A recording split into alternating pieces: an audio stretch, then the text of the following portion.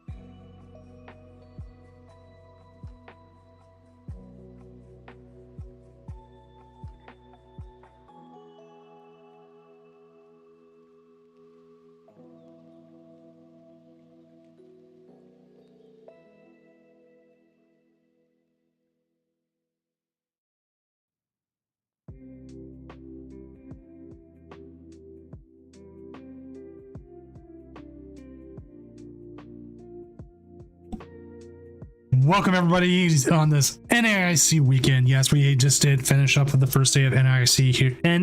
NAIC, the second largest tournament of this month, only after the Tournament of Doom regionals. Oh wait, that was in May.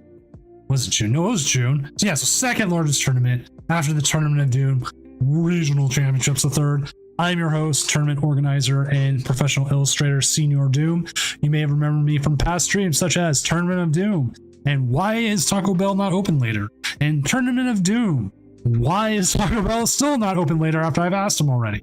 So hopefully you're having a good night. I'm having a pretty good night myself. Fridays usually turn out to be pretty good for me. Running a little bit late. We usually start the stream usually about 10 minutes earlier.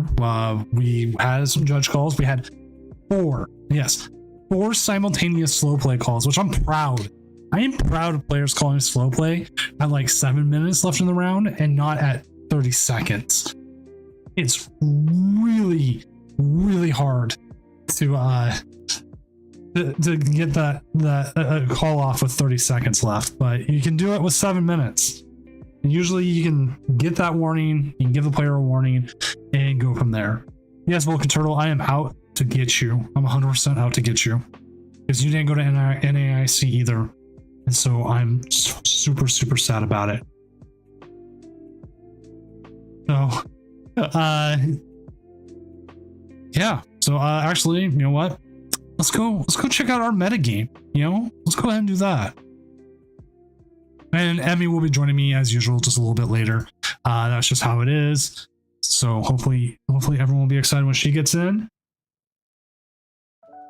I don't know how long she'll be for tonight, but we'll see. So looking at our metagame tonight, it doesn't match NAIC, which isn't uncommon. We hardly ever match.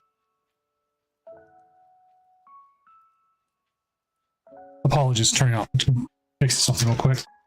Online meta is always interesting. So we do have the Raging Bolt Ogre Pawn, number 1. It's almost like a weekly occurrence for that to be number 1 now. We got Archeops continuing going on the ups. Let's actually refresh this. I'm sorry, there we go. We got Archeops continuing on the up. Gardevoir, number 3. Iron Thorns, seeing some play. There we go. Lost Zone Box, keeping up there. Dragon Bolt, Lost Zone Box. Lane Dragapult, Lost Box Charizard, Charizard Pidgeot, Dialga Metane, Snorlax Stall. Reggies, yes. Reggies and Dipplin, both with the percentage. Let's actually see what this Reggies list looks like. I kind of want to see more Dipplin. Dipplin is something I've been trying to get on stream for.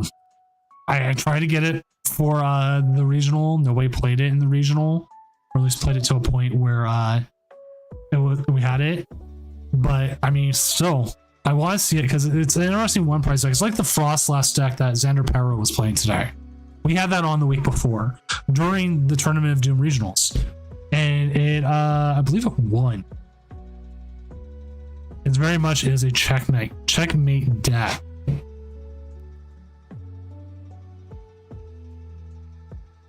So this one is playing the Legacy Energy. It is playing Iron Hands. Like, okay. Oh, it's playing the Thornton. It's playing for a Thornton. Okay, I get what this is trying to be. This is like you're trying to get like your pincer thrown into the discard, or you're trying to get your Iron Hands. You get the Reggies out, or you use the Thornton with the Reggies in the discard and keep things going. Oh, so you're moving to a lot of one prize attackers.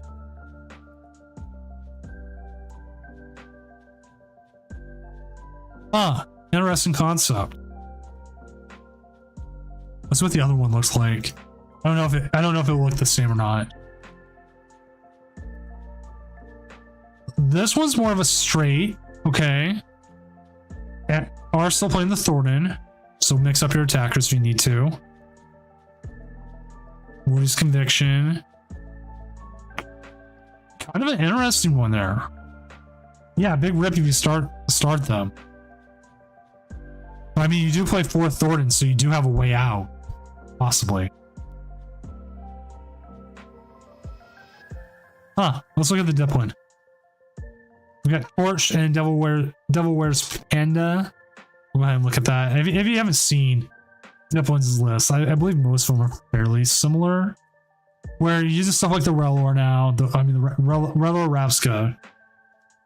I'm trying to get as many Thwackies out, because then you can just grab whatever you want. I mean, you're just grabbing everything. You got stuff to get out of it there, the rescue boards, plenty of energy, the luminous energy for an extra attack possibility, especially with the Radiant Charizard.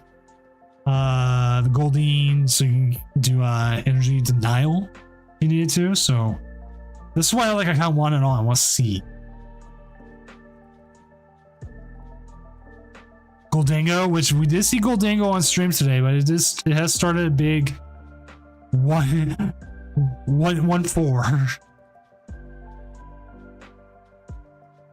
Arceus Armorers still making some appearances. Great Tusk Mill, which, okay, for everyone who is playing Great Tusk, or if you are playing the Great Tusk Mill, please let it be known that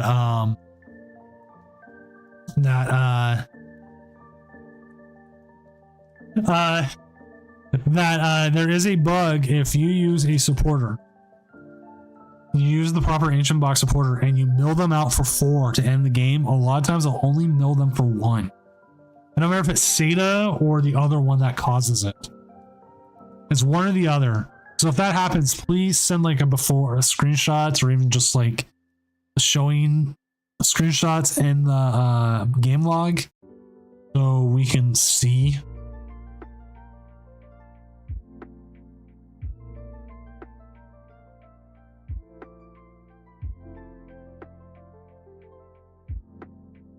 Let's see who we got. We do have CZ. She's playing. I don't know who Flog is. Flog looks interesting. Savid. Vulcan Turtle. Vulcan, what are you playing tonight? What are you on? Ancient Box. How did you... Well, you know what? I know how you lost control. You lost control, didn't you? Yep.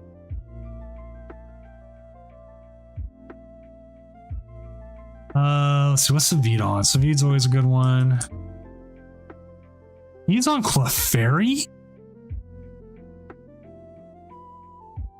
We're gonna watch Savid for the start because he's already streaming and he's playing some new hotness. So we'll get him to start. Like, who knew Clefairy could win, I guess, with Savid? So we're gonna get that to start off.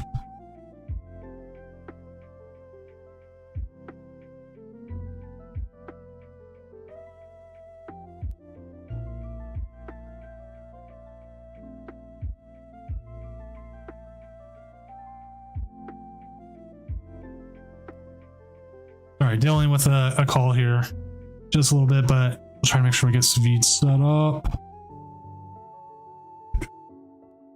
There it is. Oh, never played Goldango? I've never really played Goldango either, to be honest.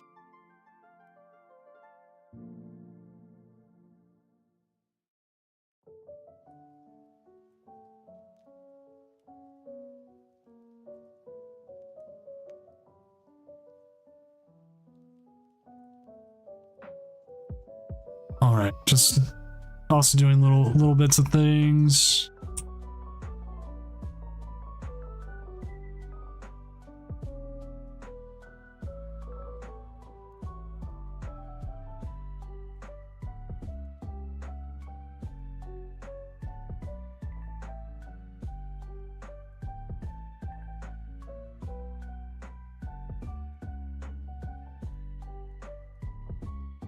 Oh wow, Iron Thorns is gonna like almost kill you, right?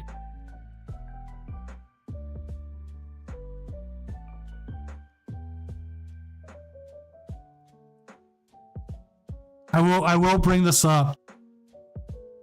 Just because your opponent cannot win a game does not mean that you will automatically win it if I come in and call a slow play.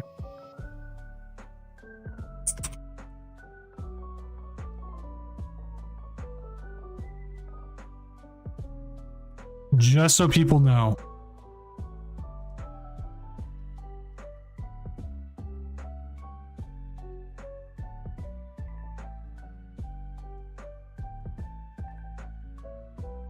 It just makes it's one of those things.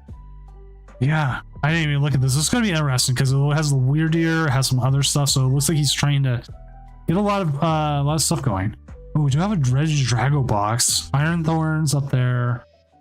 With Bolt up.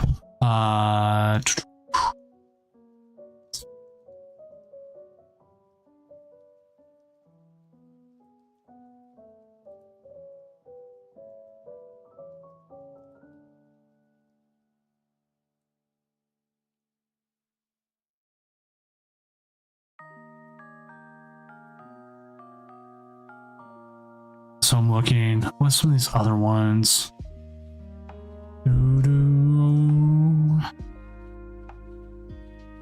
It's a cookie. Ooh, Arceus Armarouge. That's interesting.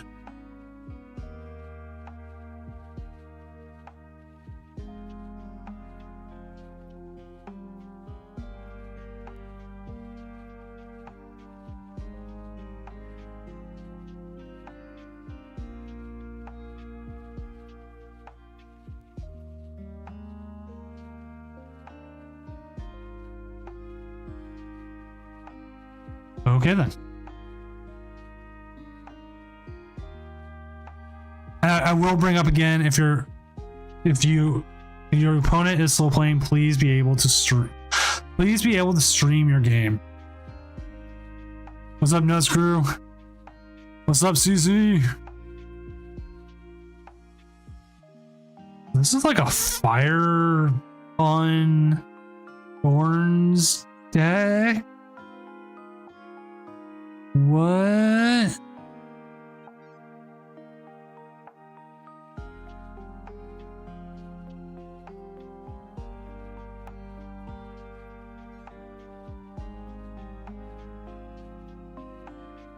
Oh, dude, Mike. That sucks, dude.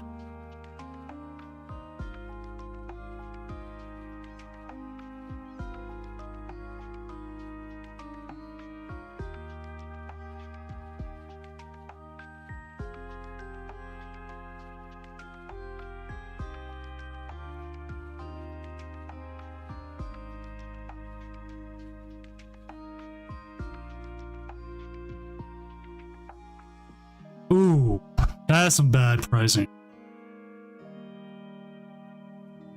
I gotta turn my stupid Steam off because I have a friend. All he does is play Slay the Spire all day and he pings me like 20 times when he plays it.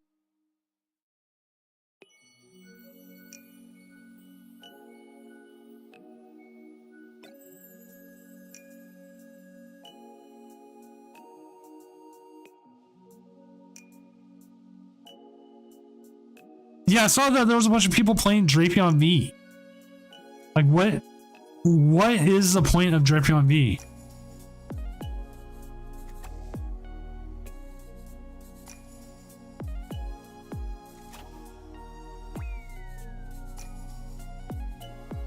Like, I'm trying to think of what matchups you're using it against. What's Dark Week right now outside of, like, Carnivore?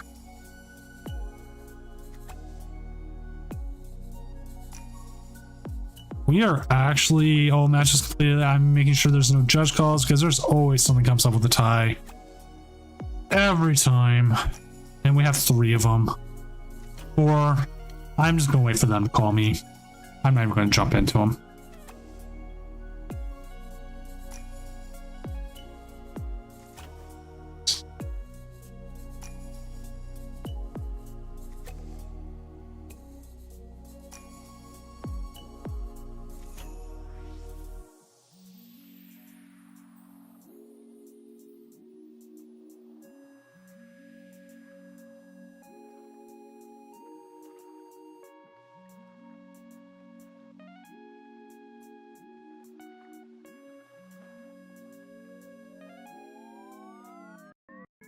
Okay. So do I... no reimbursements from Doomco.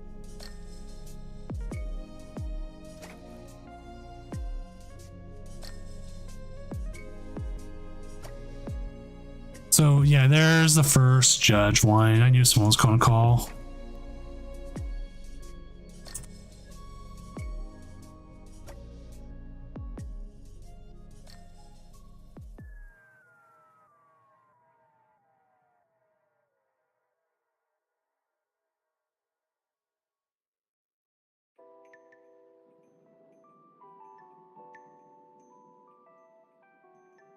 Always do. So I'm just waiting out this judge call. Does anyone else see any interesting lists outside of this?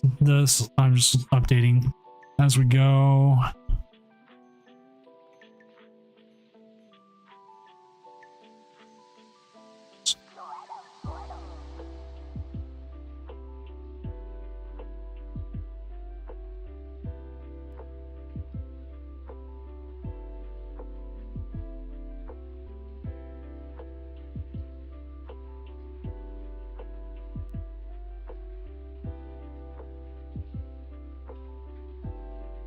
Okay. Oh, wow. That was a lot easier than I thought it'd be. Someone was just asking if they could leave the game. Right? Like, Goldango did pretty well. How much time's passed? Just make sure everything. Yeah, like, when I saw JW playing Goldango, I was like, where's his Miraidon? But no, that makes sense. You got people are playing it, people are doing it.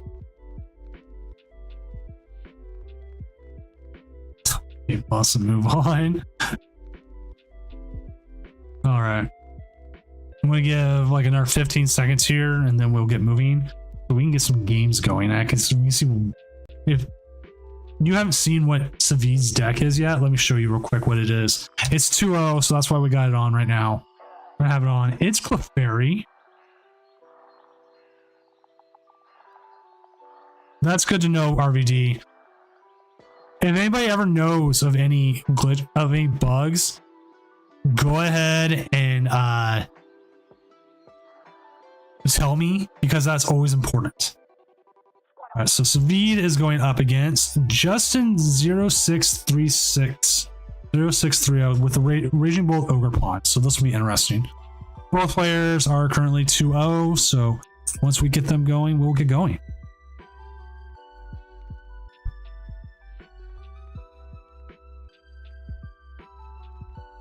Wow. Okay, that's good to know. I'll put it into my list of bugs, of known bugs, like the mill out. Palafin's still broken. That's why Palafin's just completely broken. What we do with Palafin, the reason why, and again, this is Savid's list. This is why we have Savid on first. I don't want someone playing it and be like, my game broke. Someone's gonna do that, and they're like, I had game in hand and then it broke or something.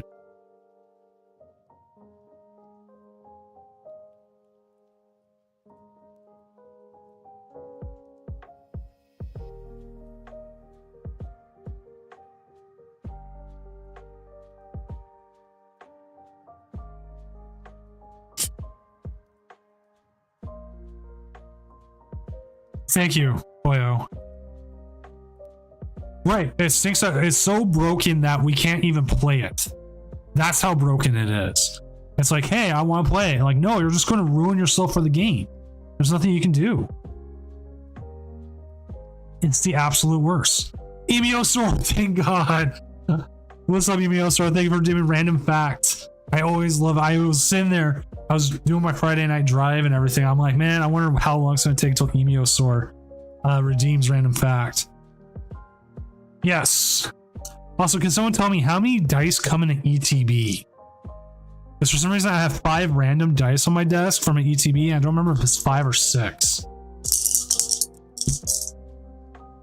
All right, I gotta look up a random fact as we get this game going.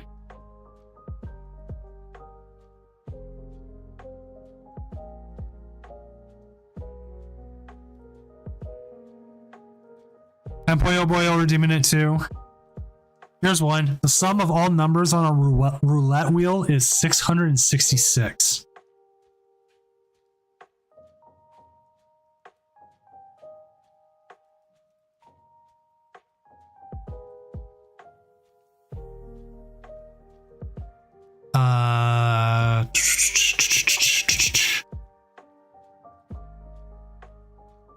Also, here's another one.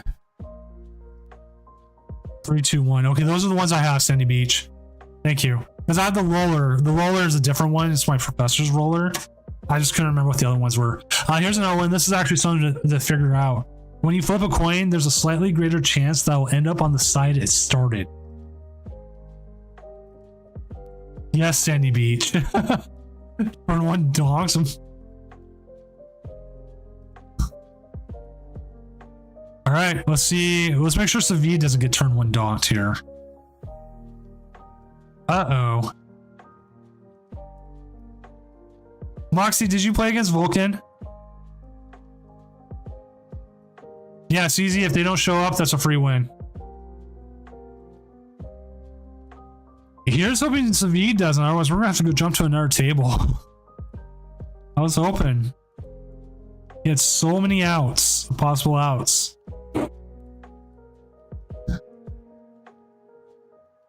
Now they just gotta hope. They gotta hope their opponent doesn't have the professors here. Oh, they're with the Seda.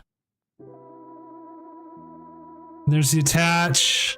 We know there's no lightning energy. I mean, no fighting energy in there. Double bravery charm.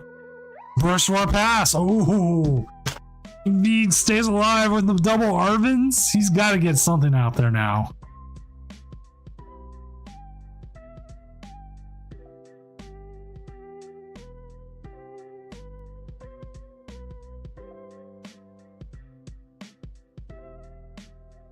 double Clefairy and set up here. Let's see the Pokestop. Lose the Weirdeer. Oh, that had to hurt. Oh, the Weirdeer's back. Vulcan, if you played Nelson, you did.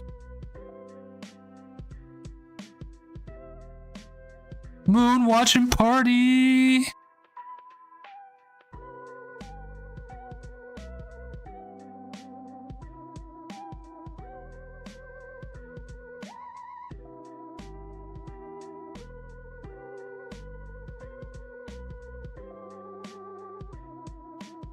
There's the Iono. There's a possibility of that coming into play. And then we'll see the end turn. And we did see the Burst Roar last turn, so we'll have to see what happens there. They did end up with some cards. Little itty bitty baby Sandy Shocks. And then we're going to see the Ogerpon.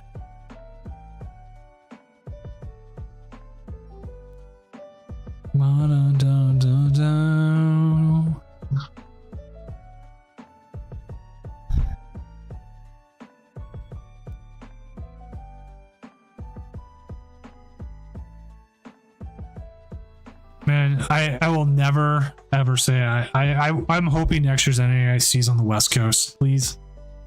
Please.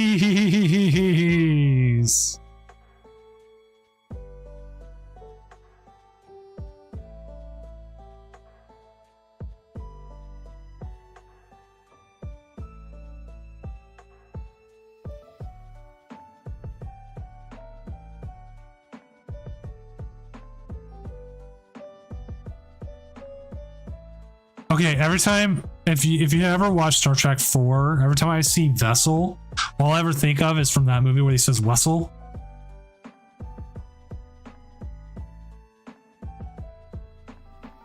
Goodbye, my little friends. All right, could we? What will we see here? Oh, that's a Clefable EX. I didn't realize that was in the deck. What does that even do?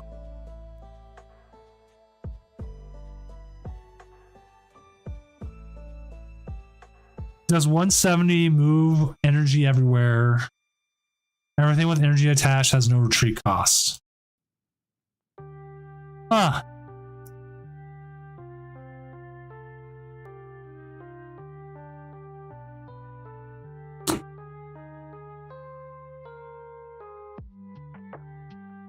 Was it do nothing? But it moves energy. Okay.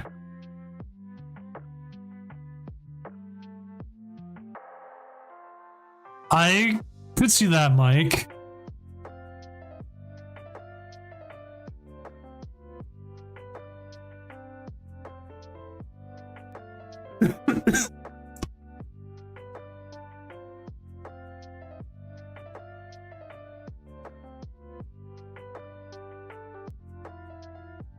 Wonderstorm.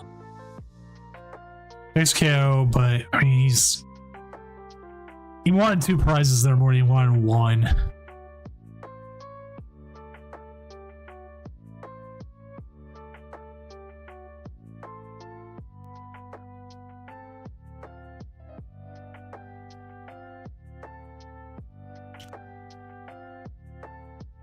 For soup.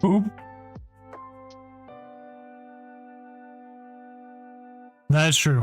They've kept very busy. Phineas and Ferb is actually one of the GOAT shows.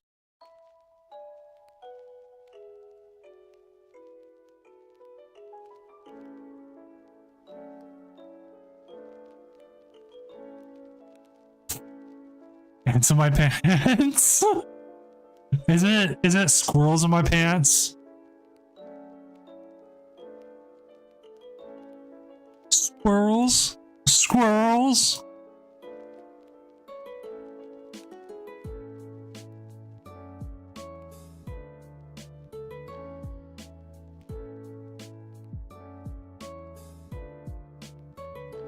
All right. Do. Yeah, see, I know my Phineas and Ferb. Love that show. can sit there and talk about that for hours. Does Weirdeer even work on that way? Off the bench? Or, you know, you still have to switch it, right?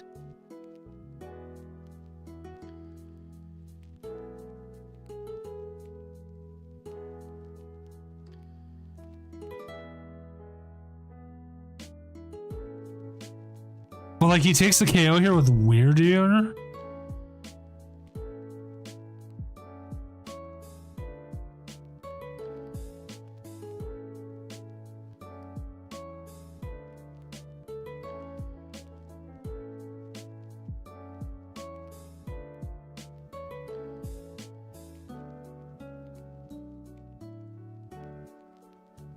He just gets KO'd again anyways, so we'll see. We'll see him. Yeah, Platypus controlling me is another good one. Oh, that's big Clefable?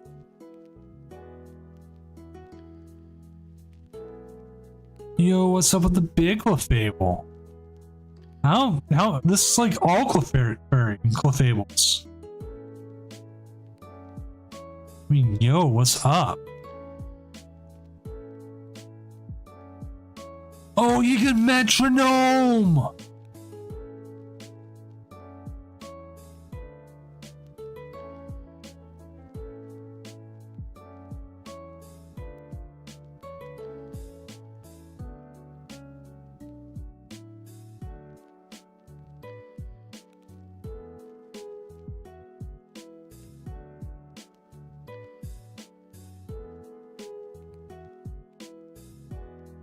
Oh, snap, the metronome!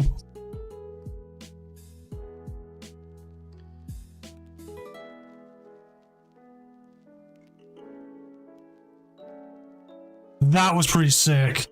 I won't lie. Like, I'm saying, like, what does the big one do? Oh, it just destroys you with your own moves.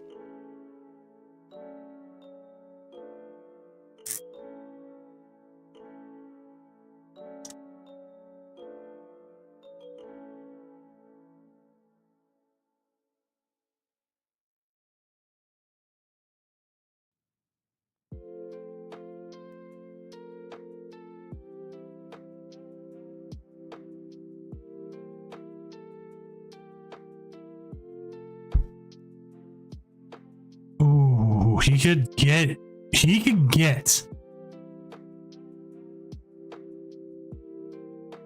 OG. I remember the OG Jungle Clefable. I think I might still have one. Oh man, now I don't want to go look right now. I might. I probably don't. I lost a lot of my old cards before. No, I probably don't. I lost a lot of my hollows.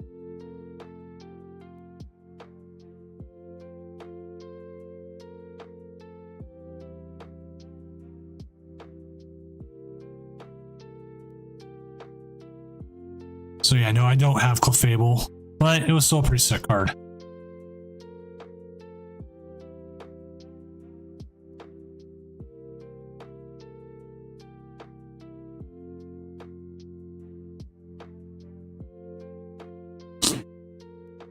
I for the longest time saved all my gym leaders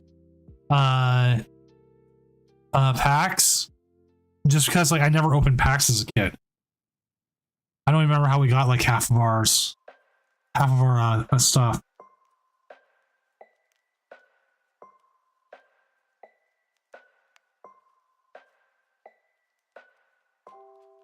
Alright, let's see what he gets off the Pokestop here. Ooh, double Ultra Ball though. We got a lot of Ultra Ball. He does have access to V-Star. Not a lot of energy, not a lot of options. We'll have to see what he goes with.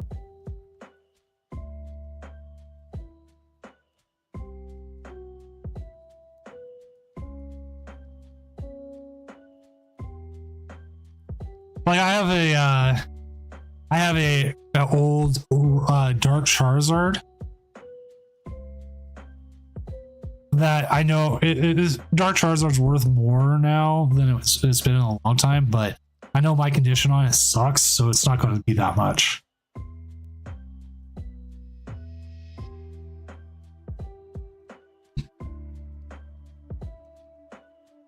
All right, let's see how he gets out of this.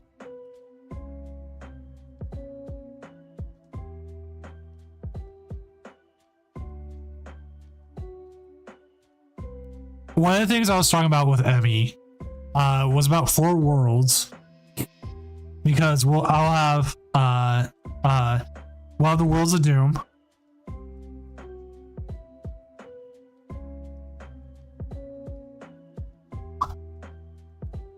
If he gets that what he's looking for here.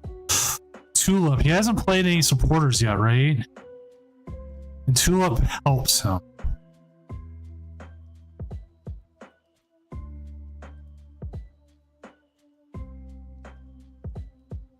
We were talking about just watching and like and just drink, having some drinks.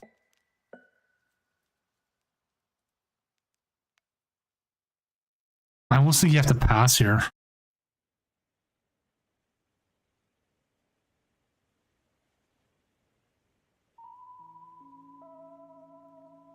Kind of sucks, but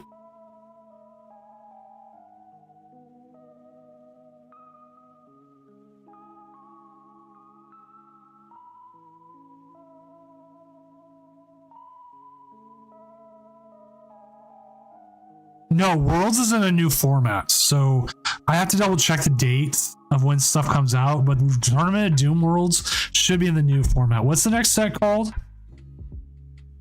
Like,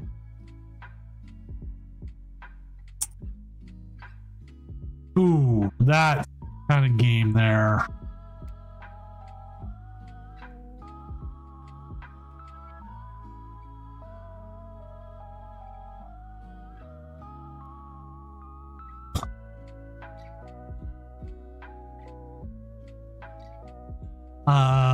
Shrouded Fable. That's it.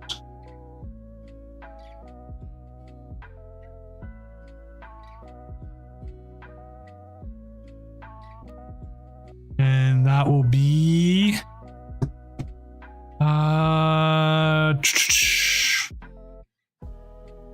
soon. What's up, Phantom? They lost a horrible game tonight, but they're not the first in the West anyway, so we're doing well.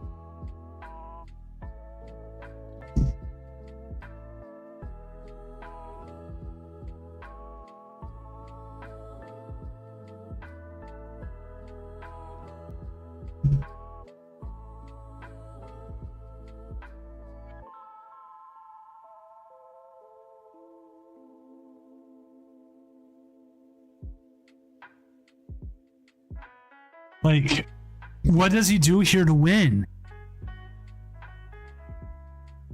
I don't think there's anything Savi can do now.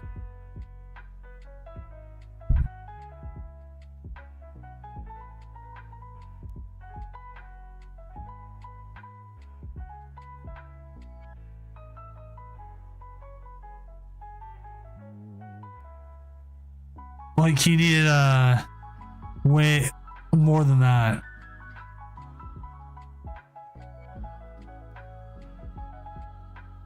Yeah, Guardians are killing it. The Mariners, not as much, but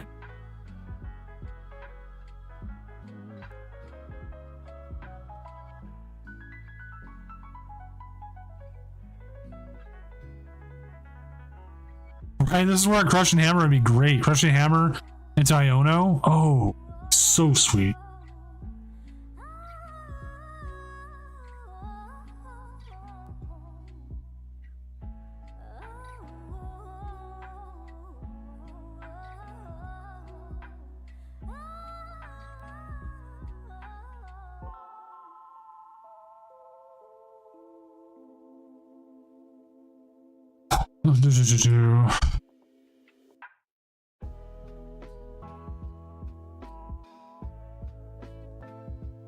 The Sinatra? I haven't even watched Sinatra yet. That would be another one I'd watch if we had someone playing it. I always like to try to have a weird deck to start.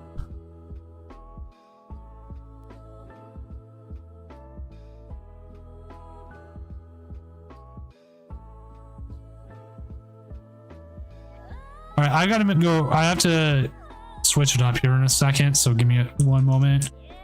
This game's much over, chat. So I need to go make a change.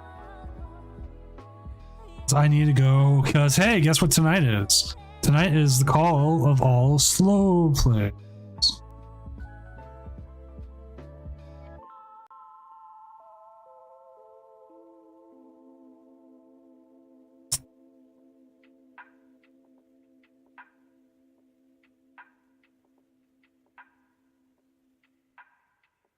All right, so this Clefairy deck though, I kind of hoped Savid would win. That Pokemon catcher absolutely wrecked himself.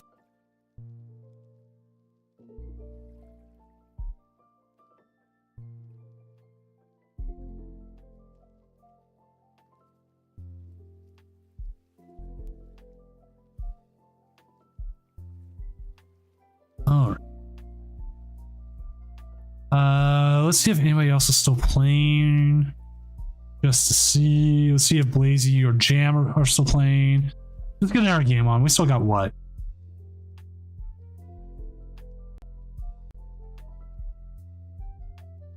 Does next two make it tonight? Possibly. You never know.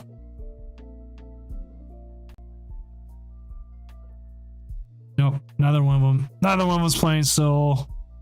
Let's see. Is CZ, she still playing? Yeah, she is still in a good match here. So let's go ahead and we'll see how that match ends up. So we can just get a game. And there's gonna be an ad. I can't stop it. I've snoozed it too many times.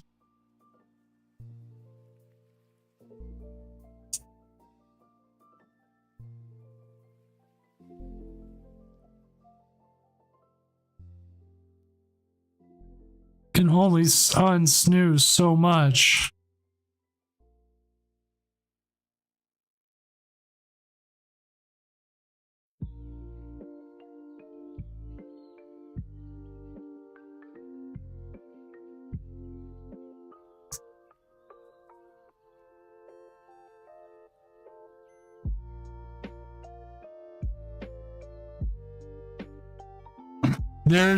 I don't know if anyone knows, I wish there was a tool where I could automatically have like linked to a game and certain information be put in certain places, but I doubt it. So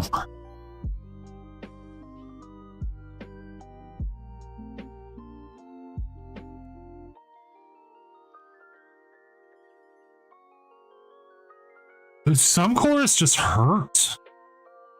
Like, it just doesn't matter what you do, it just hurts. Like, if you get Colress for your 3 other Colress, but then also like your 2 one-off attackers.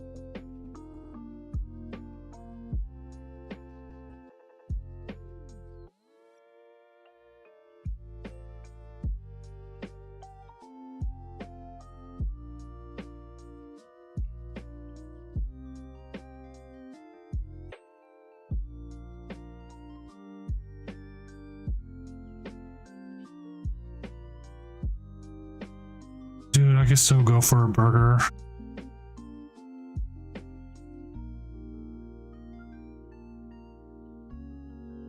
See some like really good burgers. Like, there's no way I could drive to Dick's and back quick enough.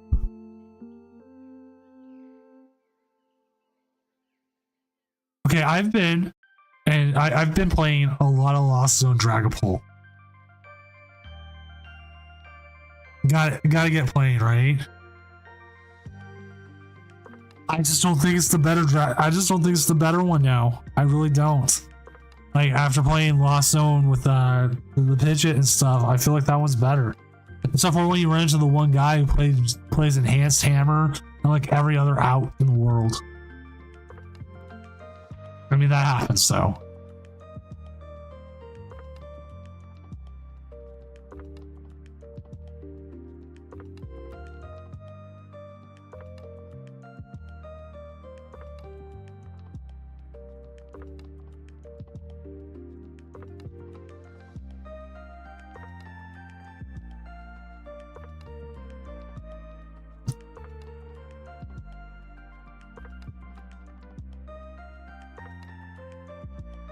Didn't I diss it like 2 weeks ago in that place? Yes. I diss a lot of decks just because it's funny.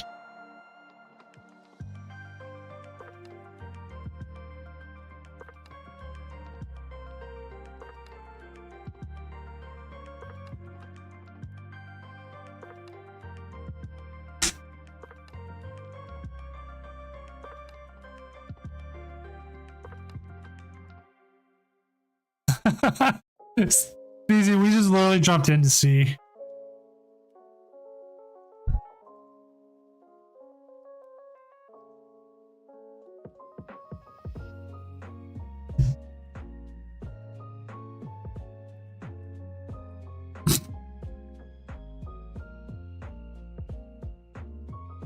Yeah, this is kind of bad.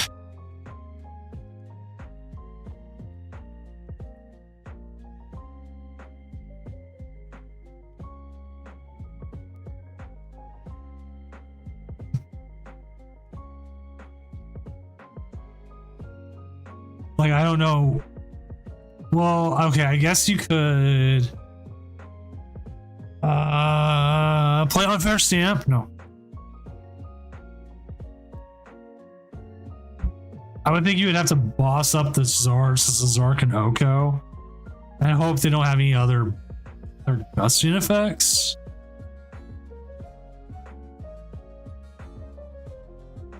I like when you get Unfair Stamped and you already have like 300 cloaks set up.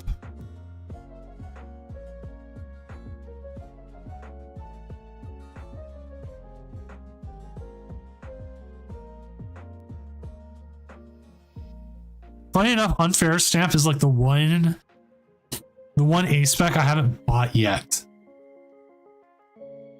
I buy like all the others at cheap, but Unfair Stamp is just not the one.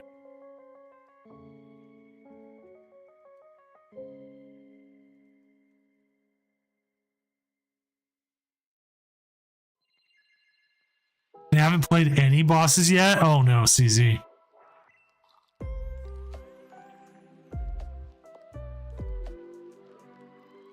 Well, they get it with Zard anyways, right? Zard blows you up for 300, so... Sorry. I'm gonna update our standings.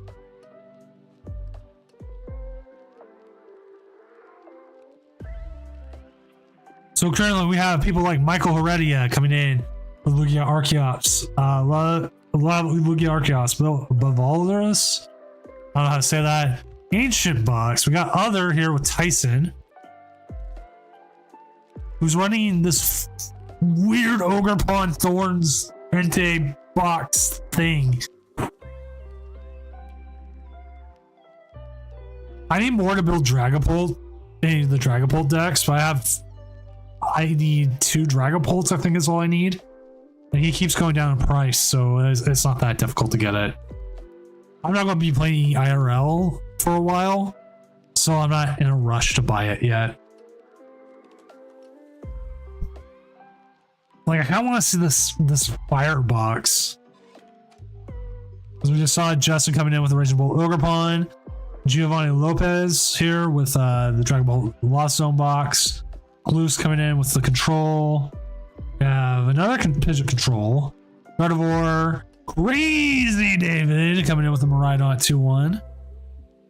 Boston V 2-1 with this. Another Iron Thorns at 2-1. Bizquick with the Dialga Matang. And we're just waiting on one match. Unlike the last couple where we've had like 15 at the end.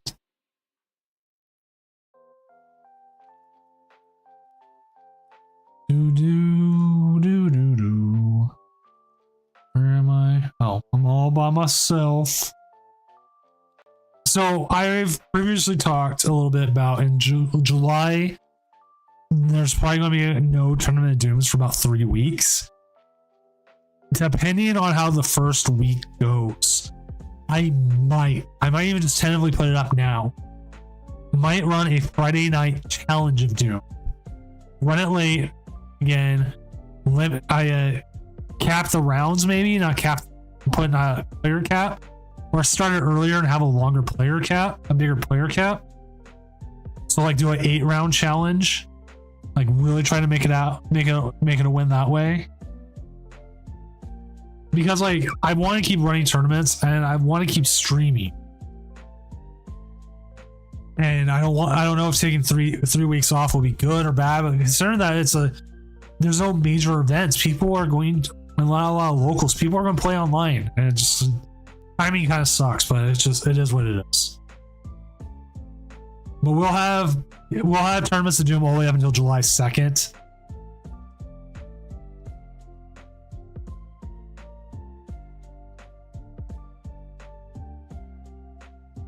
The biggest issue is I'm taking care of kids. I gotta make sure. Oh, geez, forgot about that. I'm taking care of kids. I gotta make sure I'm able to do that and be a good parent. So, there's a lot of that. There's the good old time is out. Let's make sure there's no issues.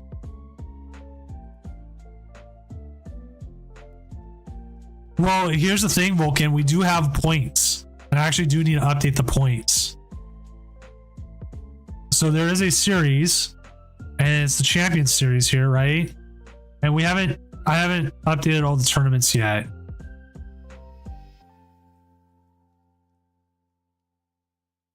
I think we're missing a tournament or two from like April.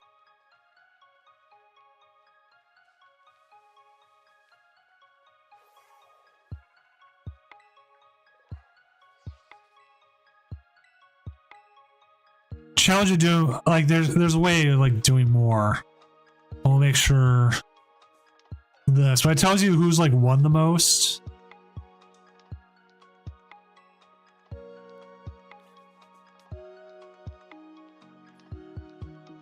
So let's go update the ranking and go look.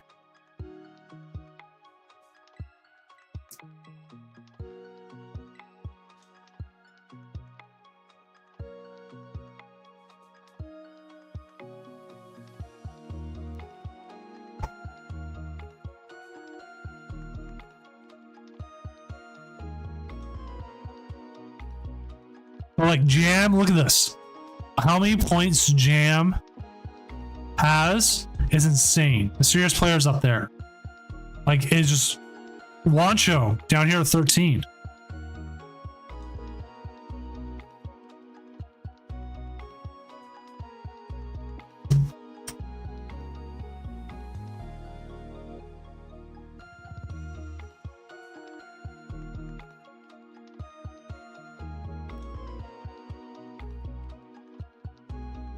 I mean, look at this, just Jam so much.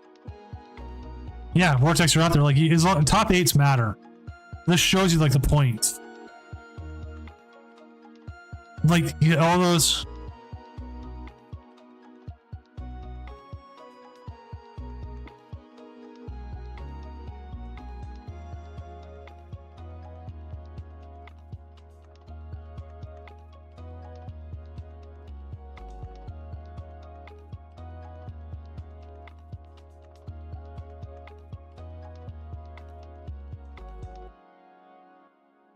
How do you get to them? If you go to, the way I find it, if you go to Doom's events and catering page, it's right here on top where it says active.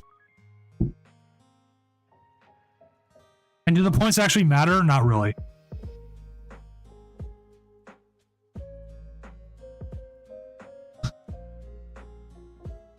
Oh, I didn't realize this one's not open. But also, this says regional championship. I haven't updated the graphics. But the World Championship is available for registration.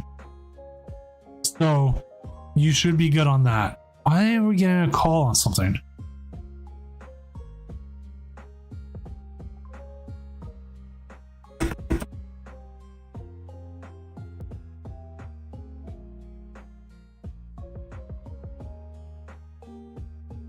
The game finished. Why am I getting a call for this game?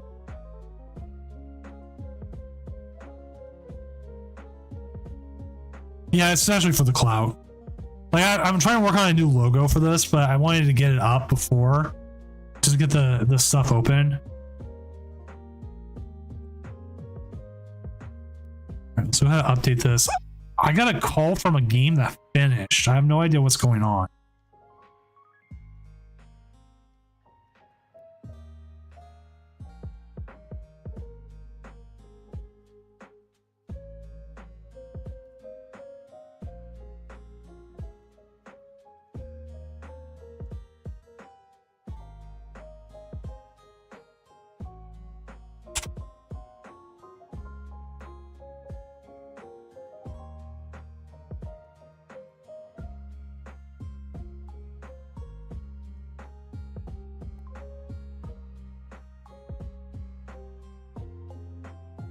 Okay, I do not know what's up with this. I need to know.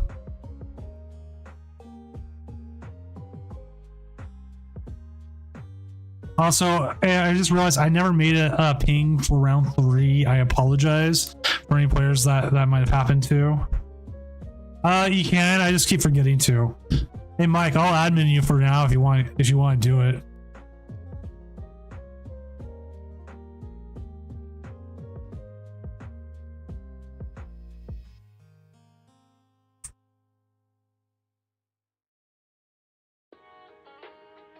Remember how to make an account. Make someone a mod. There we go. There you go, Mike. You can set them up.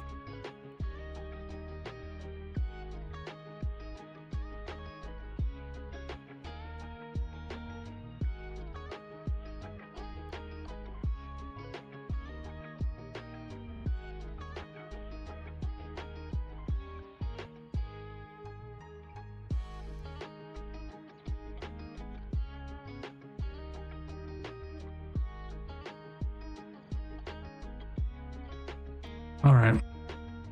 Pair next round. All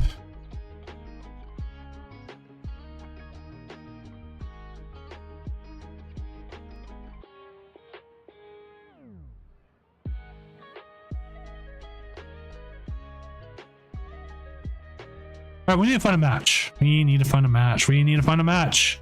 Who do we have playing? We need to find a match. Blazy is usually a good matchup. He's up against It's a Cookie. Ooh, I kind of want to watch this. We're gonna go watch Blazy.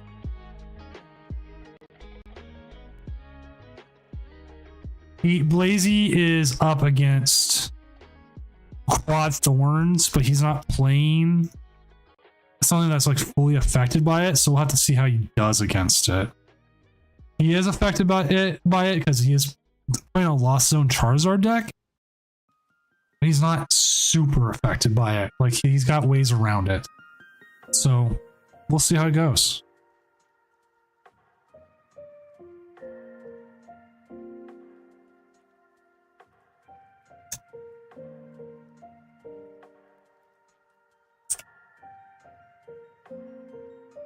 They are up against It's a Cookie. That's what I say every time I open up the cookie jar. Sorry. Also, if you do call a judge, please tell us what's going on, like, right away. It just makes my life easier. So It's a Cookie is playing Quad Thorns. Blazy is playing. Okay, so the Monkey Dory is going to come in interesting. The Blood Moon Ursaluna sadly isn't going to do well. So it's almost like he's got to play like a shorter game. I can set it up real quick this time, Mike.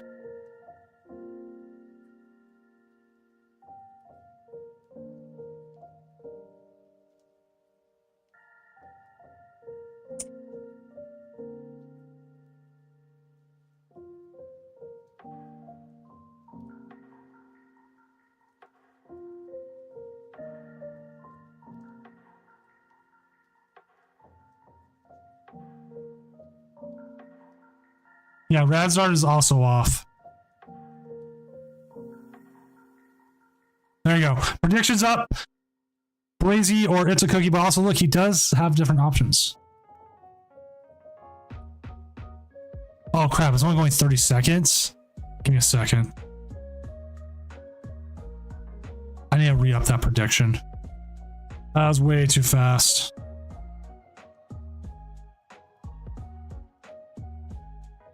I don't know why it was set to 30 seconds. Whoever chose Blazy, you win. There you go.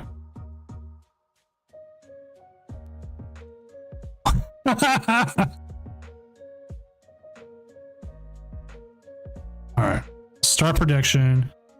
Who is going to win? Blazy. It's a cookie. And then 2 minutes. There we go. I don't know why it defaulted to 30 seconds. Yeah, no, Vortex, we have Gamble here. Like, nobody ever uses it, but we have Gamble. I used to give people, like, all types of stuff. There you go. Predictions back up. You have 2 minutes. Make your choices now.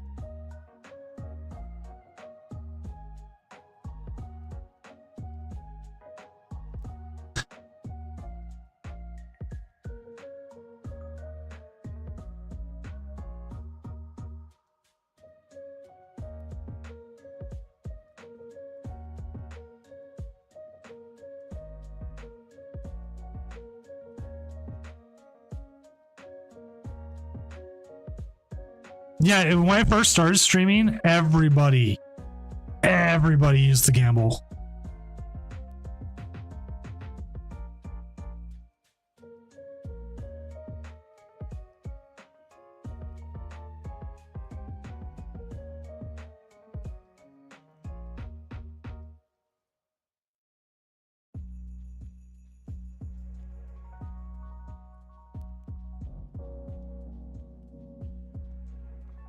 I don't remember if there is a rank button or not. But did he just Eerie? Ooh. Feels bad, man.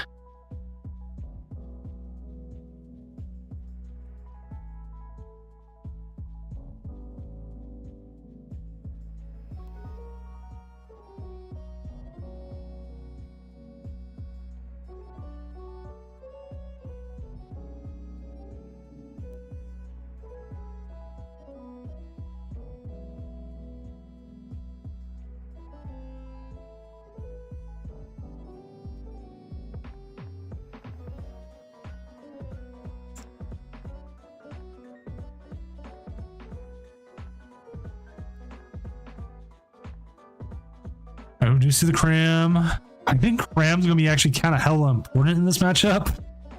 I gotta sing the Doom song now. Doom, doom, doom, doom, doom, doom, doom, doom, doom, doom. This resub means I already won tonight's tournament. Congratulations, a decent cup of coffee. As being a 6-month employee of Doomco, you get to win one tournament at random. Congratulations. You can go pick up your prizes at the 6th door on the left, the one that's marked HR. Just say, "Where's my prizing?" and they'll hand you this pink slip. No. No, how you doing tonight, Coffee? Hopefully your night's going well.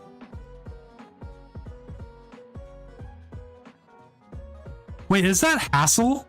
Hustle? Hansel? Awesome. But again, thank you for the tier 1 sub. Always appreciated.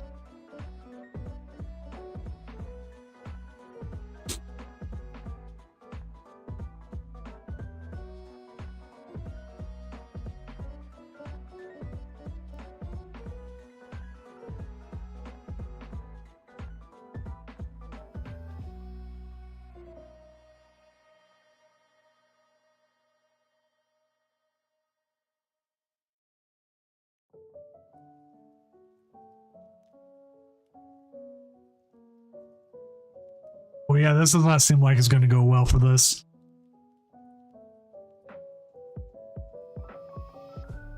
Like, yeah, do you get the Monkey Dory out now? Or do you save the space for the Sableye? Because, like, Sableye can help finish out this game. The way this Iron Thorns is drawn right now.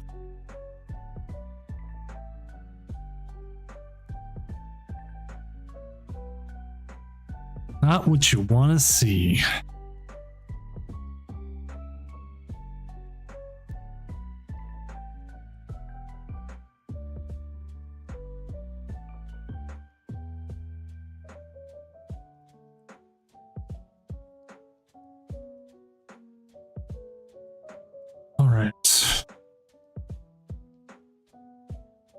got the board. He's got the board. Here we go.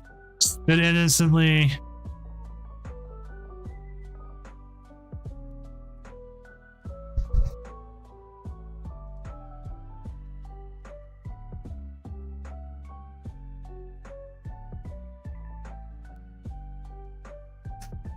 I think Monkey Dory. I don't even know. Crash Goat, it will be 8 rounds.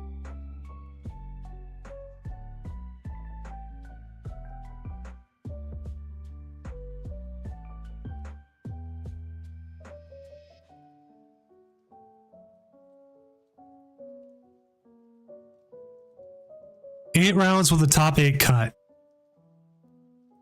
We were going to do 7, but then we absolutely got killed and got set up. We had a bunch of players at the last moment. Considering last weekend we had almost 290 players, 280, 290s.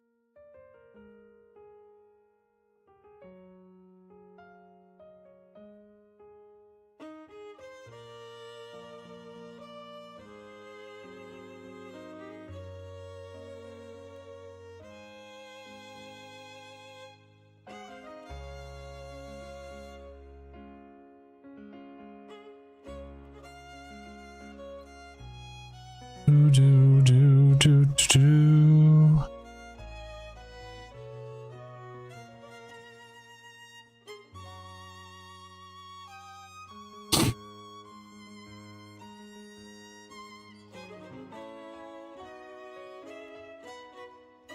Do you ever actually use Crisis Punch in this game?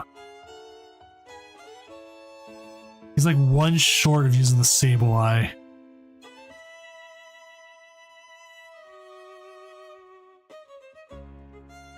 Or is no longer one short to use the Sableye.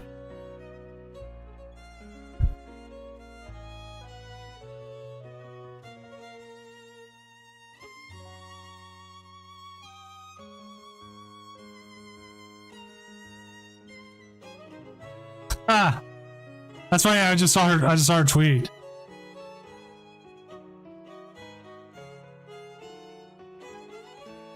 Also, talking about Worlds of Doom, I started working on the illustration for it. And if you guys want to see that later, I'll totally show you.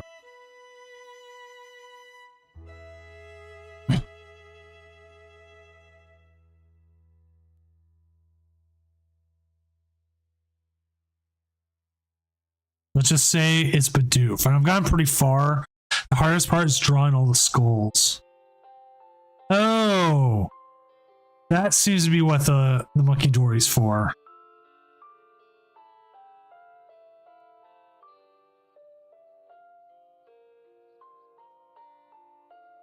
Like, there's surprisingly a lot of reference for Pokemon skulls. Like, a lot more than you thought there would be out there.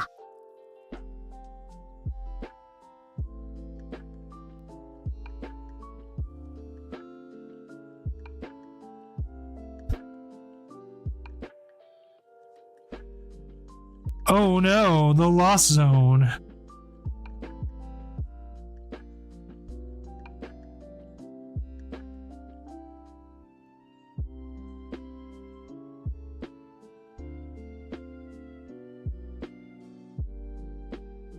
Well, Stellar format's gonna be interesting.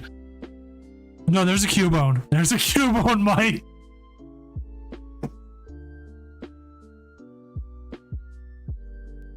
There's a Cubone in this picture. If he's able to find the dark energy, which he should be able to anyways with the Mirage Gate, Blazy just wins. No, that's true. I agree. I definitely think there's going to be a Sudowoodo's type card.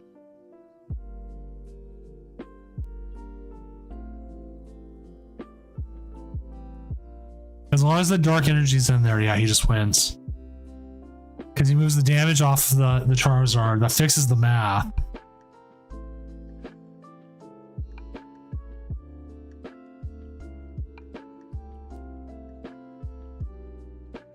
And he just wins here with Cramorant. Oh my god, we're probably going to jump over to table 2. Just to see how CZ's doing. They said check it out. Dang, Blazy's just a brutal.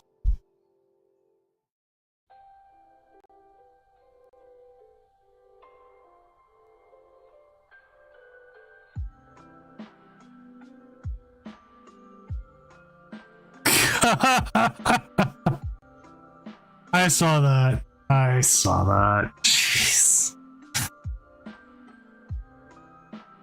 What's Vortex playing? What is Vortex's record? 2-1, playing the Lost Box up against stuff. Let's go ahead and watch this. We'll get the 2-1. 2-1's going. But before I did say I would show you the Bidoof. Check this out. Check this out, guys. If I can get it to pop up. There it goes. This is what I'm working on for the world's map right now. Oh, I'm still working out the skulls. The skulls are like a pain in the ass. This is what I started with this morning. And this is where I'm at now. Started where I'm at. So much fun.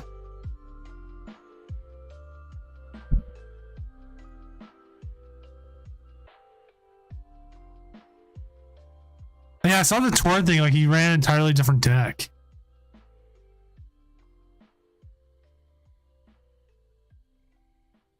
It's not even done yet. I'm still working on it. DZ, no, I saw what you did. I'm not putting that fish on.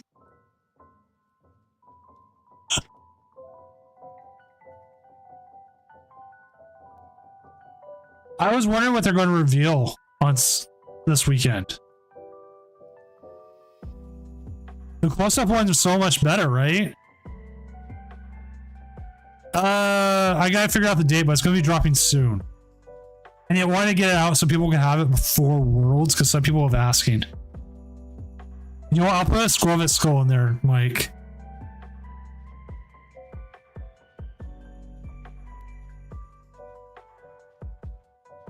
I'm not even going to update the players. I'm just going to leave this because I think this game's over. Actually, I think it is over. I don't think Jericho's actually there.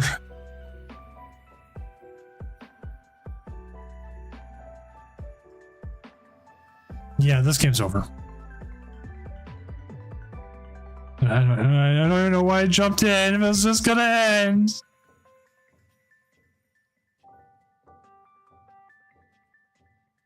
Oh. Let's see how Savid's doing. We'll see Savid. We'll keep jumping around until we see a game that's still going. Clefairy. That's gonna kind of suck if there's only eight regionals, but I mean, also kind of, I was thinking next year maybe international might be my thing, depending on where it is.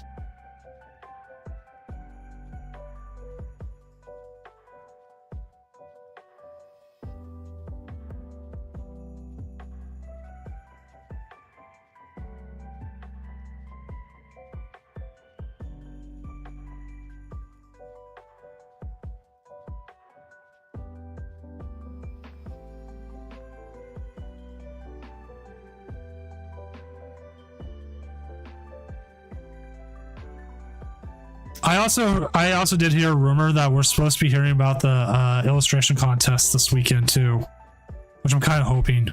I don't think I advanced or anything, but I still just want to know. I should have submitted this Bidoof instead.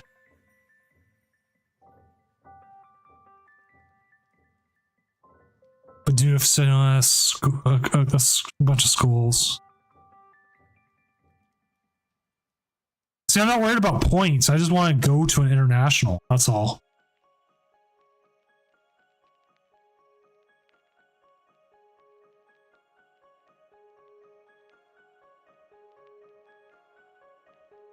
And depending on where it is, you know what I mean, we'll go from there.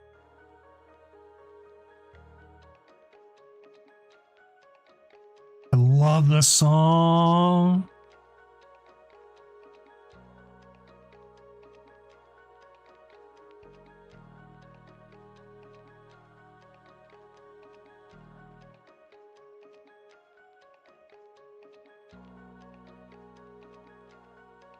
Myriad Leaf Shower.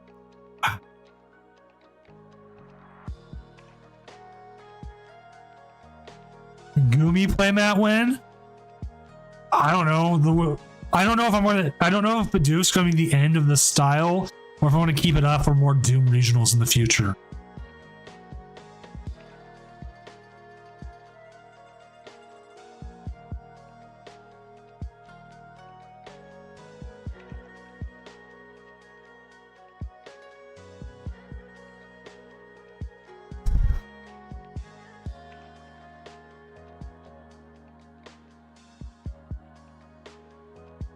Does he have enough KO here? Oh, he does. Wow. So V just actually killing it with this Clefairy.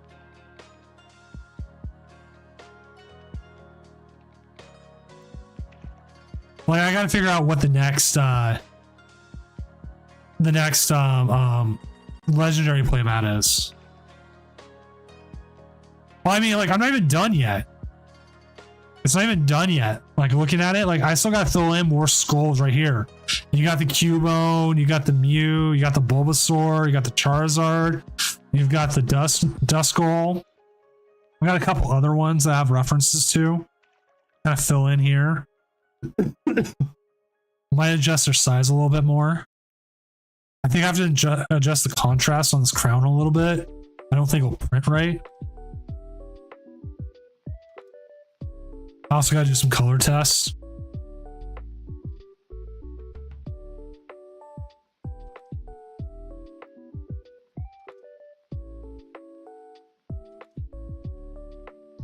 Gumi Skull, maybe. I thought Gumis were soft.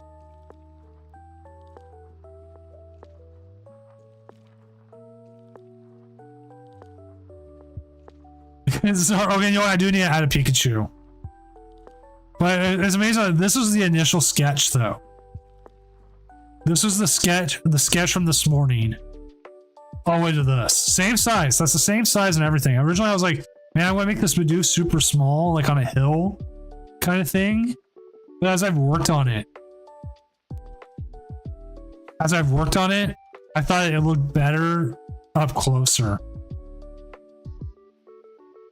So, like, and plus it lets me, like, not have to draw as many skulls. Like, if I did skulls on this one, you'd expect at least a lot more, like them kind of going down. So that's why I went with the other one. There you go. Enough preview of that. Rejuva, well, how is it bugged tonight? If you don't mind explaining. I just want to know. Because, like, you can always cross-reference with anyone else who might be having issues. Because this game's so buggy. I mean, like, I believe you. So...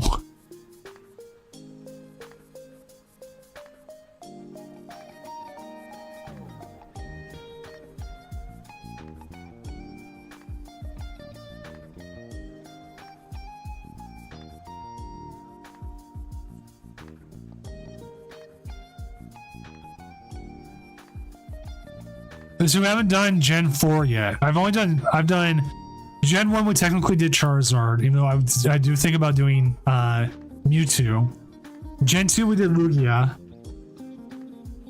Gen 3 we did Rayquaza, Mega Rayquaza. So, like, I'm on Gen 4 next. Technically, but Bidoof's not Gen 4, right? No, Bidoof is actually Gen 4. Okay, so Bidoof's Gen 4, we need Gen 5.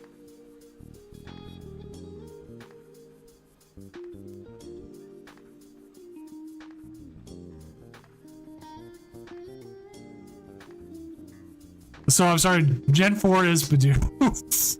That just worked out.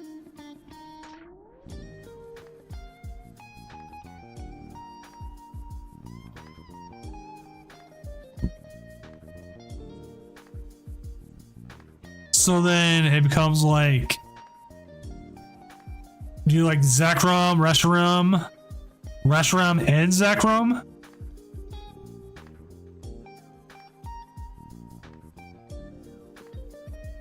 Or do you say screw both of them and go with the Kyurem?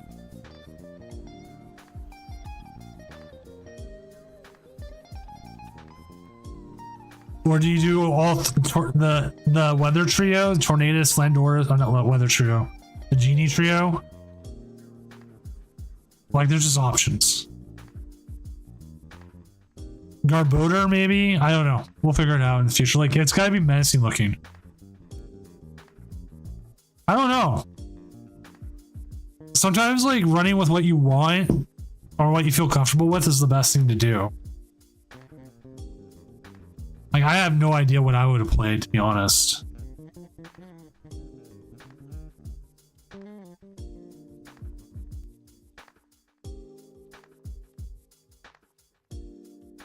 What's the best ace spec in Applin? I don't know. I have no idea. I've been wanting to watch an Applin deck and they just haven't happened. Oh crap, I got a 3-1 Tink-a-Tink.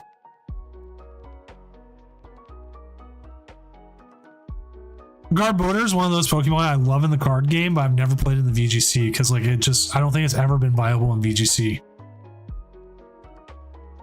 Actually, we can check that. what Smogon's ratings it is.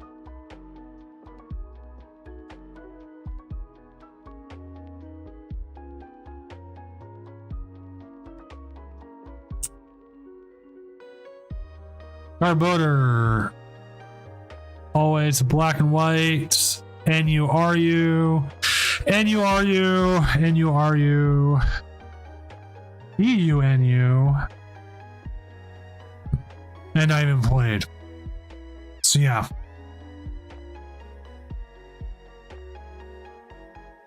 Do we actually... Oh shit, did we give out the prediction?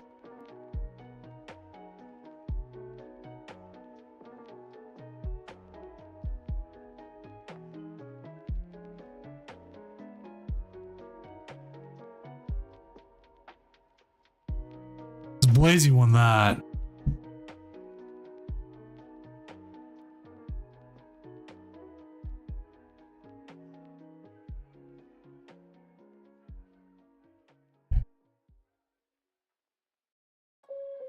Look, this one's playing Nemona and Nemona's backpack again. They're also playing Rhyme?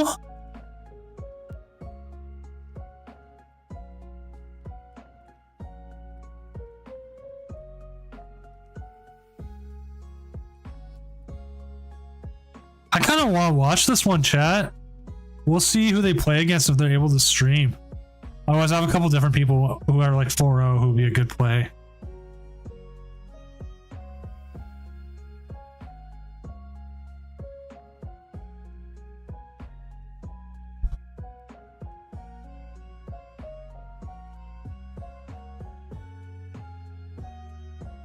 Yeah, bundle without a bench slot. And plus it gives you more cards because you want more cards. You're trying to draw as many cards as you can.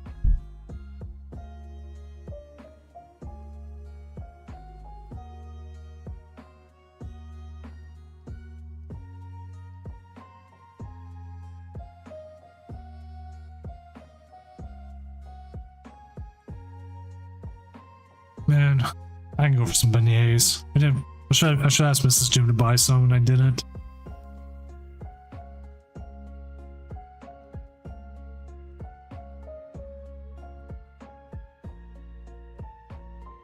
Yeah, I've seen the Acid Armor or Muck. That's a classic. I did try to Nuzlocke once on here, but I had it so like people could like rename or kick off Pokemon for so many points, and it really ruined the run. I was like, yeah, no, I think we're done. All right, that's so weird.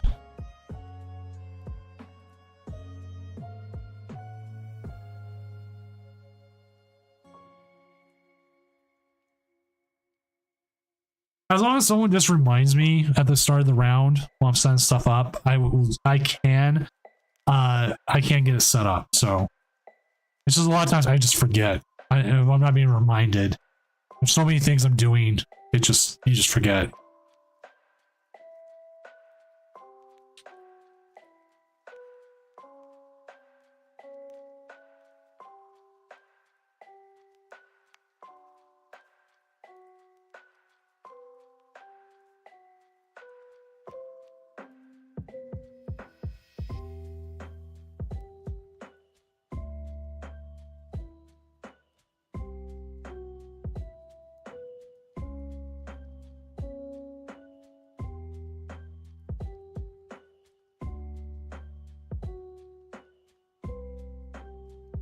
Just waiting on these two matches.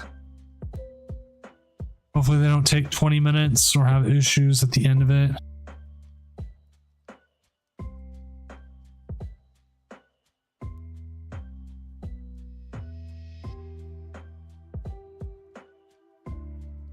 Bow, bow, bow, bow, bow, bow.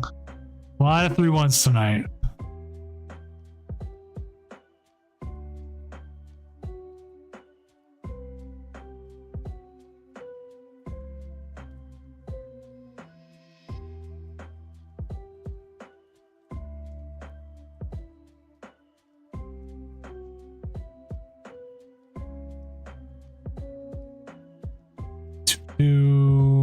Sneaky old crab. Is he one of them? I don't think he is.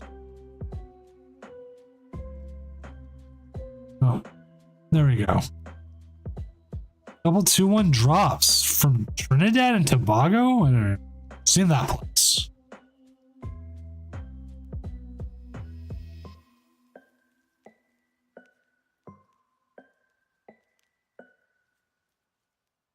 Oh, that's worse. Like, there's stuff to be good spicy, but then there is the point where something is just so spicy there is no flavor at spice.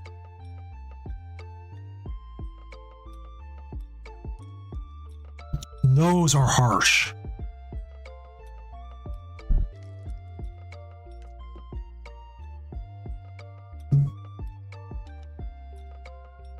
Again, we'll see who gets who, and then I'll reach out to a few players. And to see who we can get on stream. I know there's a couple people who were able to stream. I don't want to put Blazy on again. As good as a player as Blazy is, I just like to try to mix it up. Well, like, I had a po' boy here in Seattle a couple years ago from a place that was supposed to be authentic Southern cooking. It wasn't. I had like a better po' boy in Dallas, which is Barbecue King area, that I did there.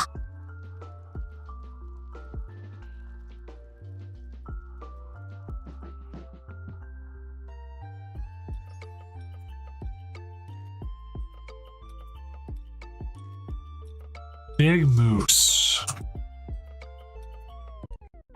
Moose. We have a red moose who dropped. I was just seeing what they were. All right.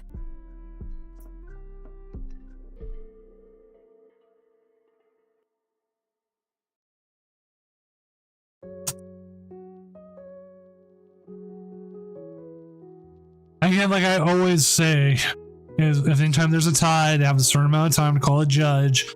If they don't, then I am going to go ahead and move the round on, because I am just, tired of it.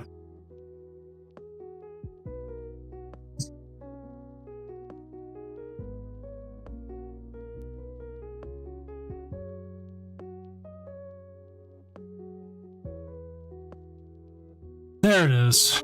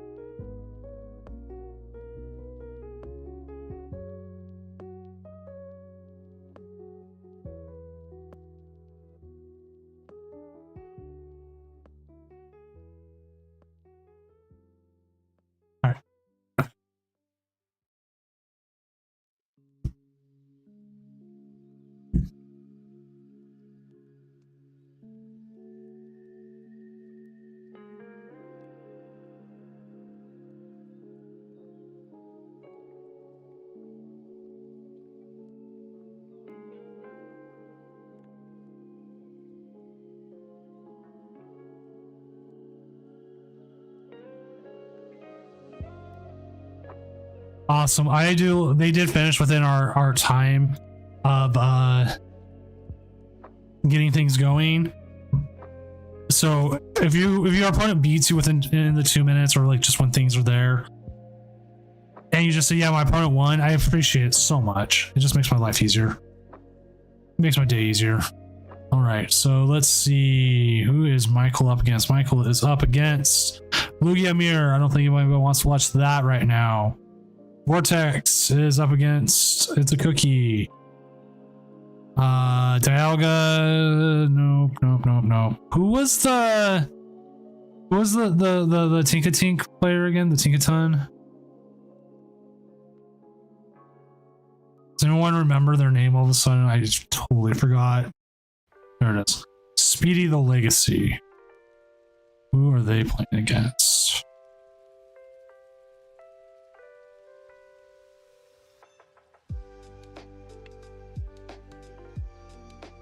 They are playing against Bizquick, who is playing Dialga. Oh, I didn't see that matchup.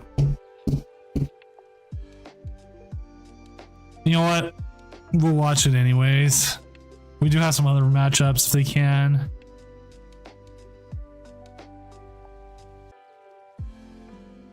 We always go like, I don't want to watch the same match again. David, Vulcan, are you still in?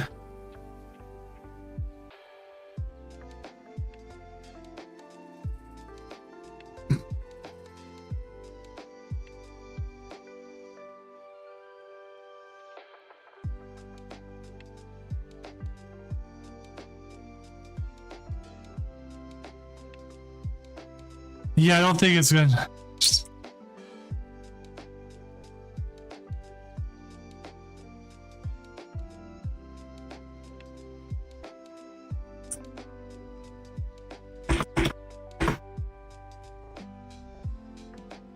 All right. Yeah, no, there's so one was the right stream for friends. Really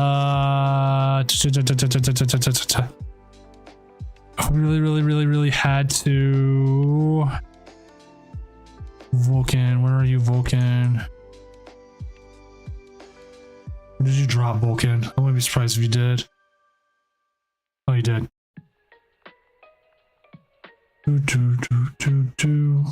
Let's do Vortex then.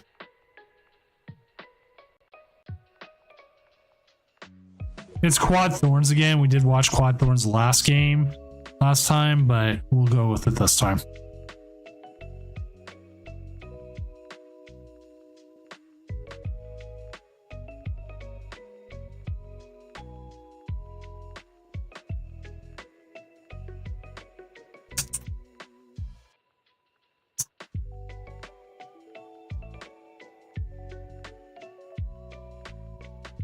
I did announce in the tournament Discord. Yeah, okay. Just make sure. We had an issue earlier where I forgot to announce in the tournament Discord.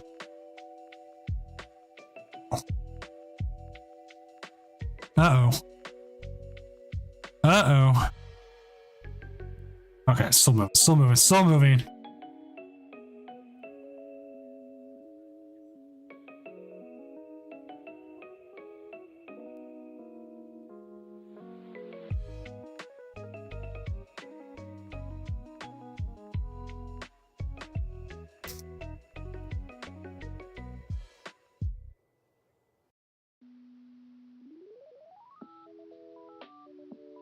Wow, okay, it's going a little slowish here. Give me a second, chat. We might jump to something else.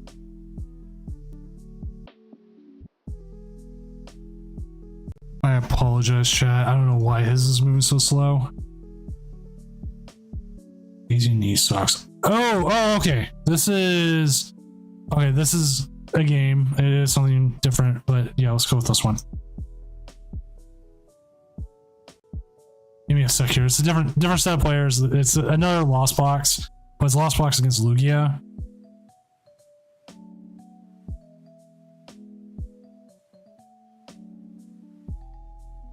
Give me 1 second.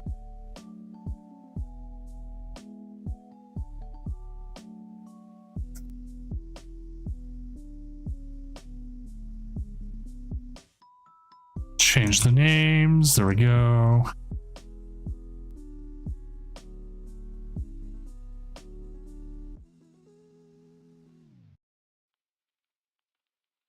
Records are the same.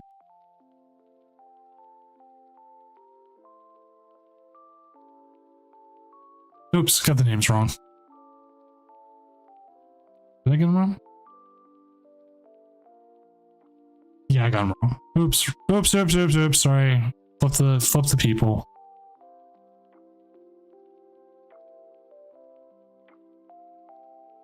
I am having a night.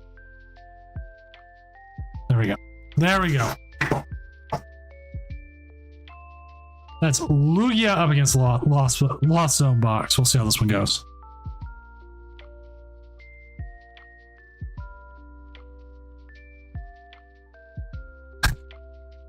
Hey, we take those, CZ.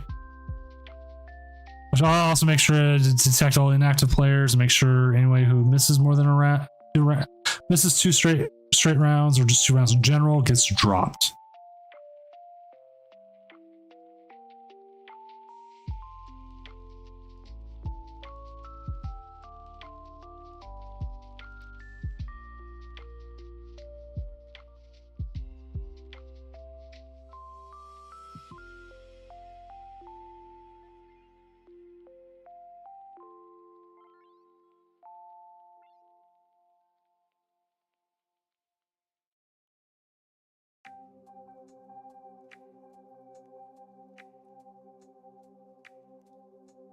It's maybe a little slow, but a little bit better than what happened with Prince Vortex, so we'll take it. We'll take it.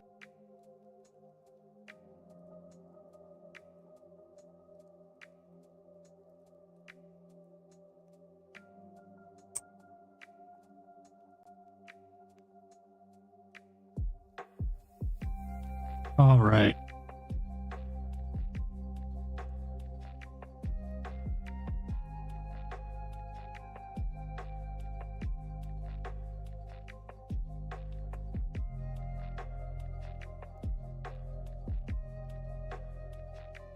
What I do miss about like regionals and stuff was when we had lunch breaks and you come back from a lunch break and your opponent was still late coming back from lunch, so sometimes you got a free win.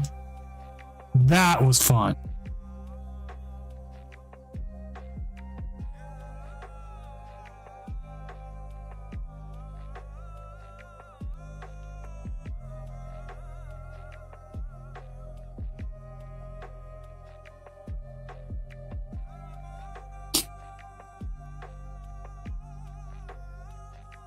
I also need to check what is the deck with the most wins tonight. What is killing the metagame? Ancient Box is 9-3. Rhino's 3-1. Clefairy's 3-1. Tinkaton was 3-1. Lost Zone Box is 20-9. It's freaking insane.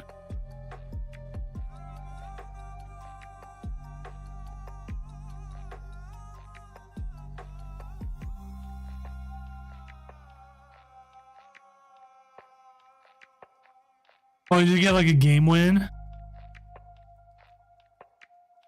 Isn't it like 10 minutes?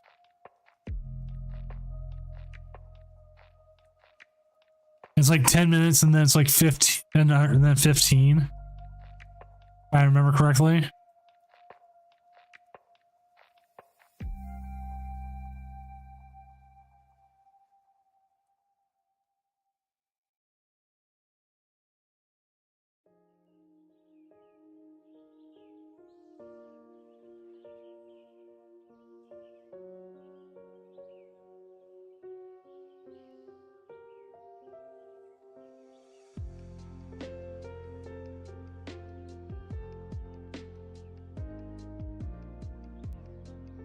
Do.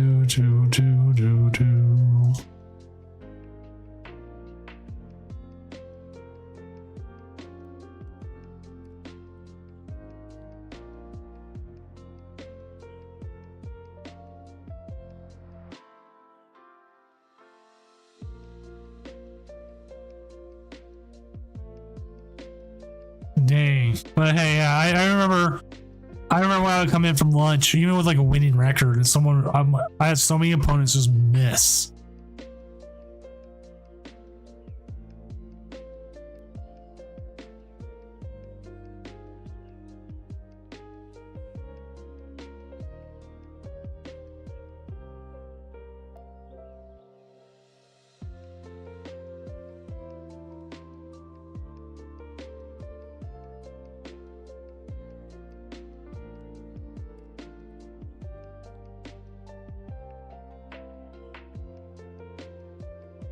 All right, just looking. This Lugia still hasn't really set up yet.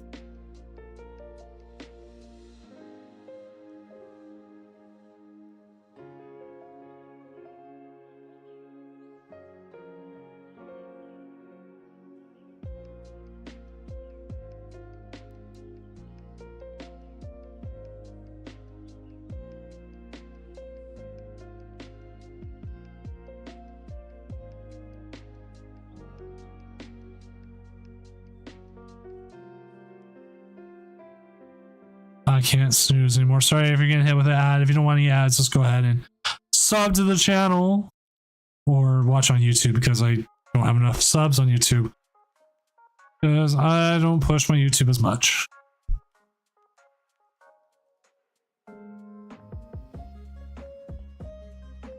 Do.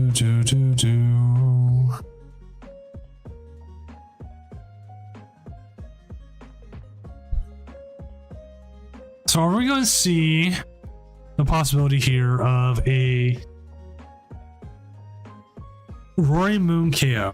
They got to be just trying to decide because, like, if they have the possibility here of taking a 3 price off the fish.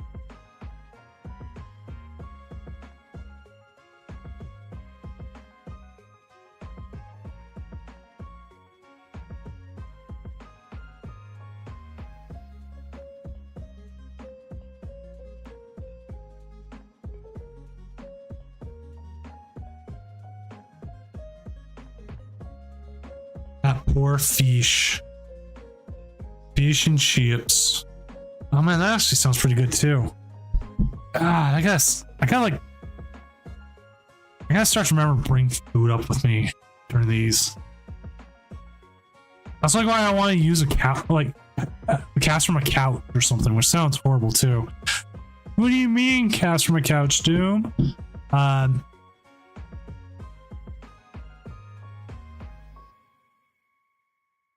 What's a beignet? Beignet's delicious. That's what it is. It's like a fried donut covered in sugar with like a jelly filling. Like I could hella go for one right now.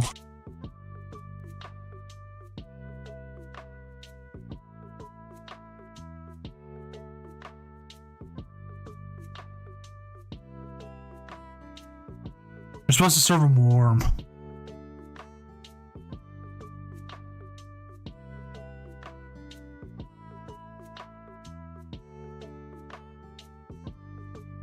There's a place here called Blazing Crawfish.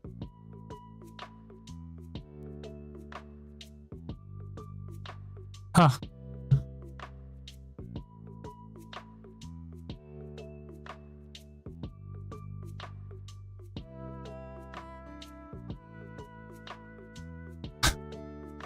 I think Carbine's purely just for the start. Let's see if they're able to get out of this.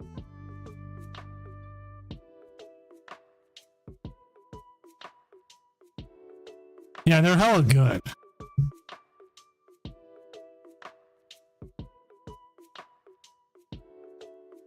Wow. Probably not what they wanted to see.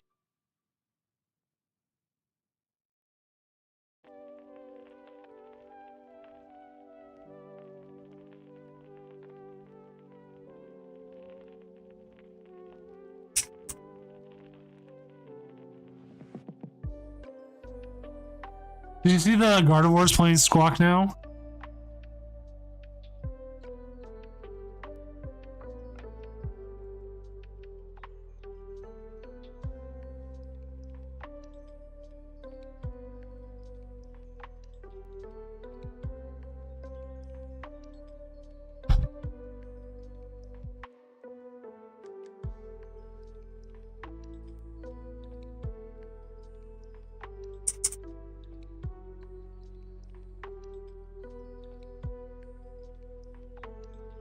Oh, yeah, there we go.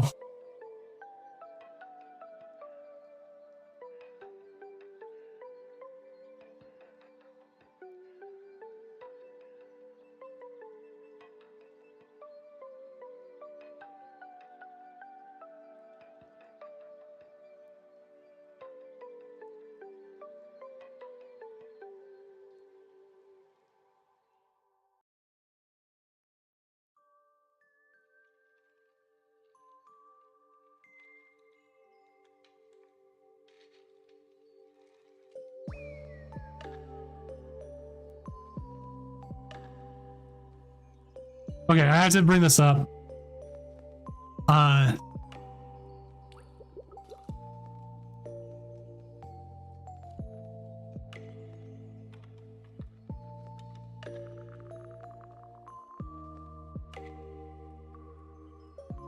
This has happened before.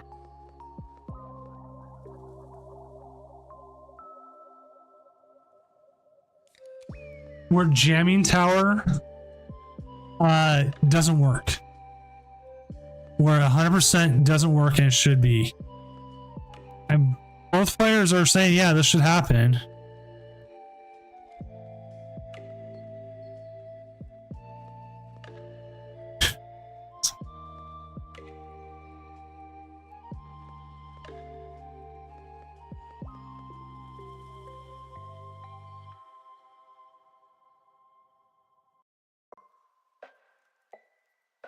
Yeah, where jamming tower should work and it doesn't. It's with a certain cape. I don't want to ban the cape because it still works with everything else.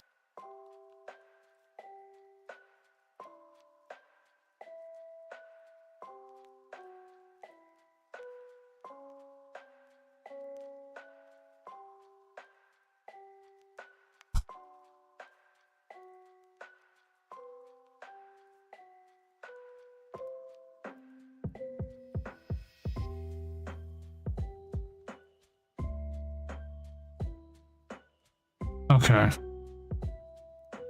Yeah, this is interesting because like the guy should knock it out, right? It should be a knockout. He's not able to because the whole thing just went side. It didn't count it, right?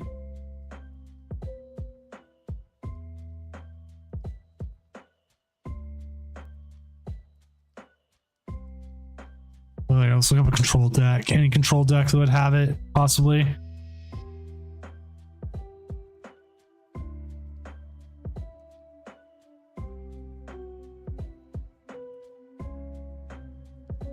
Yeah, specifically like HeroScape is the one that's giving it issues right now.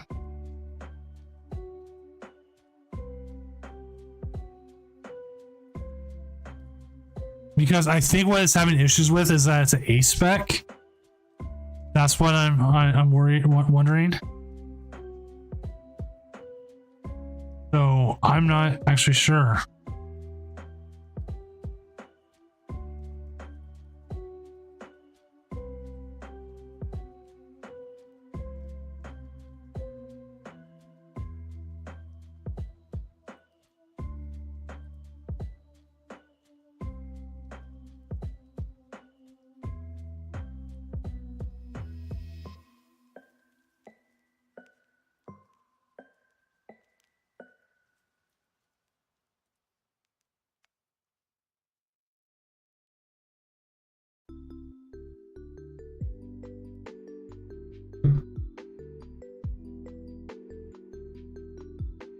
Yeah.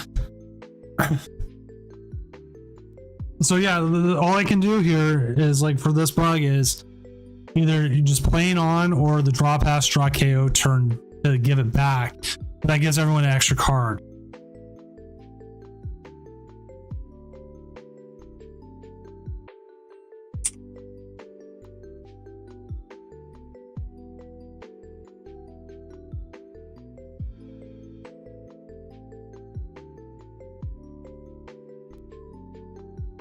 This hero cape causes so much issues.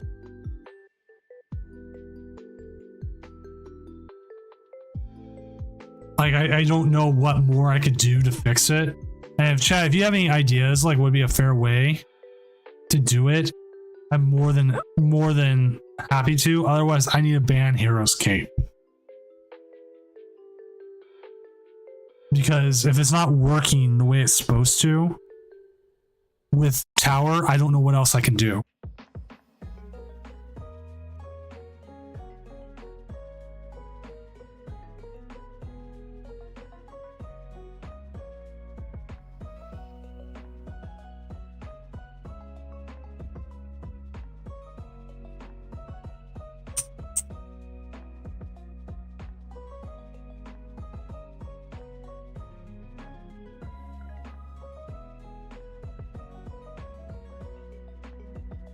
I think the extra card is the best option. You say, okay, you get to draw a card, pass. The person draws a card, takes the KO, and then it goes back to the way it should be. Everyone gets an extra card. It sucks, but it's the best thing we can do.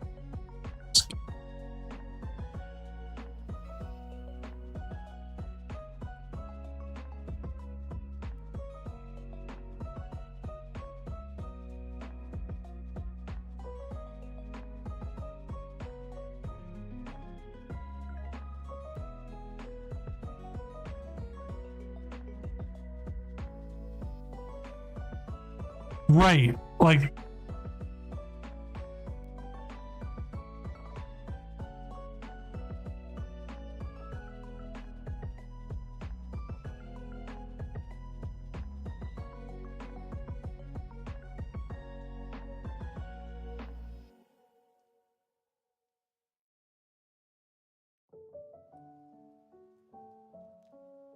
all right. Yeah, there's not much we can do there.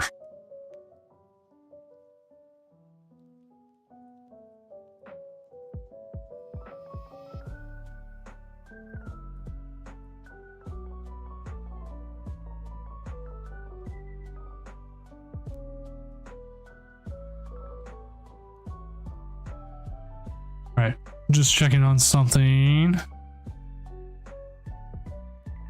Also, I'm giving them like a 5-minute extension if they need it, because it's the fair thing to do.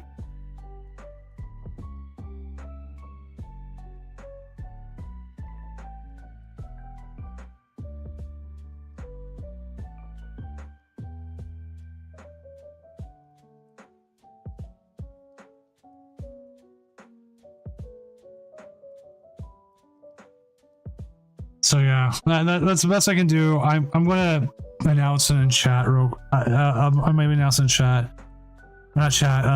The Discord. I don't know. It's frustrating because it's unfair. And both these players were like, "Yeah, this is what happened." They admitted to everything. They didn't sit there and be like, "Yeah, he said, they said." I mean, they said. You know, it was good. It's good stuff.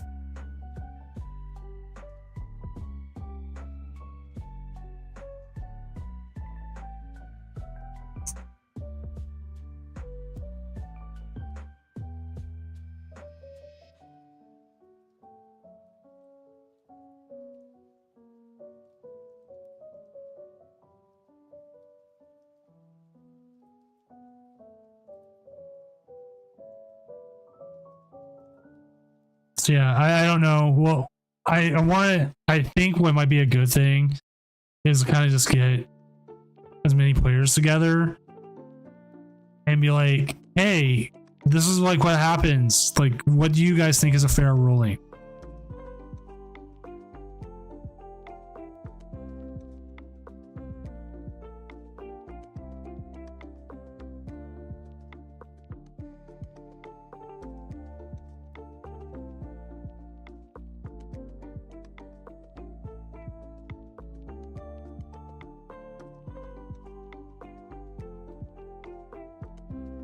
Some of these other decks out. Sadly, RCS Armor Rouge is at 3-2. A 3-1 drop.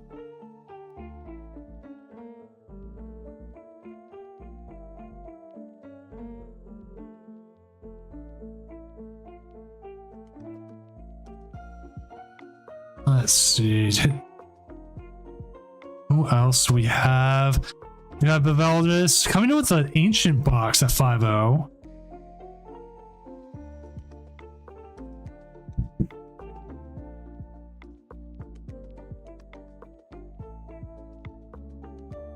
The secret rare besides the apple. Babies. That's what they're eating, is babies.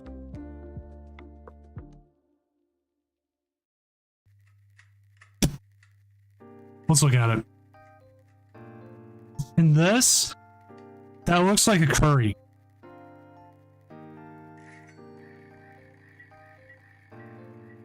Like a curry or some ramen. Actually, I believe you can get it in game. Yeah, it's babies, see? babies. You gave me babies. What did you miss, CZ?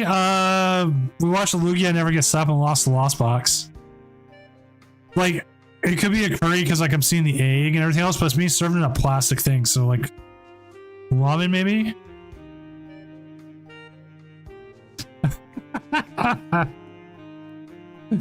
Thank you, Blazy.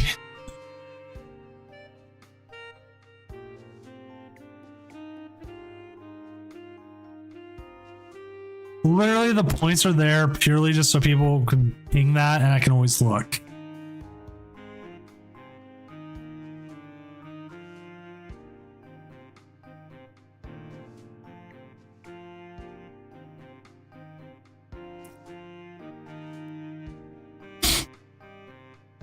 Michael lost the mirror. Jackson Bendel. Boyo boyo, what's your question? CZBH, I'm paying attention to you. You and the spinning fish. On Amsterdam to dance. I was in middle school when that came out. Oh my god, I'm old.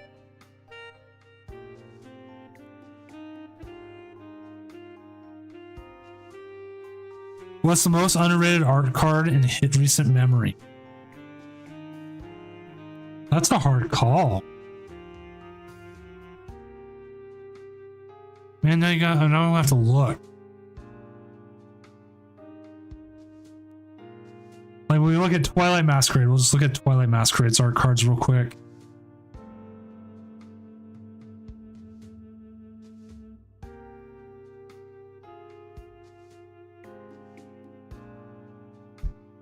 Like everyone knows about the Tatsuguri. Like that one's up there, the Growlithe.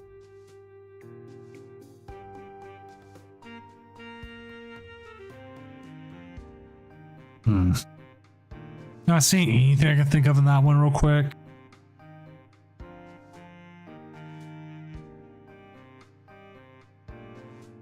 Morty's, Eerie, Salvatore, they're all highly regarded.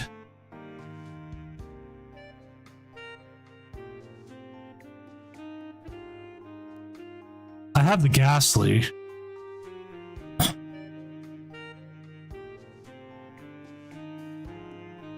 This one was highly regarded.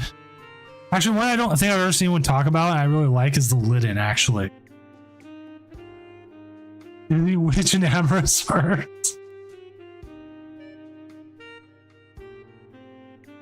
Only because like this Litten is like has the same kind of idea as the Dunsparce. Do you think Cypher Maniac is a woman? I don't know. Yes.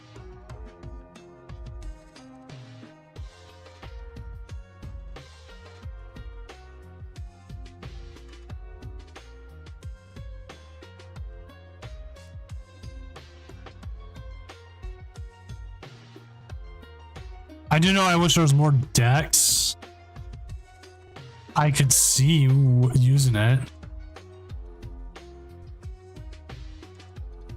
But this Litten's pretty cool. Like, it even has a shiny Litten in it. So, that one I need to get. How much was that, actually? It's time for everyone's favorite game. How much does a card cost on TCG Player? $4.91.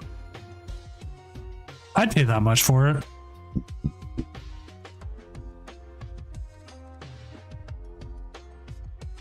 What's the highest price from Temporal Forces?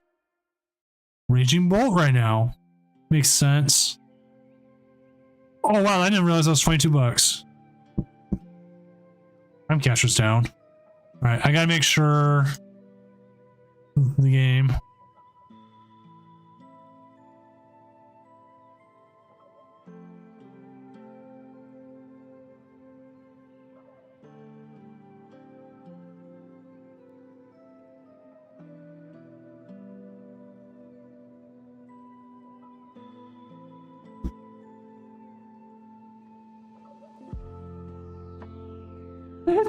I didn't realize that on the Litten.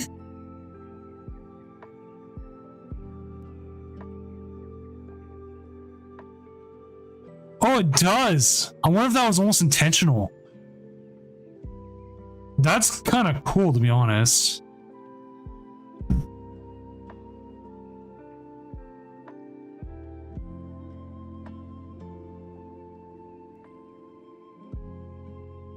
Like, they knew.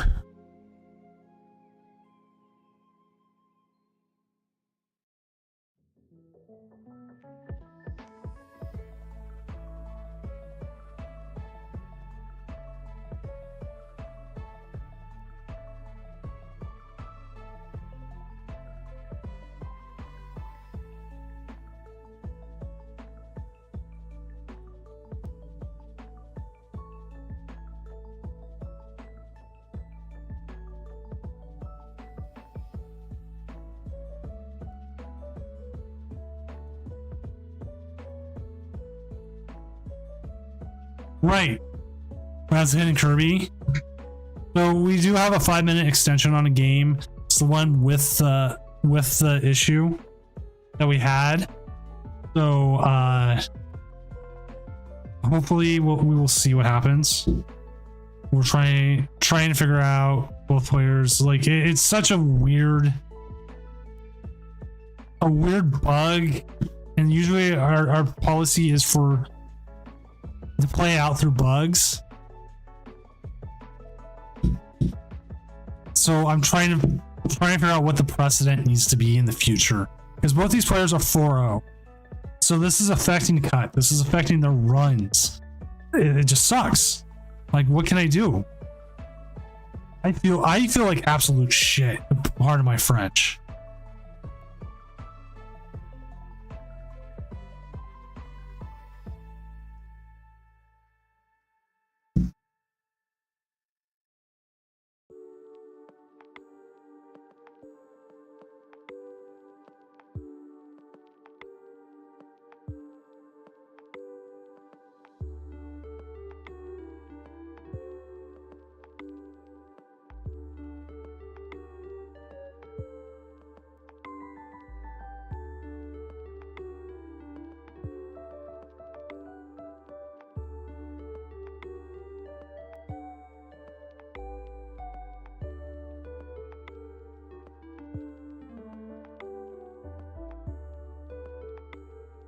Is that you, Emmy?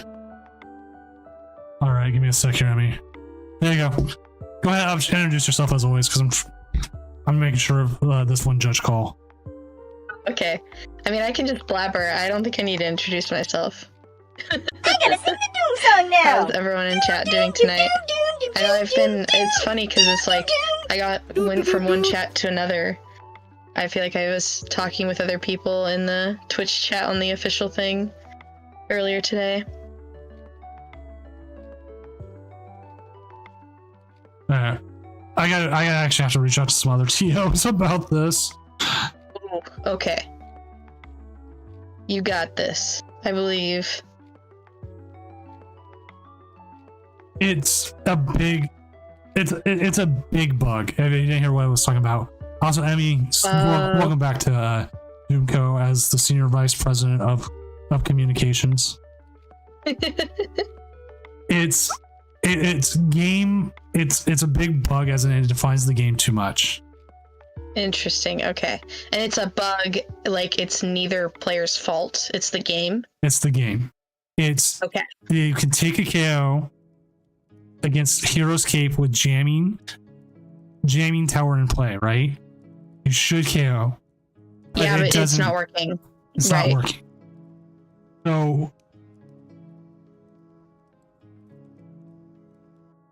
and that's not really like, you know, we've had bugs.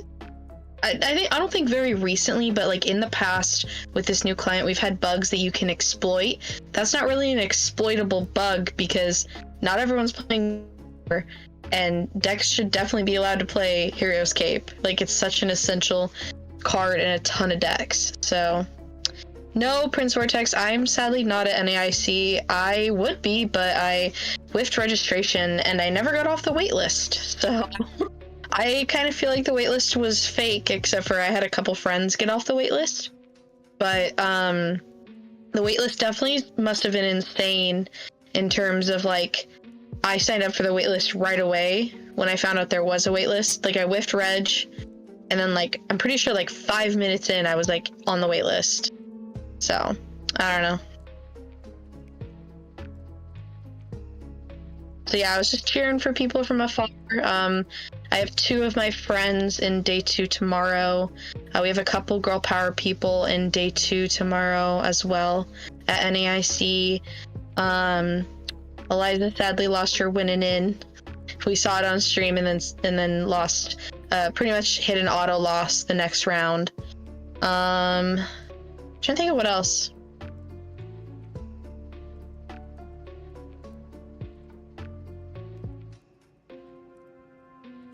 I don't talk about it too much on the stream, but like my testing partner ended up, he's gonna be like, I think like 17 points short for his invite. Sadly, he needed top 256 and he ended up in top 512. No, I'm not at NAIC Stellar. Yeah, when I was in Twitch chat earlier, I was watching from work. So I had asked for time off at work, like I had asked for PTO and got it approved and everything, but I whiffed registration. Round 6 is up. So I wasn't, so that's good. So we just need to find a game. Who do we have? I wanted Vortex, but Vortex is being really slow. We can watch Lugia versus Bolt Pawn. We haven't had that yet tonight. Yeah. I mean, I haven't had anything tonight. I mean, other than all of the rounds I watched earlier today on the official stream. Yeah, I also have Michael Ken.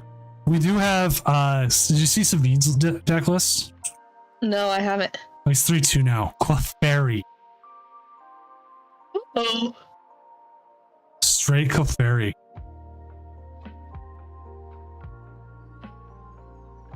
So, I've asked. Kind of a smaller tournament too. I mean, obviously it's we have. Okay, I see, that makes sense. Yeah. See, Michael gets set up. Huh. He's a laptop gaming, but as long as we can get it to work. I also showed everyone earlier the Bidoof I'm working on. It's gonna be so good. All right, there he is. Let's go ahead and get that set up. It's like we could watch Blazy, but I don't want Blazy's like doing really well. And I think we're gonna end up watching him in the finals or the top 8. Makes sense. We've had him on. And I'm like, I don't want this to become the Blazy show. And nothing against you, Blazy. Great player. It's just, you know, I want to sometimes mix things up. No, that makes sense. You don't want to watch one side of the bracket the whole time necessarily. Right. That's why I want like Michael on. Michael's a great player. He plays a good Lugia.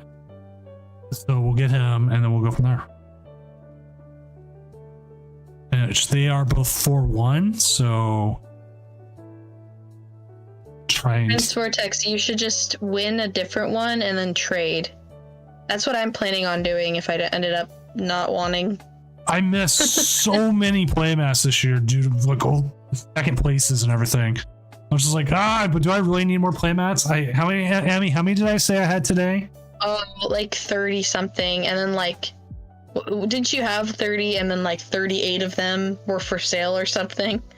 Yeah, let me double check. I'm going up. We talked a lot today. Yeah, here, I'm gonna count mine because I can see it from afar. I was. Yes. You go. 34 for sale, 52 I've printed that are waiting for people. Jeez Louise. And about out of that 52, 12 of them are the Ouija board mat, and I will sell those out.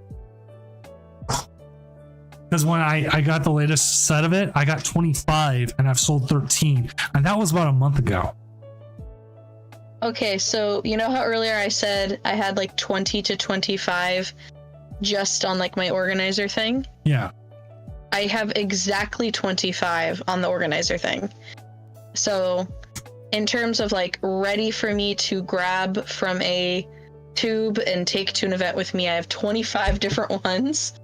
And then I was telling Doom earlier, chat, I have 2 playmats at my work that I use as mouse pads, and then I have 2 playmats at home that I use as mouse pads.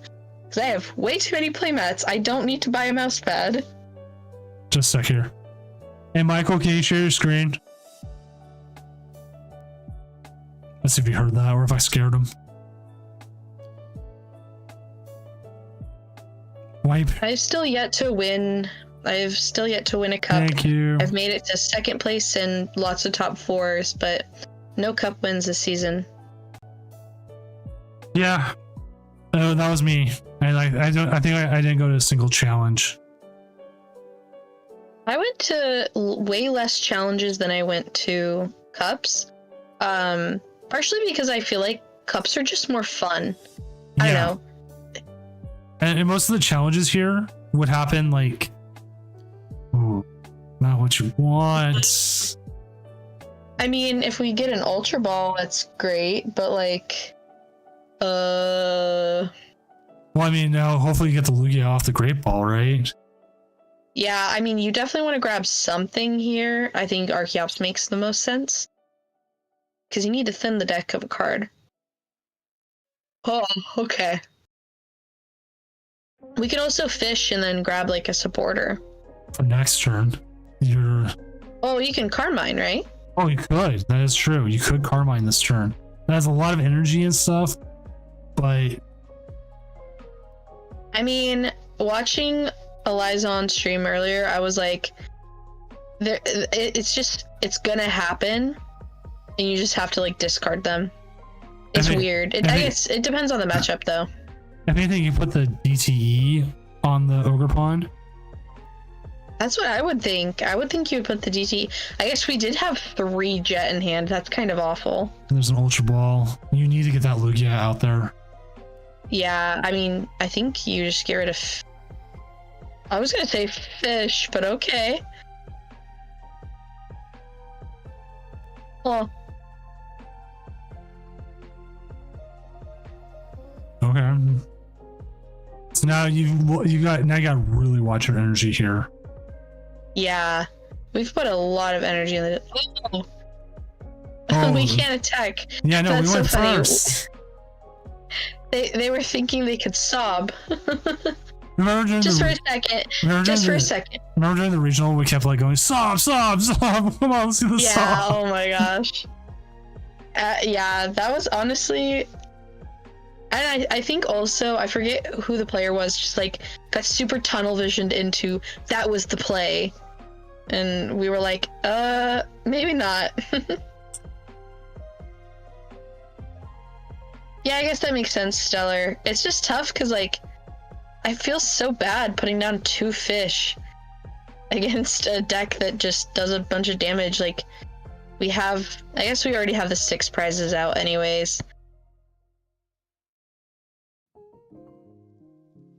I don't know, Doom, if you had gone to NAIC, what would you have played?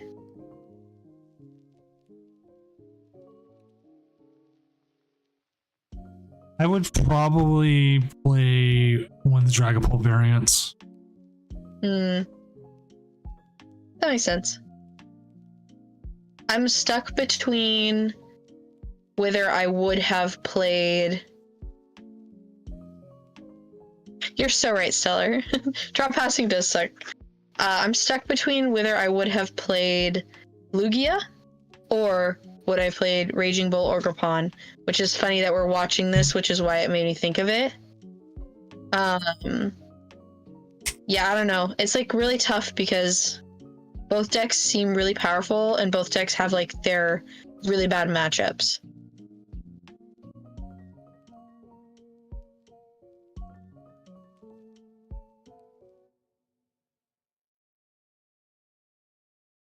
I mean, depending on what we draw here, fish for like research might even be good.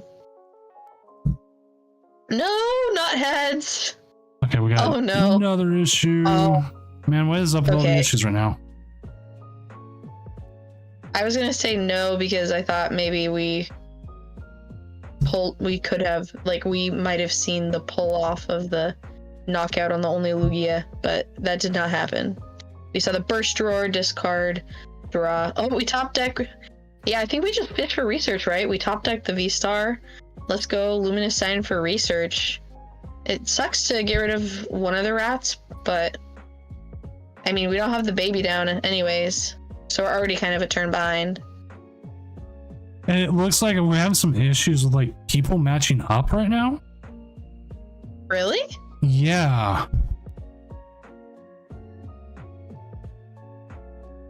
Oh, it's so funny. It's you could put Shinshino technically in play.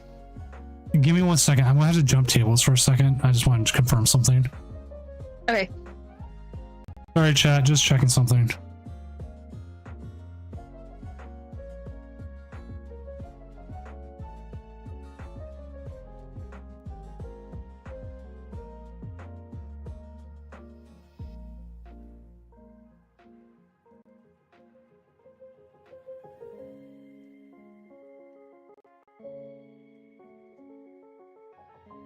Welcome back. Welcome back. Okay.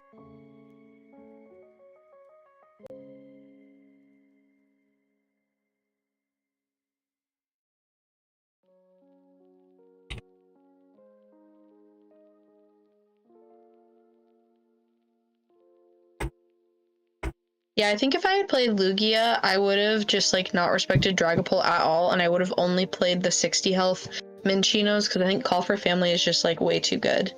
And that could have probably been a terrible thing, but it also might have been fine. So, I don't know.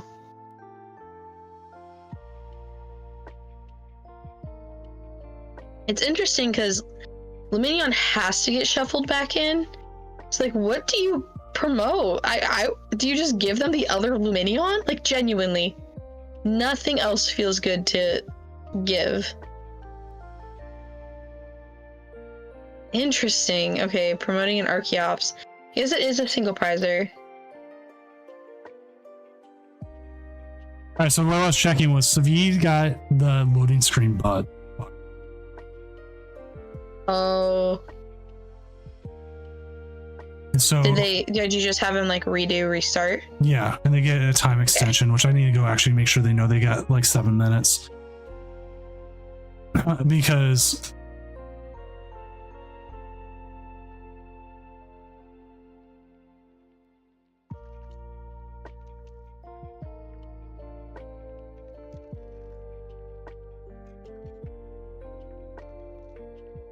yeah, Nuzcrew, that's kind of... I feel like if the matchup is already pretty much doomed, I'm kind of like... I would rather have the consistency of having Call for Family the whole time. Yeah, I don't know, like... it's like I was testing... it's like the Yeah. birds, right? The Pidgeys, if you're playing Pidgeot, do you put the 60 Yeah. HP? Or do you put No. 50? It's like Call for Family is mean- just too good. Call for Family is too good, but then we literally saw Japanese lists were playing the 60 health one because of Dragapult, which is nuts to me. And also, people are playing the 70 health Bidoofs. Like, that one, I think, is a little more... It's definitely different, because the 70 health is still, like, 1 retreat cost. Yes, it's not protected on the bench, but there's not too much bench sniping anymore, because Chien-Pao is way down in numbers. However, like, the other ones are a huge difference. Call for Family versus Slap for 10, or whatever the name is. I finally did something I've been wanting to do forever. I finally used spinning attack for game with a Comfy recently. Oh, I was nice. so happy. I was like, yay! that's so good. Yeah, I don't know. The more I've thought about it, the more I'm kind of like, I feel like I would have shown up and I would have played Raging Bolt Ogerpon. I also just like really like Ogerpon as a Pokemon. I haven't actually finished the DLC yet, or like even bought the DLC yet. I haven't played it, but I don't know. She's just like such a little angry goblin thing. It's even better if you put it out against Pecharunt. It's like pissed off that Pecharunt's there. Right. It's like, you know, like it's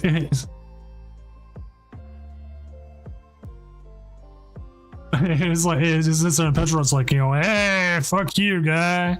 What's up, dickhead? Right.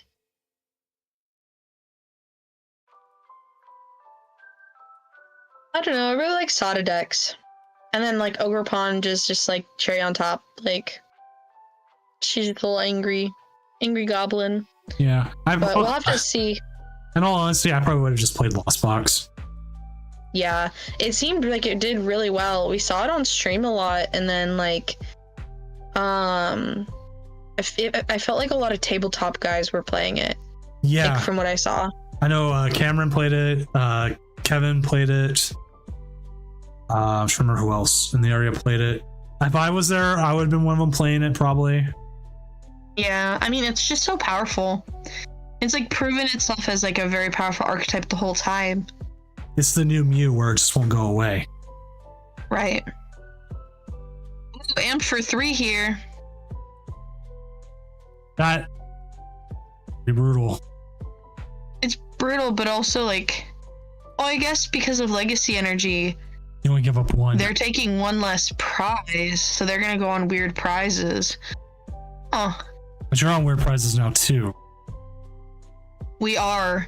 Yeah, I was kind of like, amp for 3 is not very good here, and then I was kind of like, I was almost thinking to myself, maybe we should have went for the Radiant Greninja and amped for 2. But we don't have any of the rats set up. So that's kind of tough. I saw someone was playing double amp recently. Oh, is that the Lugia basics list we saw on stream? Yeah. Or so I Yeah, was that trying- one's weird because it's also playing Drapion V for Gardevoir. You know, actually going for the goof and going for Incineroar might have been pretty good too. Honestly, actually, it might not have been a bad play.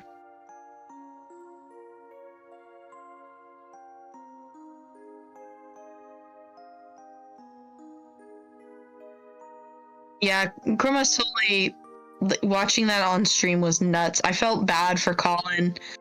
Like, Colin knew what the plan was, you know? Like, he knew, okay, I gotta kill this. What is it? Because it's Farigiraf's evolution, Girafarig is the first one, right? Right. So he was like, I gotta kill this Girafarig. And then I was just like, alright, Thornton evolved. That was bonkers.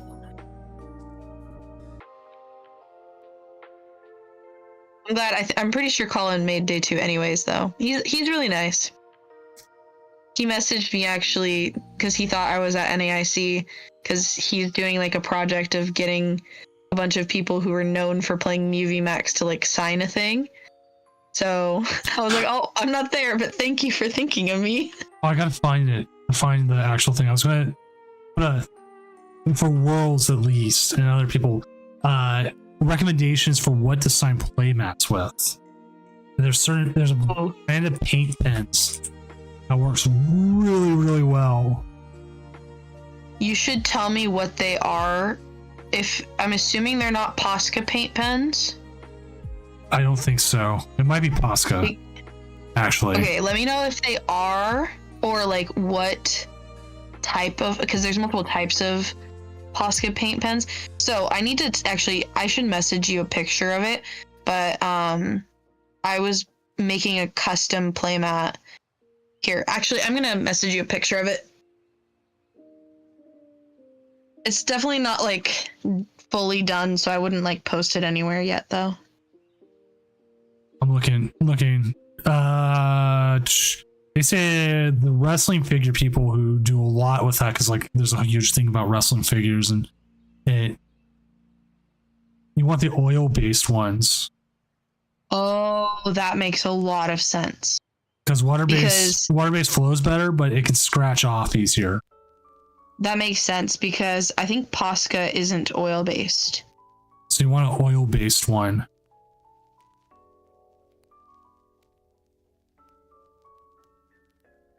So I'm looking at one, it's like overseas or something like that.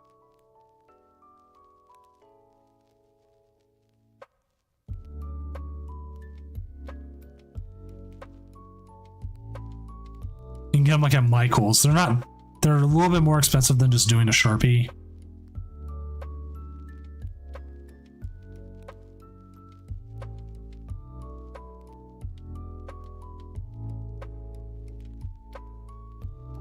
Some people say you can get Sharpie poster paint pens as well. So there's a couple. But paint pens is where it's at. Like if you have it on a play mat, that's where it's at. I Discorded you a picture of the playmat I was drawing. I don't know. The fact that I misunderstood Furrygraph. Also, I was watching the stream while I was working, so like it was like on my I have two monitors, so I wasn't really paying attention. But I looked at the card after the match. I thought it was the effect of the attack, but it's an ability. So like, you can just play Canceling Cologne or something, or I don't know. Yeah. Because I was like thinking to myself like, oh, we got to do some sort of crazy gust, like double gust effect, so that we can knock out this Furrygraph. Furrygraph, right? Yeah, I'm not even sure how to say it. I honestly don't know how to say it. I know Boo and Pablo were kind of struggling to say it, and I forget, one of them said the wrong one time. This game looks like, sadly, we cursed Michael, but it seemed like it was going to be a hard matchup as it is. No, it's tough. My friend who made day 2, that I actually, he like tagged me in it and said that I helped him with his list. I don't think I did too much help. I just like talked him through the Bolt Ogerpon list. Oh, I guess Legacy Energy means he only took one prize card though. Yeah, but still one. He has so much energy out there. Yeah, there's no way. There's just, I don't know what you can do to win. I don't think you can. Sob the Greninja. Yeah. No, but Sob the Greninja. Sob the Greninja. That would be your thing. Well, I don't remember what I was saying. Anyways. Well, I've never seen the Giraffe Lost Box. I think that was a one. Was it you, J Camp, that played? Someone else played it. Like they're like, put me on, and like they set up the giraffe, and that was it. They had a game.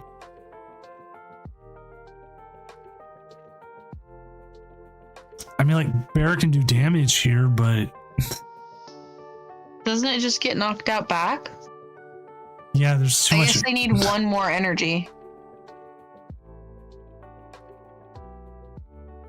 Why wouldn't you just like attach?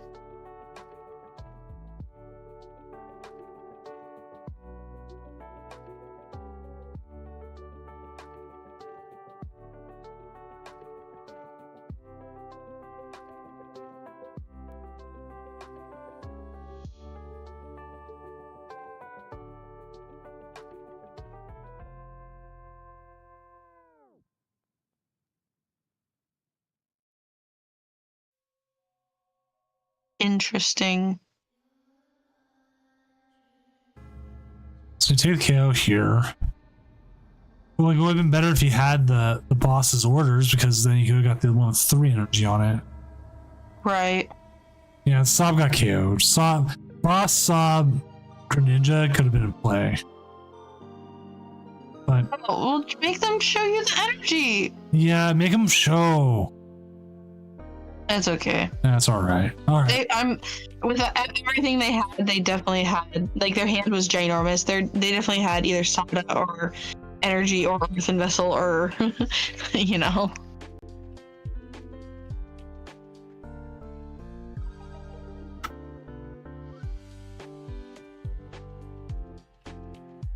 Okay. We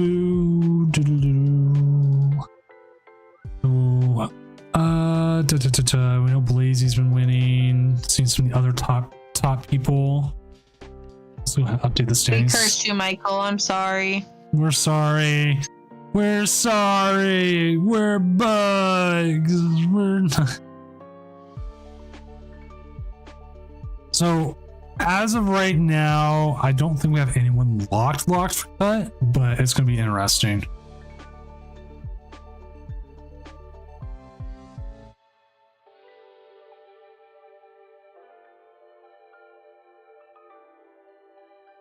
Yeah, I actually would love to one night write down how many times people win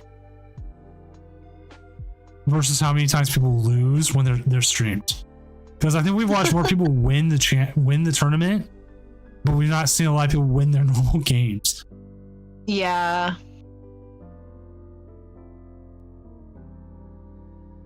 Yeah, them hitting heads on the Pokemon catchers too was really tough.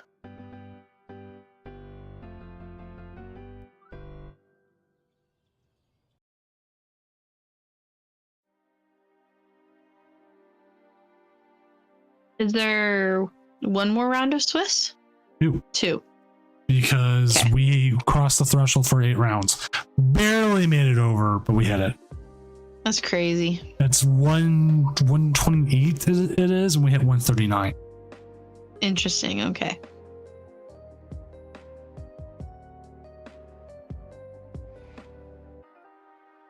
Oh, I just took a sneak peek of that Reggie Drago list. That's really interesting. I haven't thought Oh, about wow. pairing Reggie Drago alongside the Teal Mask Ogrepons. I saw that recently. I played against it recently, and they kept hitting energy switches. I was playing Dragapult, and I was just spreading damage, and I just ran over him. I was like, yeah, I put 1 damage on your teal mask, 200 on here, or I hit this. Like I was able to spread it. They also played like Yeah, that makes sense. And then they had the Clef out 1.2. I was like, hey, free prize. You're like delicious. Maybe we'll see if we can get him on next round. We'll see who he plays, and if anything, just ask.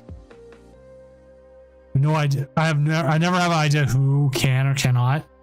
Like, I should really just ask one time, hey, can you stream your matches in the Discord?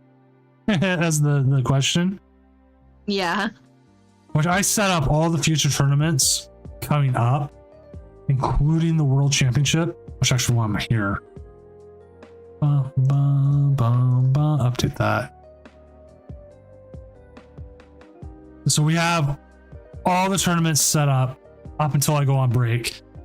I'm at least up doing a July 5th tournament. I'm debating, depending on doing a challenge, depending on how well it goes with Littlest Doom and stuff, on the 12th and the 19th. Because the 26th, I'm back anyways.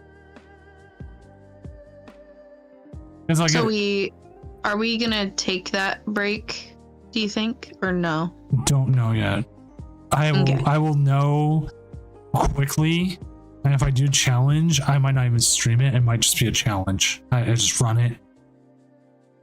Okay. Because at least with a challenge, I know I'm not going to be up until like 2-3 in the morning, and then be waking up in like 3 hours later to be taking care Very of true. kids. I'll get like 5 or 6 hours sleep. I can deal with that. Makes sense. Yeah, I need to double check. There is I don't normally work on the weekends, but I did a couple weekends ago, and then I have like one Saturday I have to work in June. And I can't remember if it's the 21st or the 28th, so I'll have to let you know. Cool. Because I'm hoping for August. What was it? August 3rd and 4th to do the Worlds. Okay, sounds good. Yeah, no, that should be totally fine. I just figure I'll have to hop off. Like, I can't stay up late since I'll have work Saturday, if that makes sense. Yeah. For the... I can't remember. Now I wish I remembered if it was the 21st or the 28th. Let me see if I can bring up my work calendar. All right. Next round is up. Let's announce that in the Discord. We need to find a game. We do have Blazy is playing still. He did lose last round, so I mean he is closer to winning in. We also have a couple other matches. Oh, we wanted to see who was it again? Oh, the Drago, right? Reggie Drago, yeah. That was right. Let's see if we can get the Reggie Drago. That was Jackson versus Olivia. Love to get you on. I'm going to see if we can. We do have other people. We could grab Lazy as the backup, but we'll see if either one can. The new set comes out that week. It's supposed to be legal for Worlds, and Worlds is 2 weeks later. So, and the reason why I'm doing it 2 weeks ahead of Worlds instead of the week before, because a lot of people I've talked to are going to Worlds who want to play in this are leaving that weekend. Yeah, that makes sense. Especially if like the new set is online, I don't see any reason not to. Oh, Olivia should be able to stream, I think. Yep, there they are. Okay. So that works. Thank you. We'll get to see the art. We'll get to see it from the other side. And Olivia is playing whatever it's called, Gardevoir.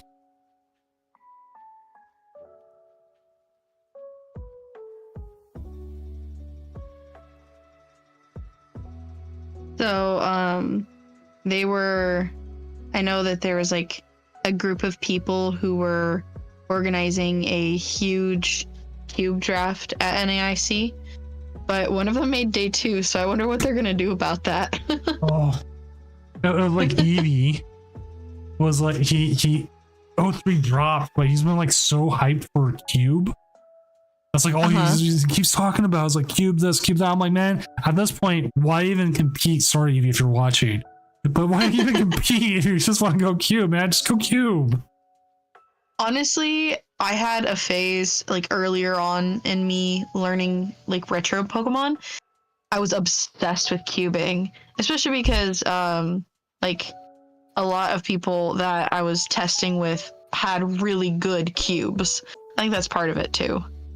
Yeah, I have not cubed myself, and I need to. I've had opportunities, but I've done other things.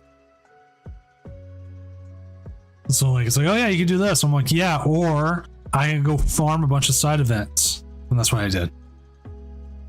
It's tough. I think for me, it really depends on the side event. I was just thinking about that, where I'm kind of like, I don't know, like.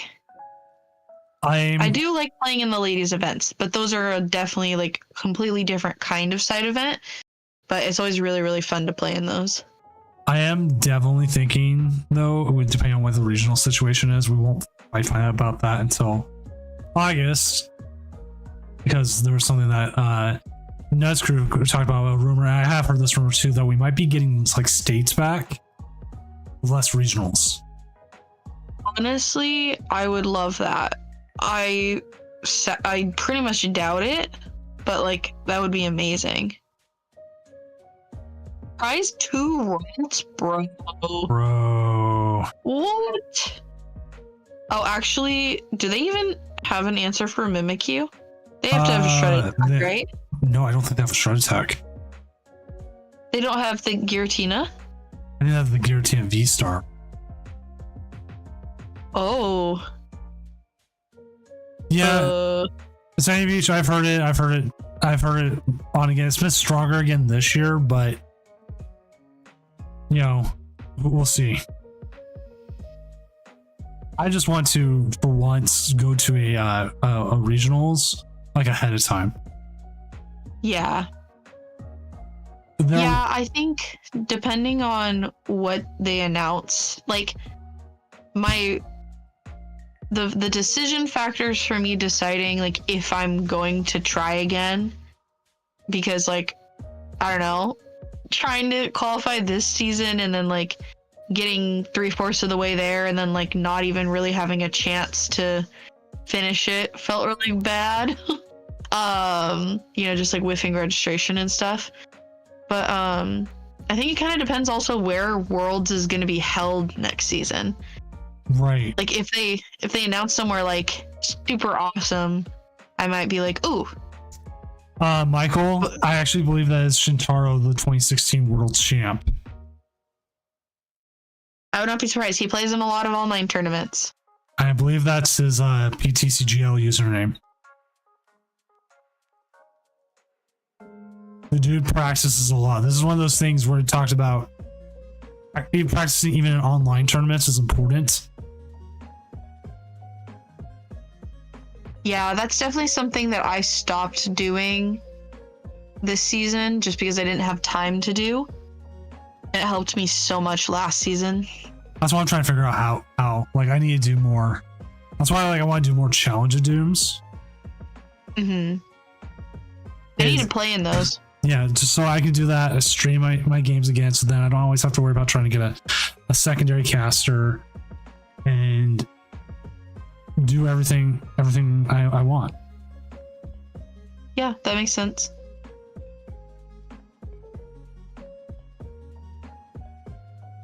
No, that makes sense, Prince Vortex. Yeah, it's...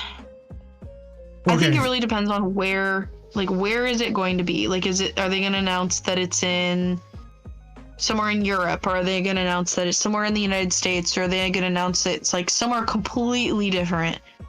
I know we always have like people guessing where it's going to be, but obviously none of us have any clue. Like, you can kind of look at convention centers ahead of time, but there's not too much you can do with that. What's up, Alex? Tournament's going pretty well. Which I will just straight up ask you right now, Alex, while we're sitting here, as we're going to see a KO on this Regidrago. Thank you, Ouch. Monkey Dory. Monkey Dory fixing math. Monkey. I don't remember if you're in the first weekend in August is free for you, man, but if it is, message me. Monkey. What even is a Gardevoir? What is Gardevoir? Fairy Lady and Monkey beat up Dragon. Fairy Waifu beats up Dragon. Which in the VGC, that would have just been a KO in this fairy type versus Dragon.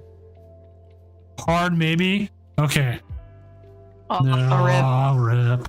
We cursed Regidrago. Ugh. Let's go see how Lazy's doing. Okay. Guardia's bait? Yes, it is. I don't know. Guardy felt really good in testing. Oh, he's up against Block. Ooh, interesting. Okay, we'll see how this is, because I've played Lost Zone against Block, and I've beaten it quite a few times. I think that this is like technically the worst version against Block, though. Of Sablezard. Yeah. Well, we'll give it a shot here. They're both 5-1. Yeah, 5-1 and 5-0-1.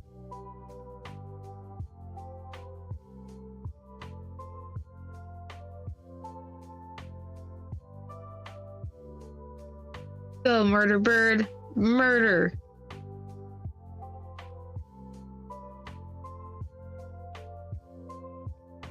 Oh, that accompanying flute. Seeing that on stream was bonkers. Especially, like, I don't know. To me, it felt like that should be, like, especially because Misfortune Sisters is a supporter. Accompanying flute kind of felt to me like it should have been a supporter.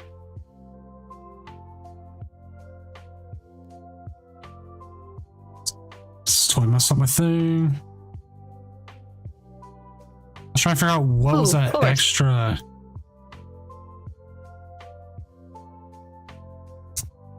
There it goes. I had extra like text on this. I was like, how do I have extra text on the name? There you go. Figured it out. Can't be as bad as losing power during a regional. Yeah, oh my gosh. That was insane.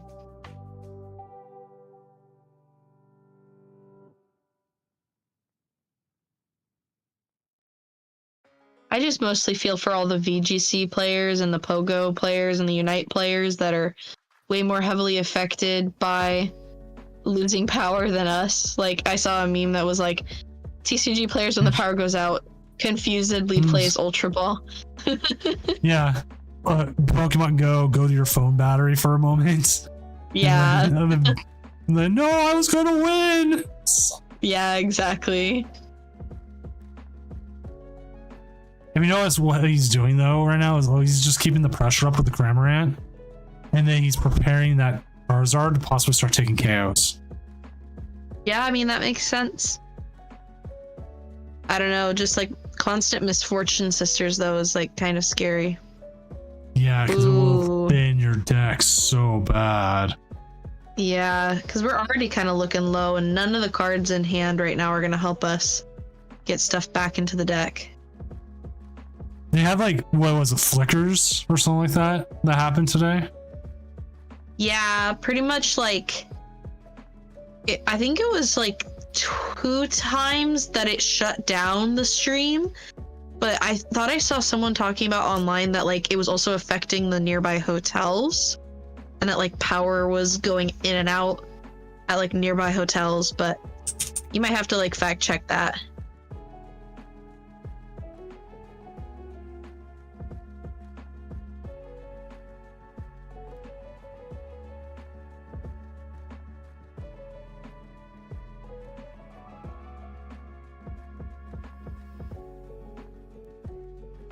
All right. Dun, dun, dun, dun. Love Zelda music.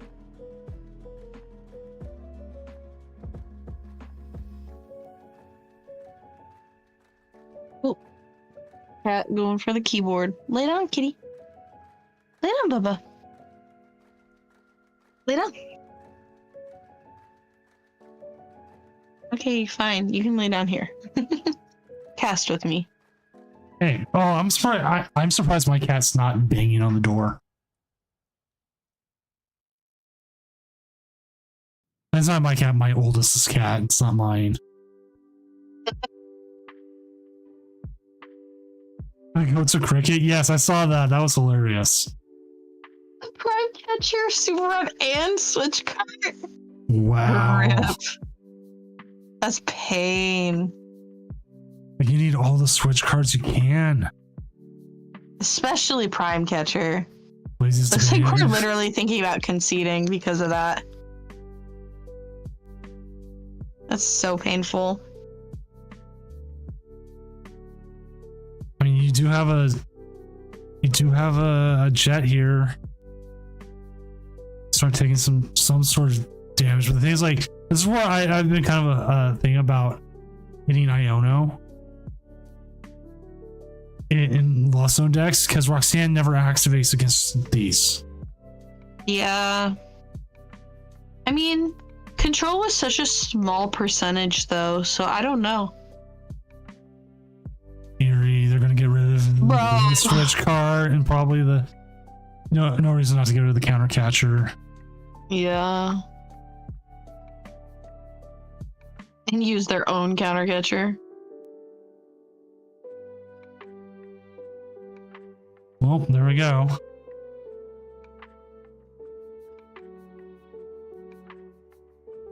All right, so let's kind of update our standings, see where everything's going. I don't think we have anybody else playing we can jump into right now. Yeah, I don't think there's anybody. Poor Vulcan Turtle still sitting there, just 2-2 drop, sitting there in voice chat. That is Blazy's second loss, but it's looking like 6-2 is going to make it tonight.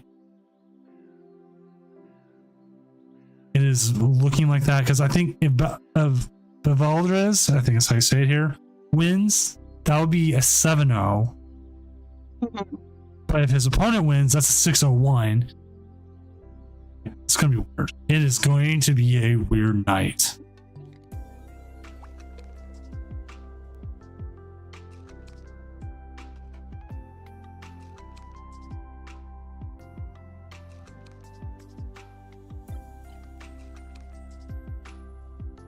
I'm honestly ready for bed already. I know we've got quite a few more to go. We got I'm one like, more. oh man. These things are moving. It always is. I realized I left the music on the whole time. Usually, Oh, that's fine. usually I turn You it just up. leave it on. You know what? Yeah, we'll just leave it on tonight.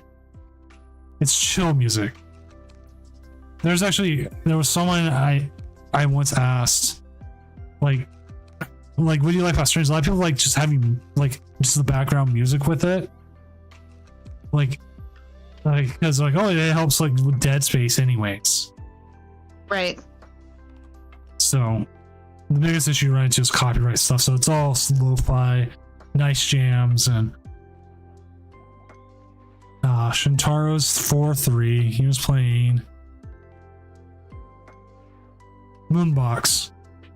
Heavy Fluttermane. Jeez Louise. I hate playing against Fluttermane with Lost Zone decks. That's why I moved to Pidgeot version of Dragapult. Because I got tired That makes of sense. getting Fluttermaned all the time. Especially because so many decks are playing a one of Fluttermane, like Guardian Lugia right now. Yeah. Well, I mean, Guardian makes sense. Lugia makes sense, so you don't auto lose to Quad Thorns, but then you still lose to Quad Thorns. Yeah. Quad Thorns, you're like, oh, I gotta find the Lugia, the Fluttermane, and like if you don't start it against Quad Thorns for any reason. Yeah, it's like technically you just need one single turn to like put the Fluttermane in the active and then Summoning Star, but that's actually more difficult than you expect since you don't have access to like Luminion or like anything else. Let's see. I'm looking at. I do think it's funny that like some Lost Zone variants were playing one Iron Thorn specifically for the Lugia matchup.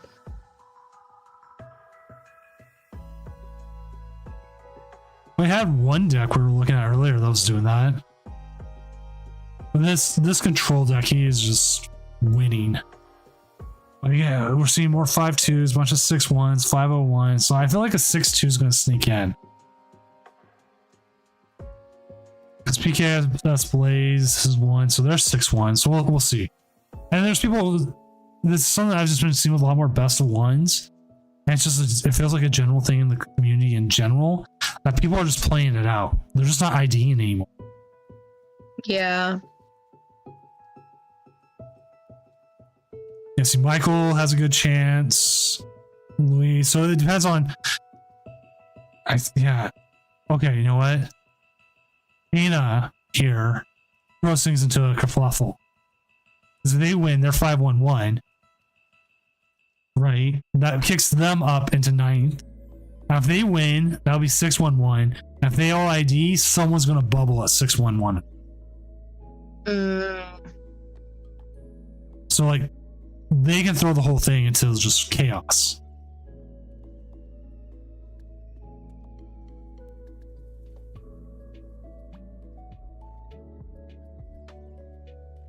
At this point, though, Olivia, Justin, Valdez, Justice, Blues, they can all probably safely ID. Daisy Knee Socks, Jink 9922. Pretty close to the party. What? What are you doing here, Alex? Oh, should I leave? No, you're cool. No. It's like, okay, bye. No, you're all cool, man. Tell me about someone told me about NAIC. I worked all day today and I haven't got any NAIC updates. The only thing I got was about 6 or 7 tags that Monkey Dory Frost Sauce was on stream. That's the only information I got. It was, and Xander Power played it. It went on stream, but it lost its winning into day 2. Oh, so Xander just like botched it after that? More like it sounded like hit really bad matchups after that, but before that hit really good matchups. I have been spamming that deck online over the last like 2 weeks. I think I even said it in the Drew Too Many pod this week that like that was one of my final 2 choices. So I'm glad that it like at least had a little representation, but sounds like it couldn't. I think Wancho like willed it onto stream. Oh well, some insider information about Wancho. That if that man wants to see a deck on stream, he makes it happen. Well, I know. I Yeah. talked at length with him about that, and he's just like, "Yeah, That's how, Yeah. like, just like it's random. So many tabletop people end up being on stream in Portland regionals. It's wild how that works out. Yeah. Weird. I thought about Anyway, what else? I just thought about wearing a tabletop sweater just to see if they put me on stream. Yeah, it's a high, like your odds increase drastically. What else? Like, what else happened? People won games. People. Okay. We saw a lot of Lost Box, I feel like, on stream. Yeah. I don't know if you saw the meta breakdown, but it went Lugia, then Raging Bolt, then Guardy, which is pretty common for what people assumed it was going to be. A lot of big names up on stream. We continue to see Girl Power be cursed on stream. Eliza ended up losing the set, sadly, but she got on stream round 8. What else? I don't know. We actually, Cremasoli didn't. He either went. Actually, how did he end up? Was he 9-0? He was like 8-0. Yeah, he was like 8-0. I don't know if he ended up actually getting the 9-0 or if he went like 8-1 or 8-0-1, but he played against Cullen, playing Cremasoli was playing Control, Colin was playing Raging Bolt, and he teched a 1-1 Girafarig Farigiraf EX line specifically for Raging Bolt. And won on stream against it. No, I'm not looking up what that card does. It stops ability Armor Tail stops damage from your opponent's basic Pokemon EX. Oh So shoot! the only thing that can damage it is Sandy Shocks. Sandy Shocks. Yeah. And then he played Lost City, so he just lost zoned the Sandy Shocks. And it was over. Yeah. I'm a big believer in Sandy Shocks in Raging Bolt, so much so that I tweeted out about it a while back, and I don't tweet. So that's how much I believe that card in that deck. I think it actually just changes things. If anyone's playing Bolt without it, I think they're just wrong. But I was like, I'm pretty sure I'm not leaking the list that I helped. Oh, that's what I was saying earlier. I was saying I helped one of my friends who made day 2. Okay, yeah, he is playing 1 Sandy Shocks. But yeah, I was helping him with his list, just like thinking about things last night, thinking about techs and stuff. are you guys playing Pokemon Catcher? He is, yeah. So I didn't go to NAIC, so I'm just like support from afar. Yeah, Pokemon Catcher seems really good. Oh yeah, Daycamp just mentioned that game that Cremasoli played. He prized all 4 Arven. I saw that. That was like the number one thing that people on Poke Twitter were freaking out about was the 4 Arven prize. Yeah, it honestly didn't really matter because he had other supporters that got him there until he played Heavy Ball, and then he started laughing because I don't even think he realized that he prized every single one. He probably was like, oh, that's weird. Oh, I must have prized like a couple. But he literally prized all 4. All right, I have to interrupt. Boyo redeemed random fact. Yeah, I was about to get on that. Yeah. Unless you guys have one, because I'm about that random fact. I'm gonna plug Drew Too Many once again because this was a fun fact that I was looking up. Do you guys like Pokemon Primes? The Prime cards, Pokemon Prime. Oh yeah, I remember those. Yeah. Yeah, pretty sick cards, right? There was this weird thing that every single Pokemon Prime also had a non-Prime counterpart in that set. So like Meganium Prime has a Meganium, and Typhlosion Prime has a Typhlosion, except for 4 of them. And there is something that connects those 4, which is kind of wild. The 4 Pokemon Primes that don't have a non-Prime counterpart are Mew, Absol, Magnezone, and Mew, Magnezone, Absol. Shoot, what's the other one? Why can I not remember this? Hold up, they're all from Triumphant. I know that. Give me a sec. Sorry. Pretend that this part got cut out in post. There's posts to this. Yeah, yep. There is. Don't worry about it. Gengar, Mew, Gengar, Magnezone, and Absol all are the only primes without a non prime counterpart, and that's because of the random Japanese set that they were printed in. All had to do with the Lost Zone. So the only 4 primes that deal with the Lost Zone, the only 4 that deal with the Lost Zone, are also the only 4 that do not have a non-prime counterpart. Huh. Isn't that crazy? Yeah, especially considering like they usually keep up with that kind of stuff with everything. Ooh, See. this is interesting. Is that because they are into Gen 2 Pokemon? Well, Magnezone I would. says, Yeah, because like Yanmega Prime, Yanmega's a Gen 3, right? yeah. So, and that's from Triumphant itself. Like, I'm looking at the Triumphant over there, like Electrode and Yanmega and Machamp are all on that, and those are not Gen 2 specifically. But I guess the counter argument to that is like Yanmega evolves from a Gen 2 Pokemon, right? Yeah. So now you got me thinking a little bit. Maybe that's also a case. Okay, so Crobat, Kingdra, Lantern, Steelix, Tyranitar, Ursaring. That's Unleashed. Ooh, you might be onto something. Hold on. Ampharos, Blissey, Donphan, Feraligatr, Typhlosion, Meganium. Ooh, hold on. Gotta check Undaunted. Ooh, there's Raichu and Undaunted though. That's what makes it. That's the only Pokemon. That's the only Gen 2 non-prime Pokemon in those first 3. And then you get to Triumphant, and you have Electrode, Machamp, and Yanmega. Electrode doesn't make sense though. Triumphant's the one that like breaks the mold a little bit, besides from Raichu. But then again, it is a Pikachu thing.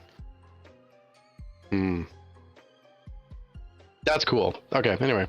Yeah, I was gonna say my fact was that Wendy's chocolate frosties are half vanilla, half chocolate, and not pure chocolate.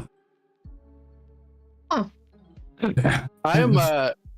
I'm blown away by Daycamp's comment right here, by the way. That's pretty good. That is pretty good. That's the funniest thing that I've heard all day. That's awesome.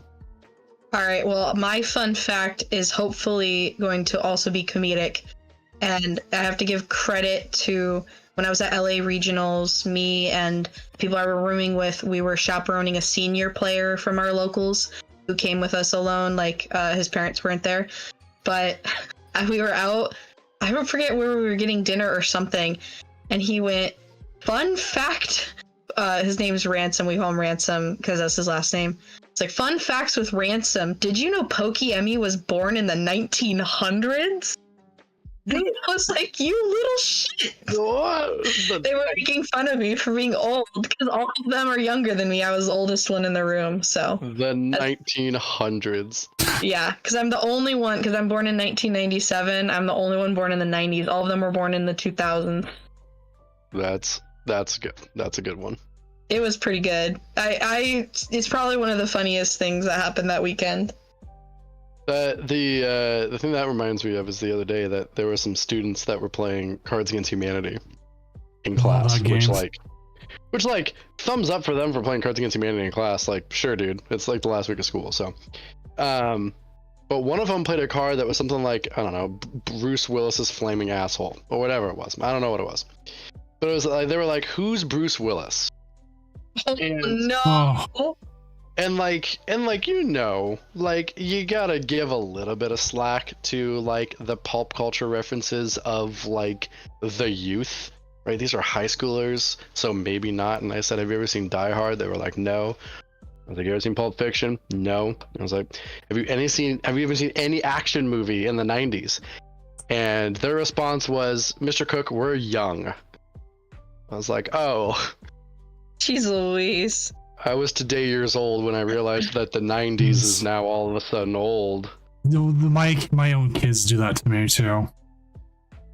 I don't think it's like I don't want to be like that old guy shouting at clouds type thing. But then again, like Bruce Willis is not like a exclusively old person actor.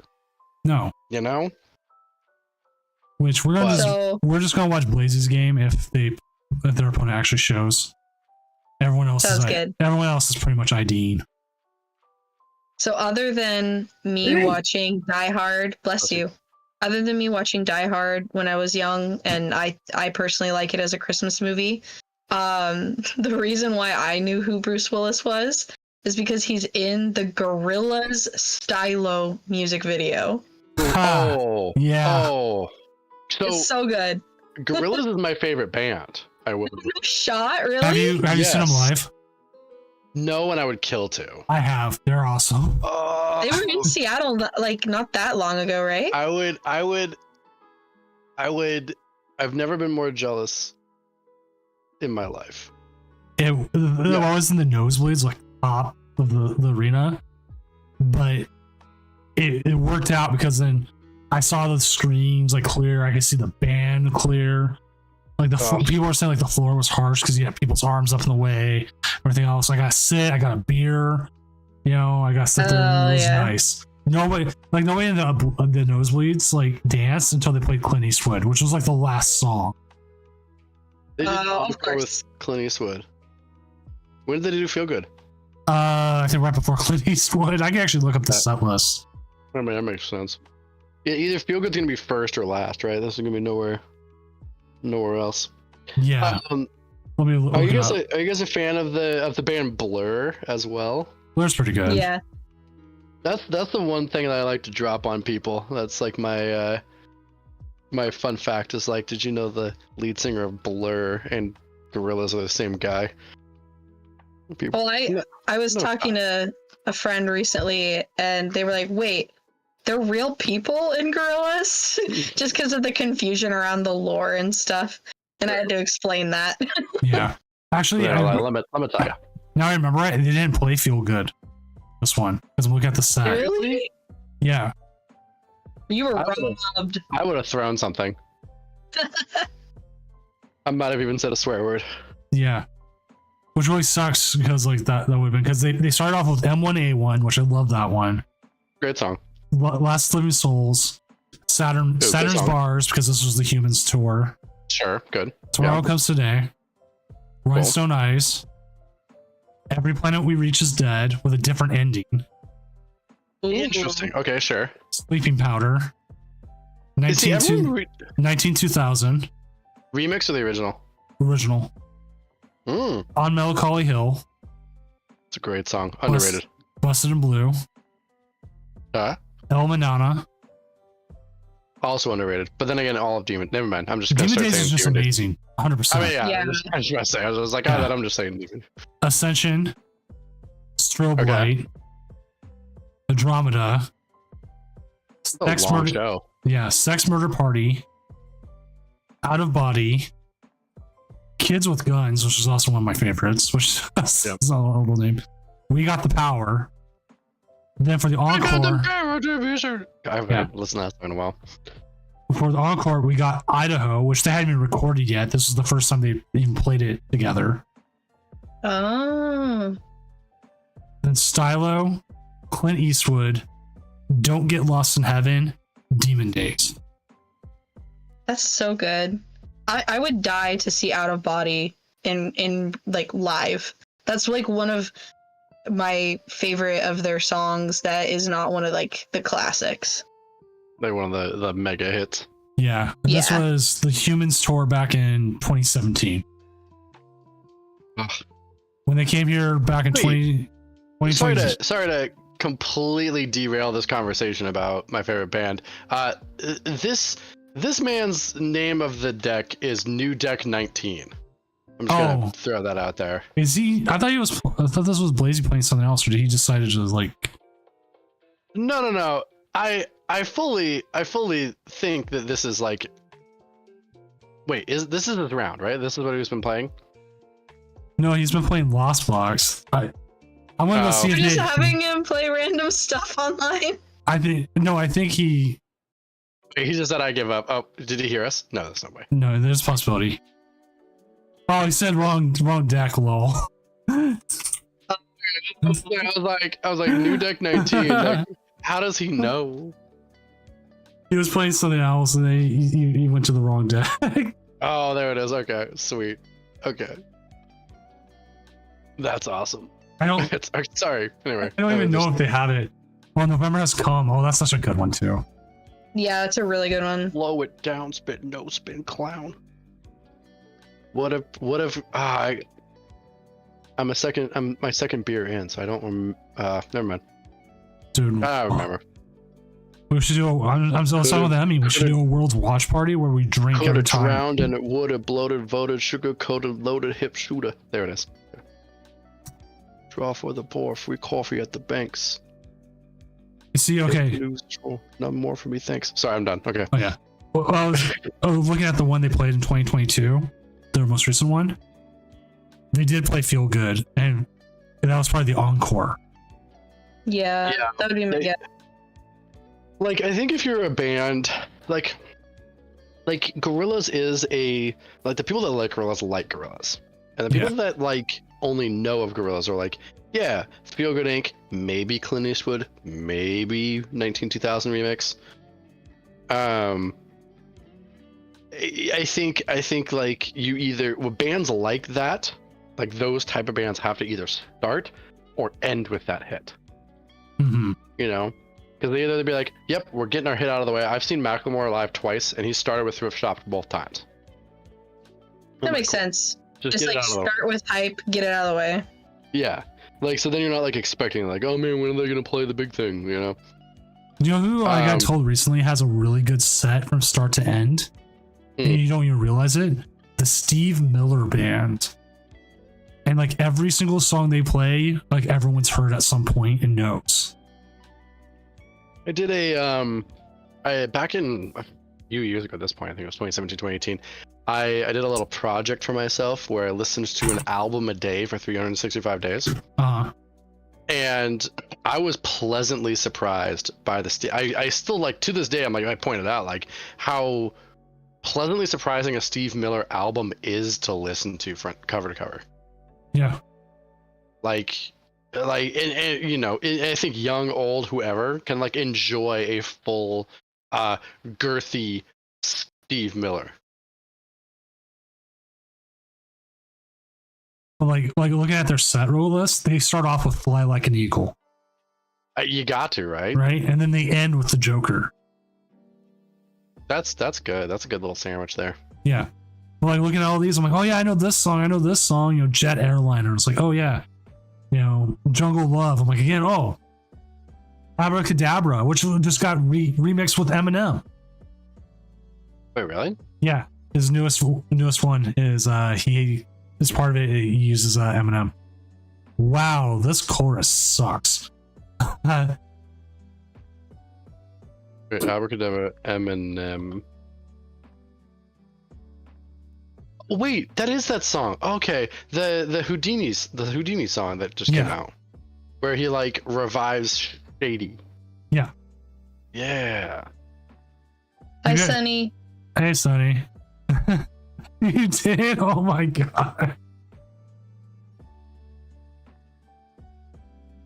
I've actually would- had a oh I no, would go for it. have loved to have been there for that conversation. Sonny and Mello talking about why he likes turkey bacon. I've been having those Jack Link's turkey sausages recently in the morning. So that's not bad. They're pretty good. They are pretty good. Segue into just talking about random things, not the game. I mean, that's all we do, right? I mean, that's my specialty. I went outside for class today, and You touched grass? I did. It was great. It was actually really fun. But I didn't realize how hot it was, and this is like the first time that I've like been outside during the like day, during the peak day, because like, you know, I was like, I go for a walk and a run out after school. In like ever since I shaved my head bald, and the top of my head is cherry red. Oh no. That's why you wear a hat, sir. I don't wear hats at school, you know. I had jeans and a button up, which was a mistake, and the top of my head is a little warm. Have you ever seen where they've had like Major League Baseball players? Because now they'll wear like mesh hats during spring training, and they'll take it off, and they have like a pie slice in the front of their forehead, and then a red top where the mesh is. No, that's awful. Yeah, they're That's like, this is horrible. Fantastic. Speaking of horrible, did anyone catch the Mariners game today? Oh God, yes. What a disaster. That happens every year against Kansas City. We'll go up like 7-8 runs, and then we lose. They just like I saw a Reddit comment that was kind of funny. It was like now the offense knows what it's like to be let down by the pitching. And I was like, man, that's so true. It's the truth. But I mean, good on Ryan Bliss for his first homer. And Well, to be honest, after that, the way we even against Kansas City, like historically, but this has happened like multiple times throughout our history against them. We'll probably end up winning the next two. whoa, find some wood right now, sir. There you go. Thank you. I'm hoping I'm going to go see them play against the White Sox, and the White Sox have been historically Ooh. bad. What day are you going? Thursday. Ah, dang. Wait, Thursday. Yeah, it's Jay Buhner Buzzcut night. Oh, hell yeah. If you go and get your head shaved, you get it for free. What if your head's I'm already bald. Same, but I'm gonna let it just grow out and let them shave that for me. I think you're already it's a bald. 4-game. Yeah, it's a 4-game set. Okay, because I'm going on Monday. That's why I was like, oh, maybe, but then when you said Thursday, I was like, there's no way it's that long of a series. It is that long. That is. I'm hoping we have work. We have Diamond Club seats will sometimes give out. And that's one of the games I'm trying to get so I can do the Diamond Club. Right behind home plates, free food, paid for parking all ahead of time. Wait, I missed that. Sorry, you're going to the Diamond Club? Hopefully. I put in the request at work. It doesn't sound like anybody else put in for that day. So Oh, that's gonna be great. we get like, there's so many comp tickets and they just give them away at work. I got distracted because apparently, yeah, dude. Monday is they're giving out Saucy's Posse T-shirts, Oh, that's right. and it's his face streaming, and it says "You play 9 innings," which the Mariners subreddit was saying today, which is terrifyingly depressing. Yeah, it's the truth though. Emmy's sitting here going, "Oh, they're talking about sports again." That's fine. I just don't know anything to be able to contribute. Mariners lost. They were up 7-0 in the first inning, and they lost. That's bad. Yes. It's very bad. I don't know very much about sports, but I know that's bad. Yeah, very bad. Imagine being like the Mariners starting pitcher, and your team scores 7 runs before you touch the ball.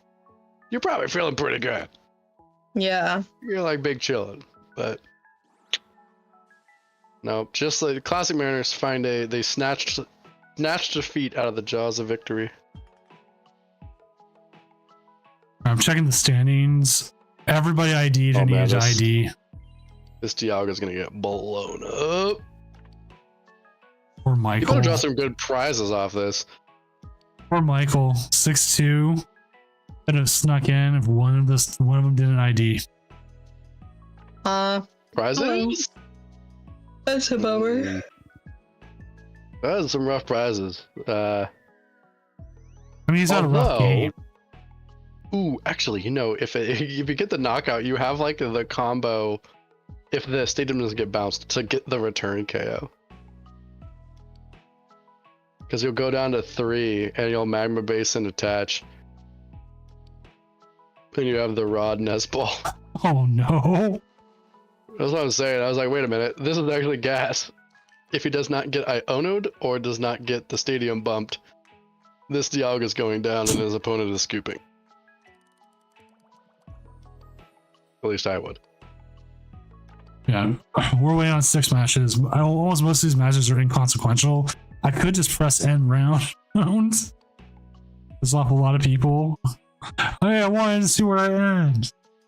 Dude, you play 9 innings. Come on, let them finish. I let people finish. I've never ended a game early, just ended a round early because of everyone ID'd. Oh, dang. There's the Ooh. Iono. He's going to hit into another super rod nest ball, though. We'll be fine. Ooh, nope. You just What have is that that card? hassle. What is Hansel? Is that the one that's like top 8? Pick Top 3? 8, choose 3. If you got knocked out. Yeah. Okay. I think it's a well-designed card. I like that card. Not in this situation, but because you got to shuffle the deck. Your combo's at the bottom. Good Roxanne. Hope you get it. I totally took over. Actually, like I was here just to like make jokes and memes, and I totally took over Emmy's job. Sorry. No, Just- please do. I'm like weirdly wiped from like stressing about the stream games and refreshing Arcanine pairings all day to pay attention to everyone, and also I was doing work at the same time. Dude, So I'm like, you like that? Oh no, he's going after the one with the board. Crispin. Super smart. I bought a Palafin tin today, the one of those small ones that comes with 2 packs. Because I like the little tins. They're nice. I use them for things. Like holding like accessories to my action figures. You said Palafin? What'd you say? Yeah, there's this little Palafin tin you can get where it has little Pachirisus on it with it. Okay. And it's about the size of the pack. And you can hold about 4 packs in it, but they give you 2. Used to give you a coin too. Oh, the mini tins. Yeah, the mini tins. Yeah. I bought one of those, and I had a decent pull out of it actually. Man, And I'll tell you what. I think Palafin is not a bad deck. it just doesn't function on here. Right. I was playing it a lot the other day, and like it kept breaking, and that was unfortunate. But like when it wasn't breaking, it was pretty gas. Ooh, do you flower selecting here? Ooh, I don't know. I don't know. I almost thought you Roxanne first. Yeah, I think you did too. Like, yeah, you had the switch, but like now it's buried. Like you got Iono, so like you kind of know what's like at the bottom and the middle, and those are all your pieces. Rivertonium, So thank what you do for the follow. There's the rod. Well, now you could rod the certain parts in. You still have to Yeah, find the you fire energy. No, you got Magma Basin. Oh, that's true. You really just need the Zard, maybe an energy for Sableye shenanigans, I suppose. Although, yeah, I don't know why you're putting the Psychic back. Yeah, that makes sense. Alright. You gotta hit the rock. Roxanne. Ooh, Roxanne. ooh, is he Oh, not gonna? That's fine. oh, All right. oh. He's He's big got it. chilling. He's big. He's Did the there. rest get shuffled or did they rest get drawn? Shuffle. Nice, that's a good card. I like design wise. This is someone who has another shameless plug. That's all I'm here to do. I created a 624 card custom cube where every single card is custom made, so that like you can balance the cards if one gets out of hand. Right? You can literally just go in there and like adjust the numbers because it's custom. Speaking of someone who has slaved away for like 2.5 years at that, Hassel, I think, is a very well designed card. This is the first time what I've does ever it even do? you What does Hassel do? you after you're KO'd, you can look at the top 8 cards of your deck, choose 3, shuffle the rest back.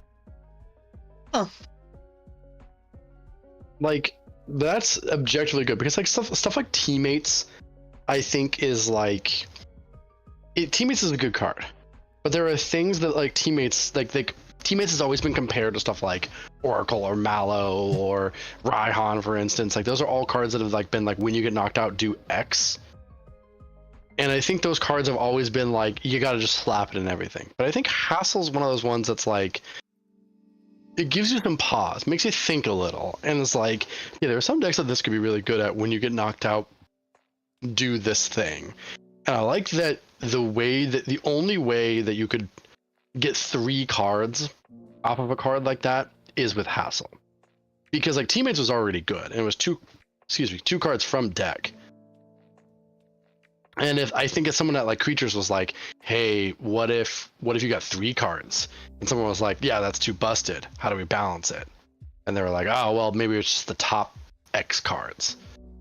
And like that was probably their logic of thinking. And I think that's like really, I think that's just good. Yeah, that makes sense. Well card designed that way. My cubes. Alex Cook's custom cube. It's got 4 likes now. Shoot, we need to bump those numbers up. All right, so now I'm assuming his next play here is Blood Moon Ursaluna, take the KO. Iono. Yeah, 100%. Is this game return? Yeah, this game return KO'd. Yeah. And you just slap the Ursaluna down, get Iono, and you pray that nothing gets hit. And you have to pray you hit into that switch. Like, you don't play the... You don't play the switch. As much as I like the Roxanne, I would rather just put him to 1 at this point. Oh, no, 100%, 100%.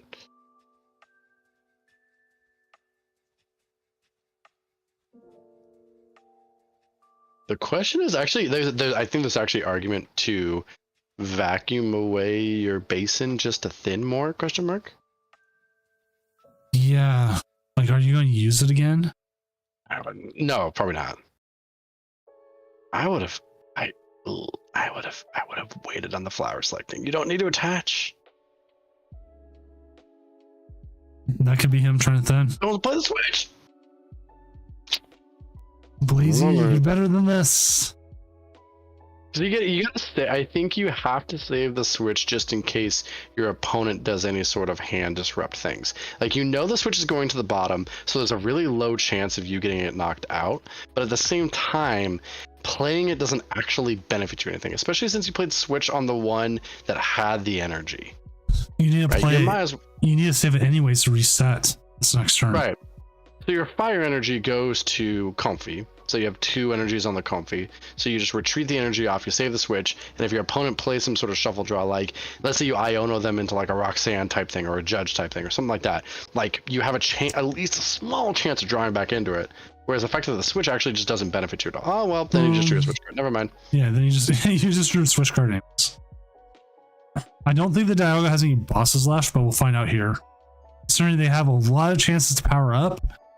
I mean, they got 3 tanks set up, but I mean, they have to get one of those and a boss.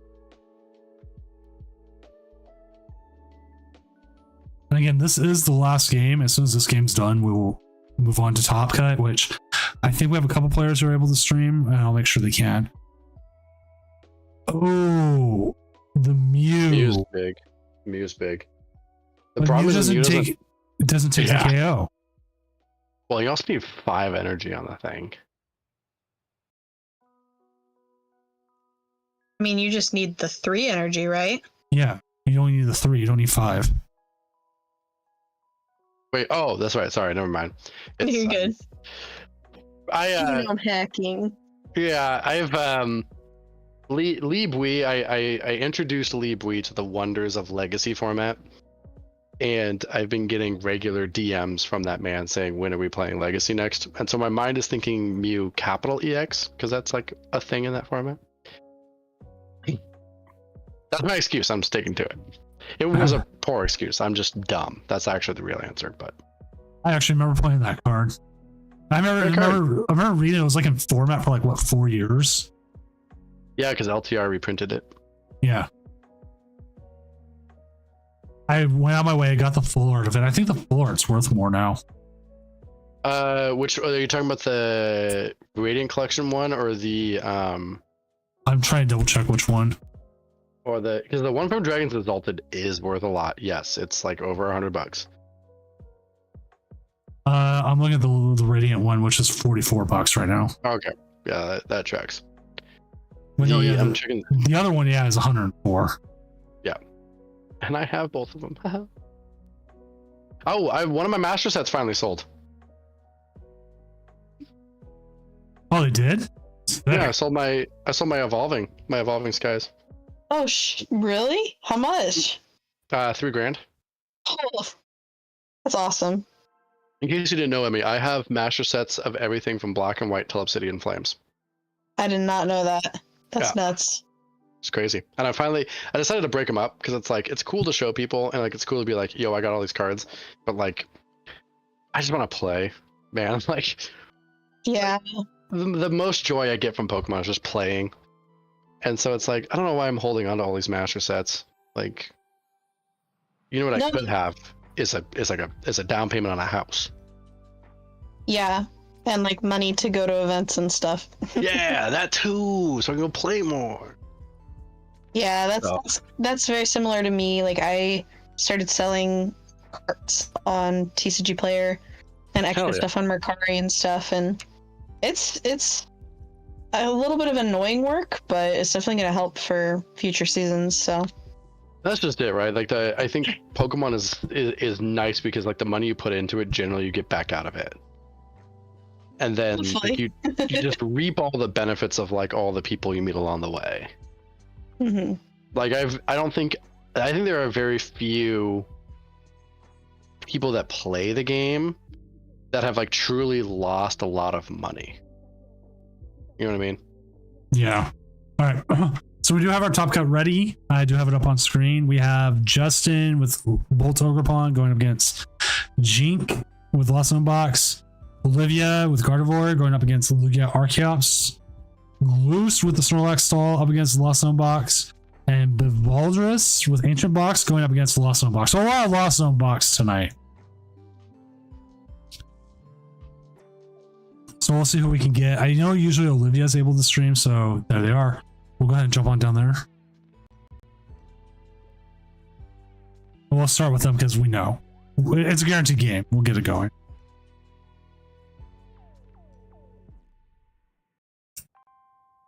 So what are we watching? Who are we watching? What's going on? Gardevoir versus Lugia. Oh, So it's a classic game right now, but I mean, what was that? I saw someone say like we're back. What format was it? Silver Tempest format where these two decks were like the top two. Silver Tempest wasn't. It wasn't it. It was like just because how much Lugia is in. Yeah, we round time. We're back to Lugia Gardevoir, Lost Box. Which was a Sword Shield format. Oh, no, Scarlet what- Violet. Like what happened? What happened? We were doing so well, guys. We were They like Scarlet. They reprinted all the special energy. That's what happened. It's wild. We went backwards. Pokemon never does that. Never. Like I cannot think. I would challenge any other retro expert to think of a time where the BDIF like the top 3 reverted to a previous top 3. Yeah, like You know what I mean? Like it's like it's not even like a oh, this deck was playable, then it wasn't playable, now it is playable again. It's literally like the top 3 from like a format like a year ago. okay. Actually, I have a question here. We're talking about even other game formats and stuff. Anybody in chat who plays Lorcana, tell me why the hell Bucky the squirrel is killing everybody. Why is everybody complaining about it? Oh, hold up. What is it called? Bucky. Bucky the squirrel. It's the squirrel from Emperor's New Groove. Bucky the Squirrel lore. I'll do my best. Here, I got you.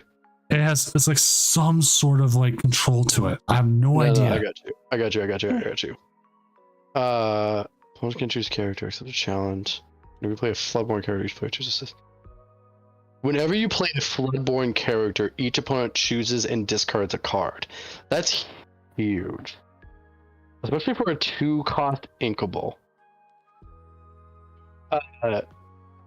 Now, granted, this is me talking out of my ass, but the do you know how Lorcana works? Like, do you know how like the game mechanic works? I have no idea anymore. I played it some time ago and I completely forgot. So like, I think one of the coolest things about Lorcana, that's super unique that I want to like really get into more, is like Magic has lands, Pokemon has energy, and Lorcana has the Inkwell. But instead of playing energy or playing land, you can choose to change a card, any card that is inkable, into your resource, your ink. So it would be like playing 60 cards of Pokemon, none of them being energy. And like occasionally some of them are like, hey, you can turn this into a fire energy if you want to. Right? Huh. Or in Magic, you're like, okay, you don't play any swamps, but there are certain cards in your deck that you could turn into a swamp, or you could play like normal. And I think that's like a super cool game mechanic, like in general. And so because of that, your cards, like the cards in your hand, are also your resource. So hand advantage is way bigger in Lorcana than it is in other games. And so if you have a card that's like whenever you play a card, your opponent has to discard a card from their hand, and it's on such a low cost card that's also inkable, that's why it seems like good. Okay. It's But like, then again, I don't know. because that's what I'm seeing. It's like everywhere. It's just like they're like complaining about the squirrel. I'm like, okay, what about the squirrel? They're like, I hate the squirrel. I'm like, It seems pretty oppressive, especially for a 2 cost. The other thing about Lorcana is that like you don't have to you can't like attack other monsters unless they do something. And it looks like with the award ability that it has, you can't like target it down, and you can't unless it quests, like unless it taps, you can't ever attack it. So like it looks like it's pretty elusive, and it like prevents you from getting cards into your hand. hmm. That again, me talking out my ass. I don't know what I'm talking about. I don't play Lorcana. I tangentially am interested in it because I really wish I was like a top tier Lorcana player, and I 'Cause wish, the top tier Lorcana players right now are pulling money.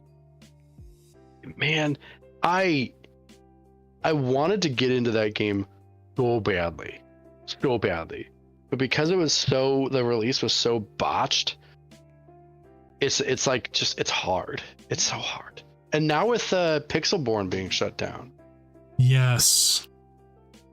it's I've- just even worse. I've had a few opportunities. Like I've had a recruiter reach out about working for Ravensburger. Dude, The problem is I would make about the same amount of money I'm making right now. I would have to go into the office 5 days a week. Which right now I'm going in two or three. I would have to give up my super cheap cell phone service, and we get a pretty fat bonus with where I'm at right now. man, but like Ravensburger though.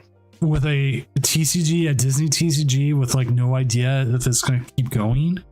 Well, the Ravensburger makes other things. Yeah, but this is Like- specifically to work on Lorcana. Ew. Okay. That makes it worse. Yeah. I was like, Ravensburger like makes Villainous and puzzles and a lot of other like educational toys and games. Like, they're no slouches. Like, other than the fact that Magic has like ghosted me so many times, Wizards, I would work for them. Magic's not going anywhere anytime soon. No. We have, if we've learned anything, the big three Magic, Pokemon, Yu-Gi-Oh are here to stay. Yeah. But they've ghosted me so many times, like I just don't want to like apply there anymore. Plus, I would have to drive to Renton.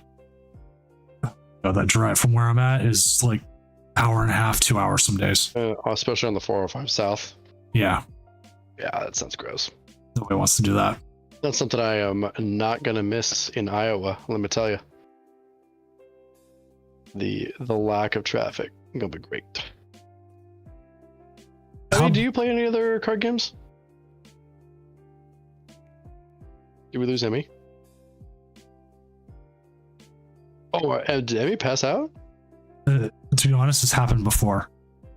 Where she just passed out of her TV, at her computer? Yes. Heck yeah. Yell really loud, Emmy! Emmy!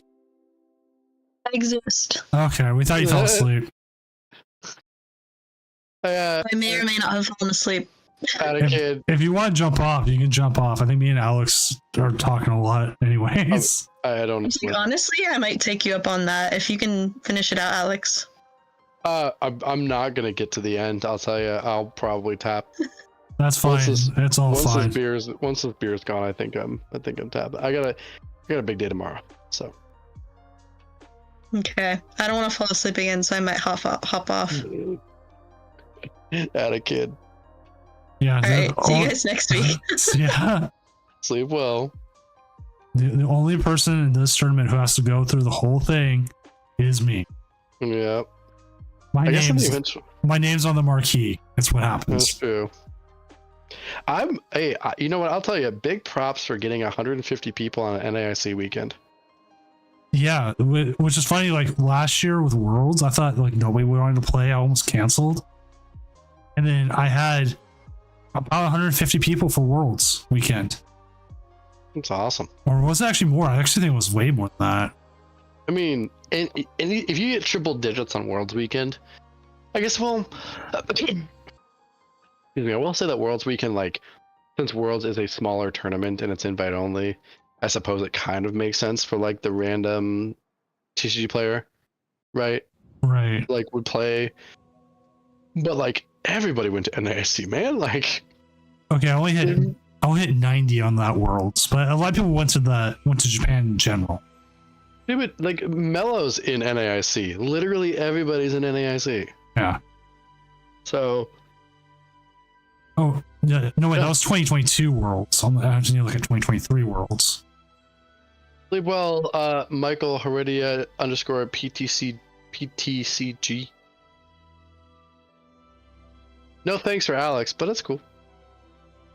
124 we had, and the Yokohama Open one was 96. I mean, it's still. We've gone up in numbers in the last since about December.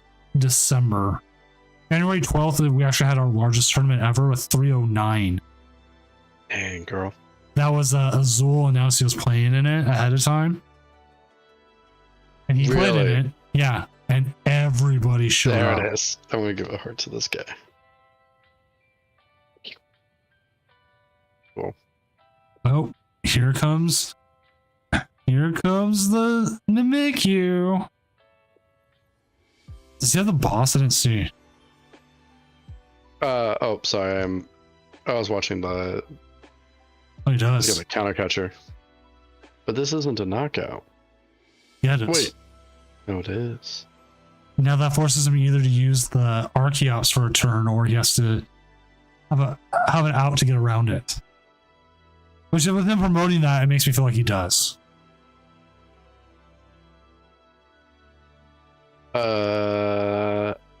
Yeah. It's a weird promote though, because like Lugia doesn't play canceling cologne. I mean, I guess if you have a boss, but like, what are you bossing here? Are you bossing the?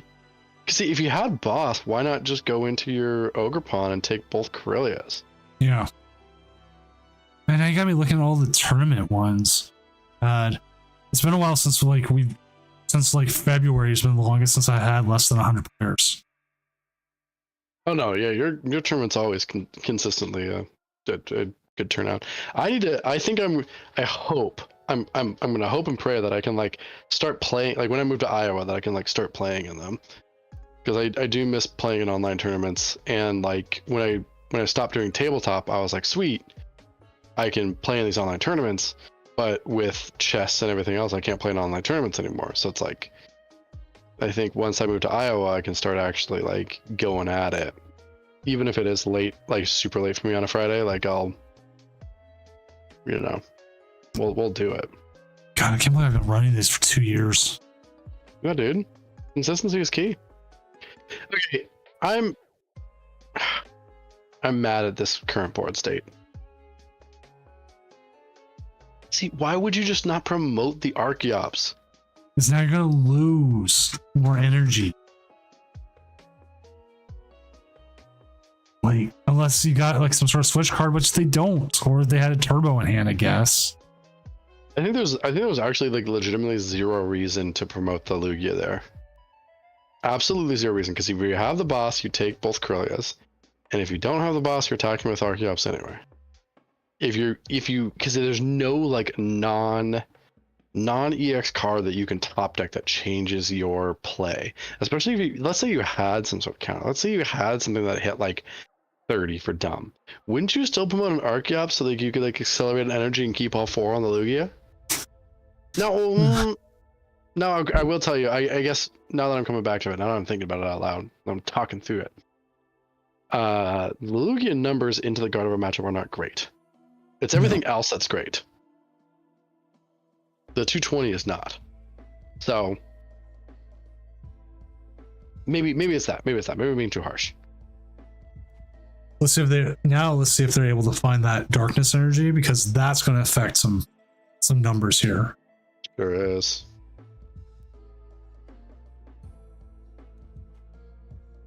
Still not the darkness energy. How much is Screamtail, 20 or 30 per? 20. Because you top out at 160 without a cape or a arm. Mm-hmm. Do you have enough energy to perhaps Screamtail the Ogerpon? That seems to be the case. Even then, they can still move damage. You know, I'm not upset with just hitting with Gardevoir here either. It's like, what are you getting return KO'd by? I don't know. I feel like they're probably going to go with Screamtail attack here. But the problem is you can't hit the Ogerpon anyways. It's Terra. Oh, that's true. Uh-oh, maybe. Oh, we'll see if Olivia notices. I bet you she's just retreating and hitting the Archeops. Just use the Archeops there and then put some damage. Yeah. Some damage on something. You could damage the Ogerpon here. Get that ready for a possible Gardevoir KO. Or you could just put some damage onto the Lugia, just make it easier to KO.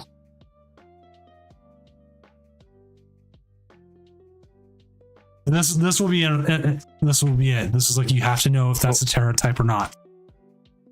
Well, yeah, we'll see if they know. Here it comes. Moment of truth. Nope, went for the benched one. Okay. Why? I don't know. Like, in terms of the energy count, you're removing 2 from the active and 1 from the bench. If they retreat, they still have to give. Yeah, I also think there's a gift energy on it. Ooh, okay, that's smart. That's actually why. Trying to stick away from it. Yeah, that actually is really smart. Now the question is, then the other thing is, by taking out the Archeops also, Iron Hands has a harder time setting up now. Oh yeah, no, you can't get the DTE in hand.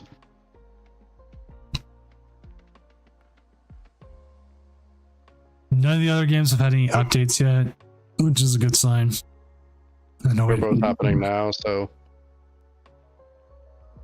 I mean, if you have an energy in hand, you could pawn. And you know, someone in chat said that if Legacy Energy is prized, it does kind of mess with things. Yes. No, but that looks to be it. Also, I'm gonna stay on until I hit 99. I'm gonna hit 99 on a skill tonight in Old School RuneScape. But this is gonna take 29 minutes. Is how long it's gonna take. Okay, we'll see how long this takes.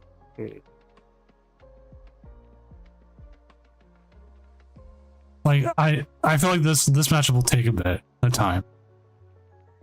Like both of them are like, okay, I do this. Like a donk is not happening. At least not on turn 1. What are you taking here? You're taking the Corellia? One of the Corellias? Or taking the pawn?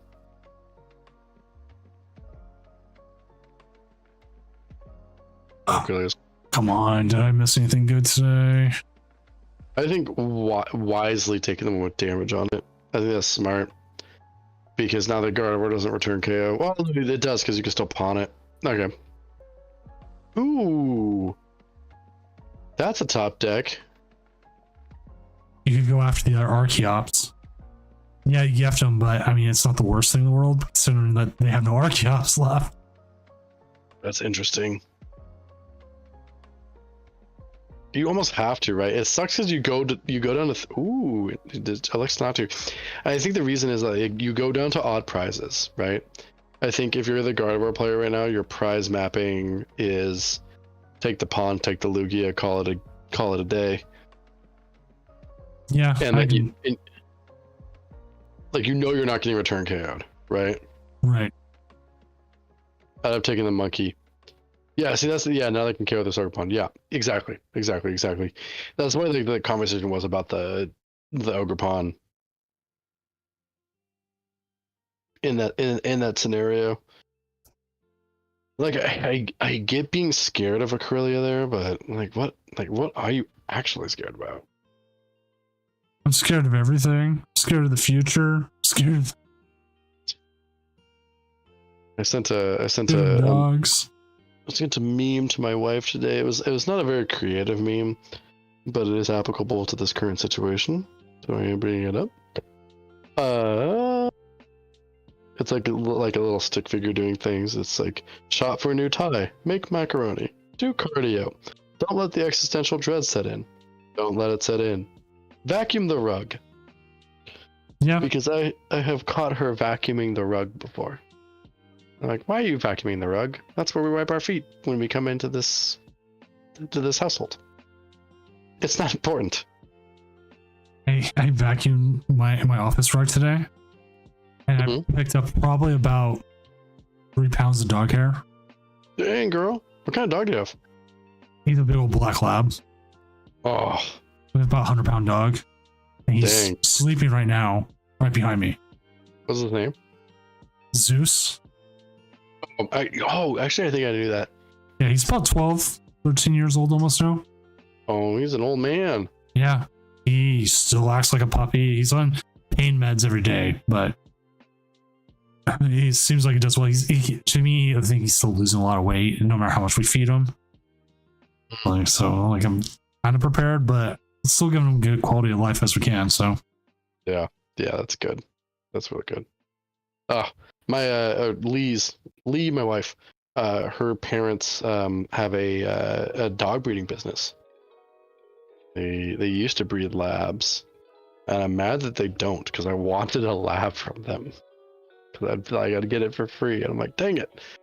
They breed shepherds now, but man, yeah, we labs are the best. We got him out from a rescue. Oh, that's cool. How old was he when you think? Because obviously rescues. They said about a year and a half. He had actually gone through multiple houses before he got to us. Wow. And you gave him a good home for all those years. And then the sad thing is we almost did give him up because we found out we were pregnant with our second child. Mm-hmm. But I kind of fought for him, and he stayed, and he did well with the baby. We were afraid of him having issues with the baby. He's a giant dog, yeah. Yeah, no, he was but bluntly like a doll, a deer. He loved being around the kids.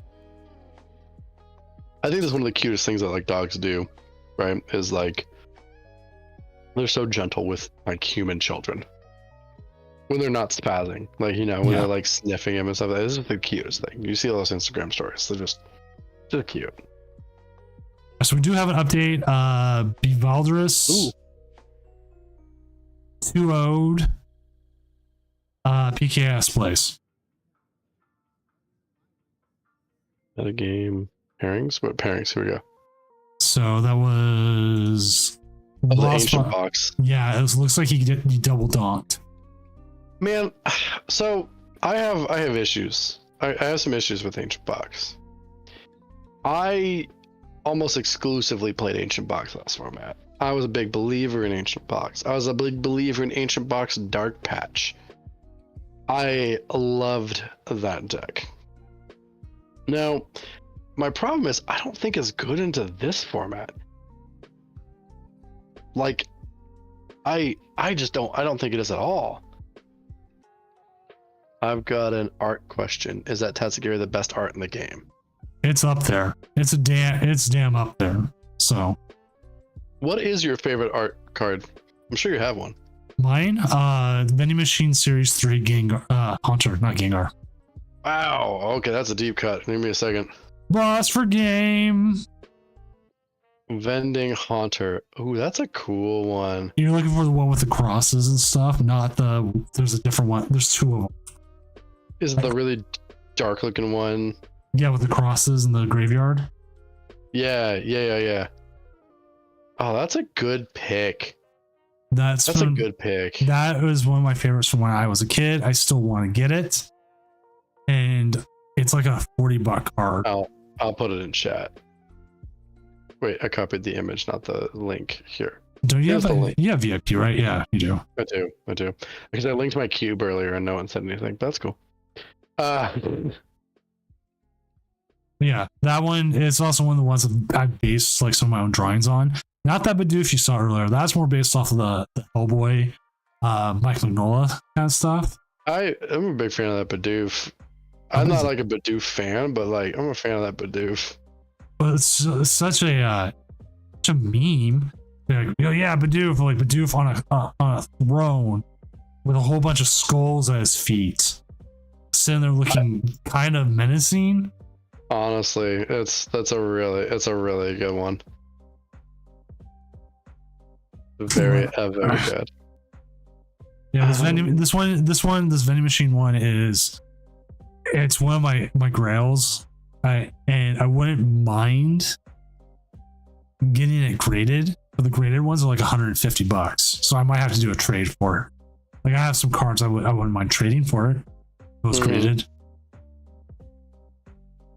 Yeah, it's a good looking card. A lot of those vending machine cards I don't, since they're Japanese exclusive, I don't know a lot about, but like that's one of the ones that I'm pleasantly surprised about. That was really cool.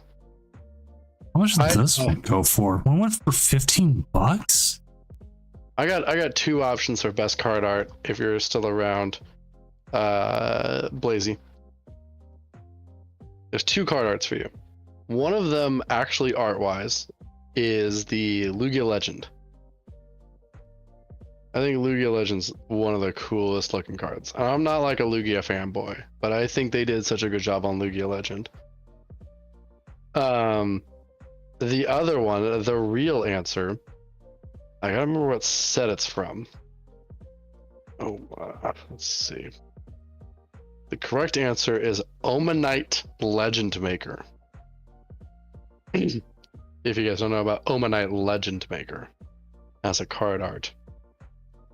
I'm a big fan of the story arts.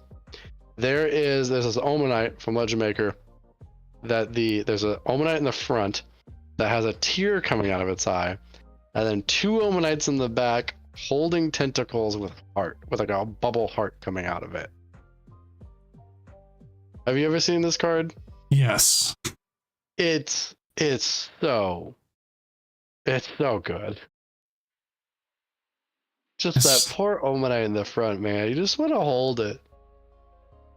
Ooh, there's a 6.5 $40, but I mean, slabbed is slabbed. Slabbed is slabbed. Like at the end of the day, who cares, right? Like it's slabbed. It's It what costs $20 to slab it. Which then like just the card's normally $23-24 anyways. Exactly. You might as well. So I'll some point here. I could get it, review it on stream. He said that's a good one. I don't know if he's talking about my Omanite or if he's talking about your Haunter. Probably both. I sure hope he's talking about my Omanite. My Omanite's a good one. Okay. All right, so we got other games. Justin 0630 is up 1-0 over Jink. And then Daisy Kneesock is 1-0 over Gloose. So Control Snorlax block is taking a loss to Lost Box.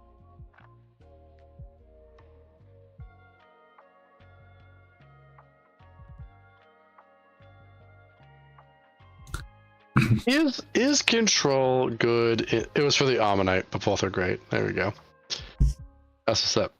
The Ammonite's really good. There's a Snorlax that I also really like. All right, quick random fact here. Snorlax throughout the generations on Pokemon in the video games slowly stood up. If you go from the starting sprite, in Gen 1 all the way up until I think it's Sun and Moon, he's finally standing. But like he starts on his back and then he's like looking up, he's kind of half up, and then like he just slowly gets up. That's cool. I like that. It's Snorlax Rising Rivals. What it is. Here, I found the image of it. Give me a sec. I'll copy it. Yeah. There you go. Oh wait, I copied the image, not the link. I did that too. Oh yeah. There you go. It's a Reddit link. But yeah, he starts off on his back and he kind of kicks his leg. He's oh my god, I'm up. That's awesome. There's no way they did it on purpose, but that's also just cool. They probably recognized after a bit. Or either that or there was a limitation and they had to have him sitting up. That's giving them too much credit. These are the people that gave us Night March, man. I don't know if they're too aware sometimes.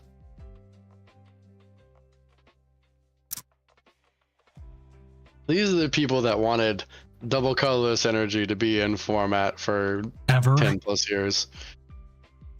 And now it would be too overpowered. Man, double turbo energy is almost too overpowered.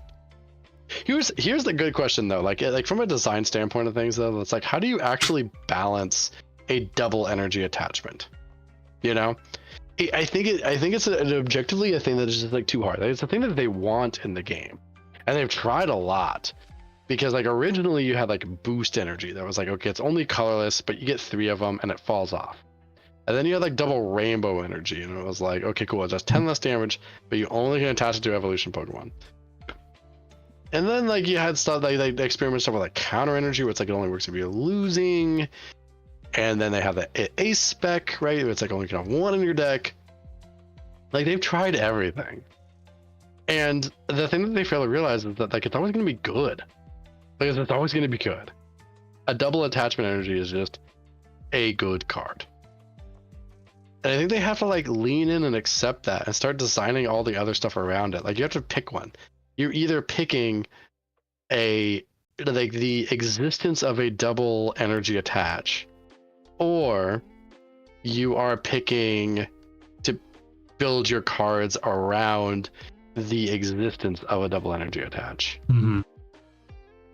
And they haven't picked a lane ever. I think I asked that once too.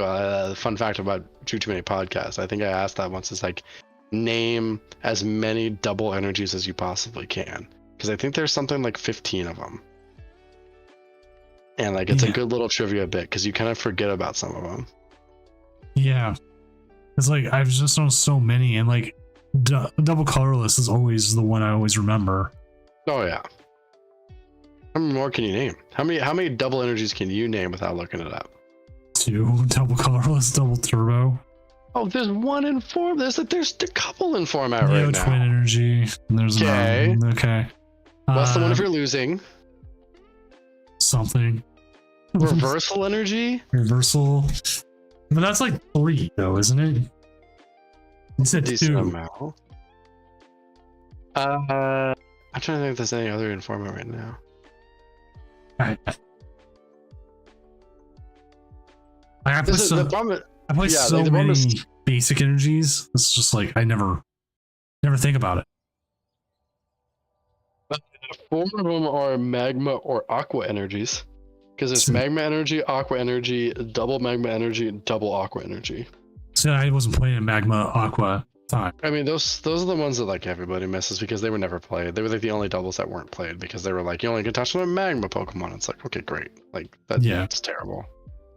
It's like twin energy.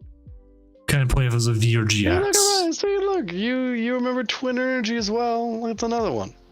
Yeah, because I was sitting there like, oh yeah, what about like Mad Party and stuff? I was like, what about the best double energy in expanded right now? It's everyone expanded. It's like a $5 card because it's everyone expanded.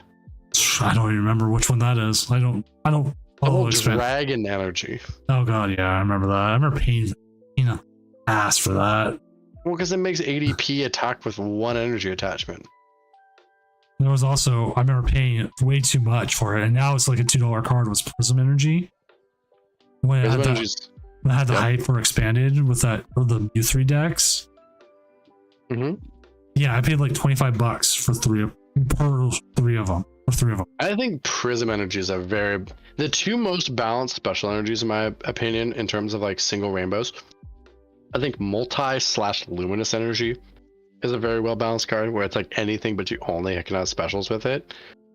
Like I think Luminous Energy is like a really well designed card, and it's a direct reprint of Multi Energy. Yeah, both are great. And then I think Prism Energy is like the correct way to do it too. I think Prism Energy, like while it does like handcuff decks like basics only, I think is the correct direction. I think if there was like a Prism Energy for evolutions, where it's like it's only rainbow on evolved Pokemon, it's a single rainbow, I think it's like the way to do it. Because Rainbow Energy is like not balanced. It's straight up just not balanced. It's not a balanced card. No. It's energy, but you take 10 damage, fart, whatever. No one cares. Like it's 10 damage. Anyone that's ever played a Rainbow Energy in their life is like, yeah, this is not impactful. I mean, there's so many decks I played with Rainbow Energy where it's just like, oh yeah, 10 damage. I'll keep it. Every single time that Rainbow Energy has been like a meta card, it is not, that 10 damage has not been relevant. Like relevant, because like like anyone who's been playing for 10 plus years that's been playing with Rainbow Energy is like, yeah, there was this one time where I couldn't attach a rainbow because I had 10 damage on it. Great, cool. That was one time. Every other time, Rainbow Energy has been fine. And like, not to knock a Rainbow Energy or anything, but like, I think if you're looking at card balance, there's probably better card balance out there. And I think Luminous, Multi, that sort of thing is like the correct way to balance like the rainbow aspect of things. I don't know, chat, what do you think? Chat's pretty quiet. What's your favorite special energy? Look at me interacting with chat. Chat with like during top 8 usually dies down. I think it's late. Yeah, that's the problem. It's like everyone's like, "Oh my god, I'm tired." Yeah, but go ahead and smash that special energy button. Smash that like and subscribe. Actually, yeah, if you go like and subscribe over on YouTube, help my numbers out over there too. Do you have a YouTube? Yes, I do. Actually, we're streaming on there right now too. Wait, what? Yeah, that's where I've been keeping all my VODs for everything because Twitch VODs suck. I keep forgetting to download them. I've got years of tournament stuff that's gone because I can't get Twitch VODs. I did not know that you actually had like a YouTube. Is it just for the VODs? I've done some other things. Like I tore live to pieces once on there. It's like sure. But I used to do like featured game of the week on there. With like me and Emmy would actually try to seriously cast, and everyone's like, "Oh, this is boring." I'm like, "Yeah, that is." So you're right. Yeah, so now we just mostly use it for VODs. Huh. I didn't know that. Yeah. I have like the thing is like I've never been. Yeah, I was going through everything like stat wise, figuring it out. I've never been big like on followers or subscribers, but one of the things I've always had is I've had a lot of view hours and a lot of repeat people coming back to VODs. Yes, you do have a loyal fan base for that. Like I was looking at stats for the last year on Twitch. I was like number 10th most watched Twitch stream. Aurora Oh, Energy will yeah. always have a special place in my heart. Reggie's. My very special energy is Legacy Energy. I actually gotta There we double go. check. Well, I was like 10th most watched, but like the one person above me had streamed like almost like 2,000 hours more than I did. Like they streamed constantly. So they had so many watch hours because they had like 4 people watching them. Fair. I think we did the breakdown once after after a session. I'm looking real quick. I think Aurora Energy is not a balanced card. I will say that. Because they've always tried to like figure out how to balance the one of any kind of energy. And I think Aurora Energy was the wrong way to do it. Like discard a card and then you get an energy. It's like, no, that's not the way to balance the one of any energy thing. So Yeah. like Aurora Energy is a great card because like it was played, but it was played because it was really good because like you could discard a card from your hand. Sweet, that thins my deck. Like And that's why it works so well in Galaxy Mewtwo. it worked well with a lot of things, and it's like I don't think Pokemon has ever realized, creatures has never realized that like discarding a card is rarely a nerf. You balance it by not putting Archeops. No, it was still good. It's still a busted card. It's still a busted card. I will agree with you, Blazy, that like yes, Archeops like enabled that card like way more than like it ever should have, could have, would have. But like I still think that's just a busted thing. Because here's the thing: compare Earthen Vessel to Professor's Letter, and like both cards heavily played. And like Earthen Vessel a little bit like was played at one point for the fact that it was an ancient type, I suppose, but you would still play both of them in their both respective formats as much as you did without the whole ancient trait shenanigans. You would still play it. And I think that they might just buff Professor's Letter with the whole discard one thing.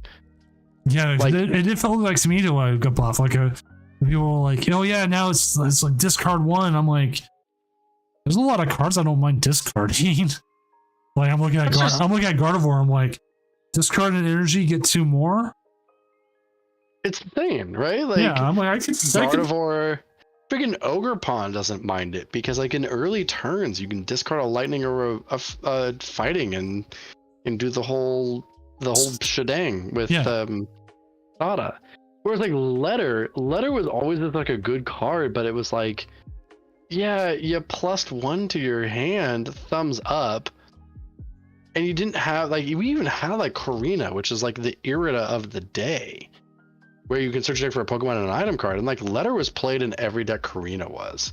I remember that. But like it's just Vessel's a straight up buff. So like I don't know if Pokemon actually realizes that like cards with like a discard effect are indeed just good. So like you can't gatekeep a card with a discard effect. So then Aurora Energy bringing that up is just like, yeah, that's not actually gatekeeping the whole rainbow effect that y'all have been trying and failing for years. Because the Pokemon so badly wants like the potion Pokeball Switch equivalent of a rainbow energy, right? And I think rainbow energy was fine. It's just good because the 10 damage doesn't matter. Oh, we see the concession here. So that will be 2-0, isn't it? Yeah, that's 2-0. Olivia takes it super easy. And I don't believe we have any of the other games streaming. No, I don't see them. So there is a 1-1 split between Gloose and Daisy Kneesocks. I'll update the standings here and we'll see who Olivia will end up playing against. I'm gonna carry for a second. I'm gonna go to the bathroom real fast. Oh yeah, no worries. Actually, I want to go grab something real quick too. I'm just gonna put up a big ol' be right back. If I had it. Let me see. No, I had one, and we'll be right back. Take a moment. Get what you need.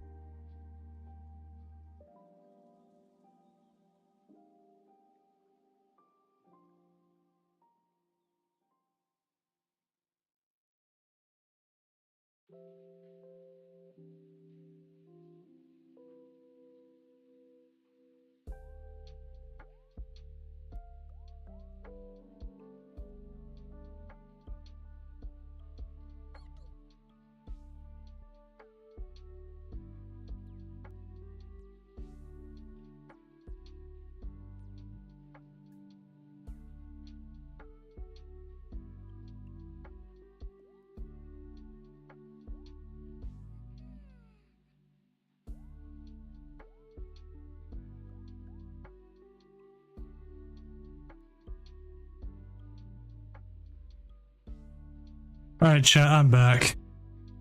Let's go ahead and turn this BRB off.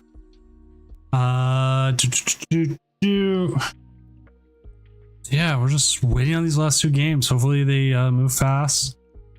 We got Olivia's deck list here. Look at Bevalris.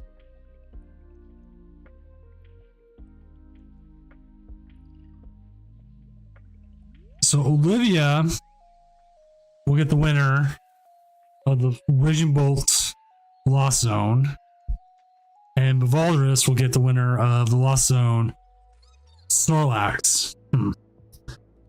I almost wonder if Bevalris wants that, because they could go at him kinda with the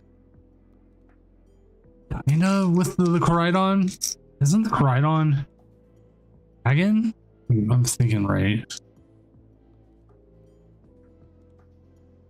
It is, but they do have the Great Tusk and the Slitherwing.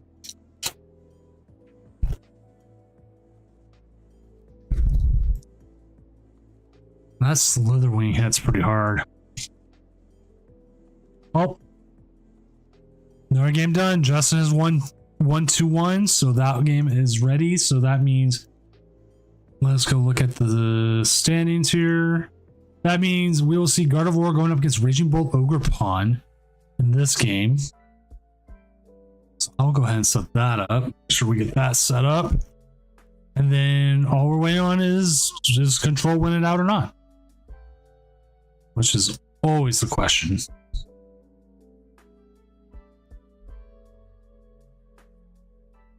Well, it's a good question to answer, but unfortunately, I will not be here to answer it because I am losing steam. Yeah, it's hard. It's hard to do one of these. This is why, like, for the regionals, why I get so many guest casters. There's no way I could do that for 9-10 hours. No, you couldn't. And, But, like, especially during a day, because like right now everyone's like, oh yeah, no, it's just tired. And just, we're all tired.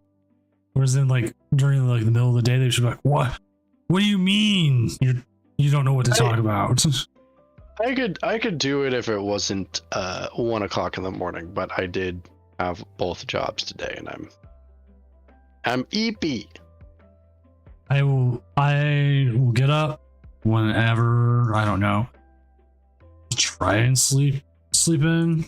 Usually Mrs. Doom takes off with the youngest Doom, lets me sleep in, but I gotta be up for when our spite worker comes in, if they come in. The reason why it's if they're supposed to be going on like 2-month vacation, but like the date, like we can't get the actual date of when they're supposed to leave. So I don't know if they are or not. So either I'll be with Littlest Doom by myself, which I'm fine with. I'll just throw some popsicles at him or something, put some YouTube on. Sure. Or I'll have the caregiver, and then I can work on that Bidoof illustration a little bit more. You should do that. Okay, I'm gonna go. All right. It's been real. It's been fun.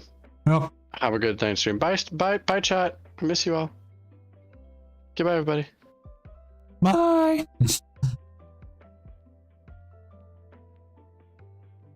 All right, again, we're just waiting on that last game. I always hate waiting. Usually we luck out when we get the game that ends last, but I'm trying to think how Lost Box wins this. Like, let's see what the Lost Box list looks like. Ooh, okay, I can see how now. You got plenty of switches. You got what? 8 switch cards. So like if you don't get hit really hard with the Misfortune Sisters or Eerie, you could actually do pretty well here. On top of that, you got the bundles, so there's always the opportunity to get out of that as well. So this game can be going. I'm gonna go ahead and make sure they know that if it hits time.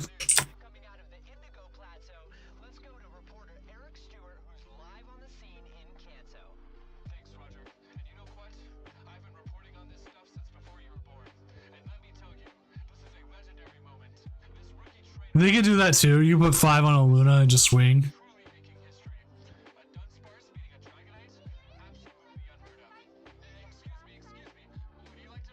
Yes, I'm telling them now. It is 15 minutes before time. Control. They've been playing for a little bit, which is gonna suck for Control. And that's one of those things like knowing Control. That's what it is.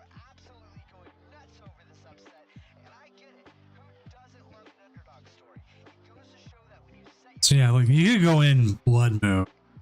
The biggest issue you have is the same issue you run into with if you do it with Charizard, is that you have to be able to keep attacking the whole time. And they do play stuff like Pokeflute, which is gonna make your, accompanying flute, which can make your life kind of hell.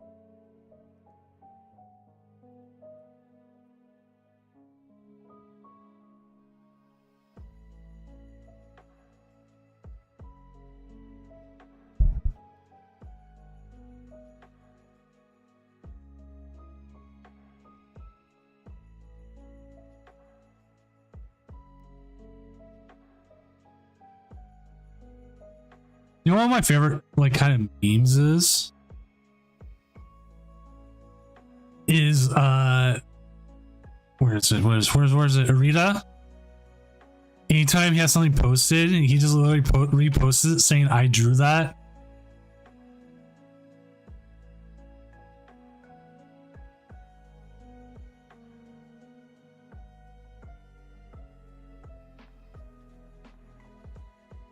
How many energy do they play? Oh yeah, you could probably swing 5 energy onto that Luna kind of easily.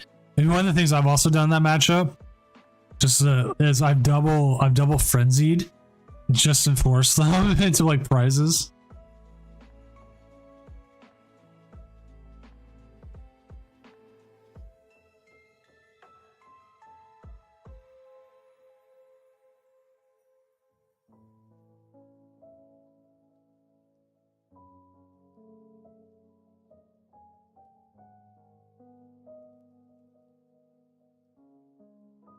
It's not the smartest thing, but it's just funny. Like, there's so many other attackers you should be using, like the Roaring Moon, or if you have Raikou. Raikou's a decent one considering what they'll put out. So again, it varies. Situational.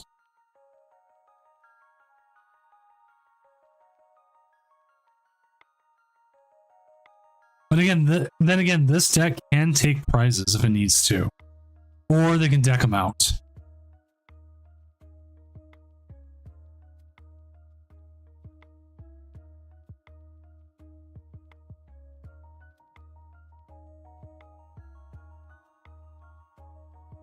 Always hate waiting for this. The hardest part of the job. Hey, they're rebroadcasting Pokemon. Didn't know that.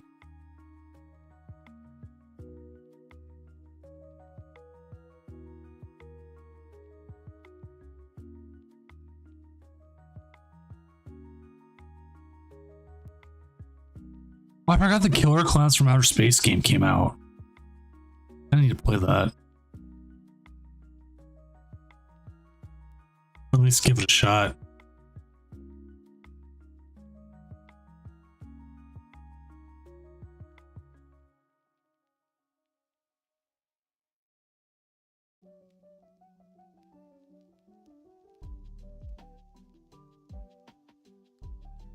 Right. If you lose out of switches, like that's one of the worst things you can happen. Didn't that happen to you, Blazy? Like they just milled your switches and it was the worst thing that could happen.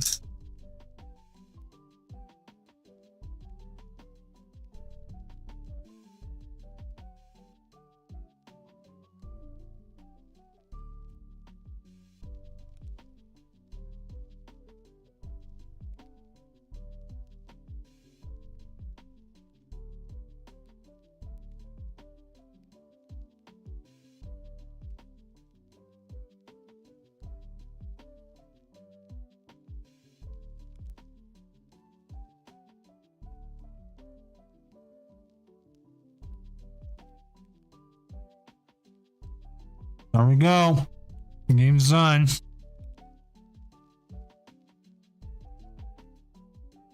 Spirit Tomb. The Spirit Tomb. What? I didn't see that. Oh crap! They did put the Spirit Tomb. Well, that makes sense.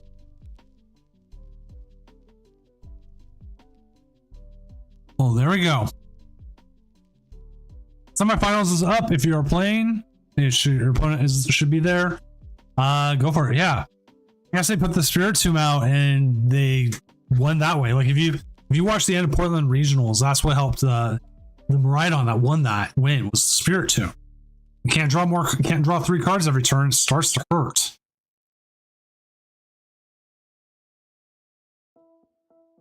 So let's get some gameplay going.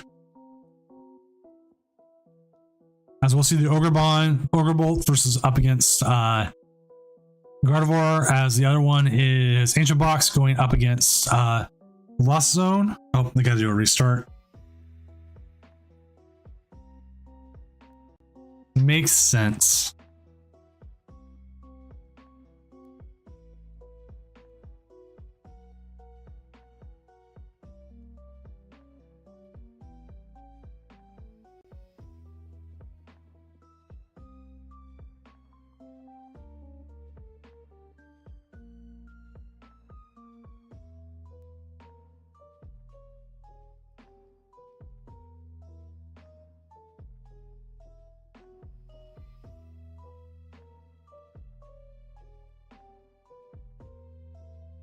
All right, let's see how this goes. Well, this will be interesting considering you got one deck that's going to blow up energy every turn. You got the other one that's kind of a bit slower, but can take the two prizers a lot easier.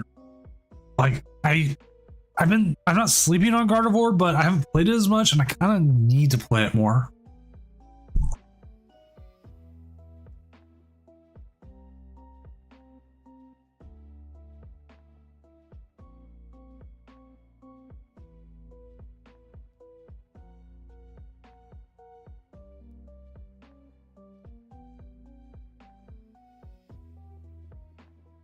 Debating the first or second. Okay.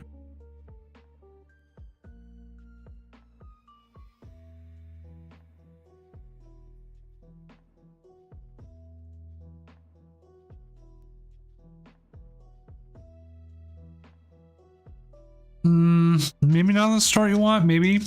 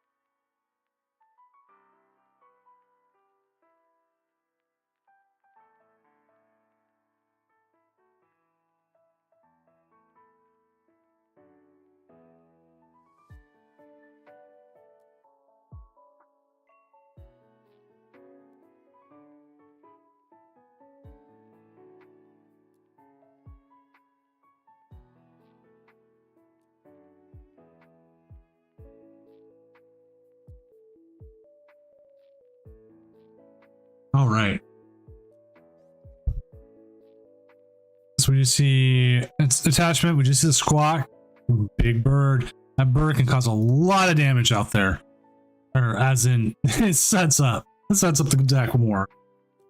It doesn't do damage itself? No. Raise your hand in chat if you've ever seen a Squawk ability attack, because I haven't. I've never seen a Squawk attack.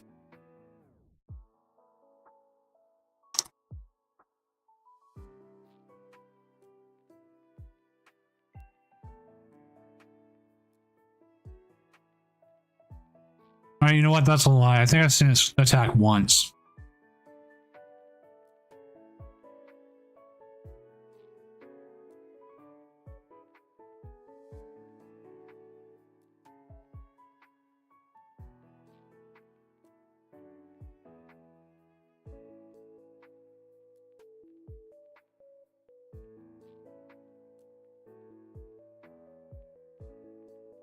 Also, what's delicious? Ritz.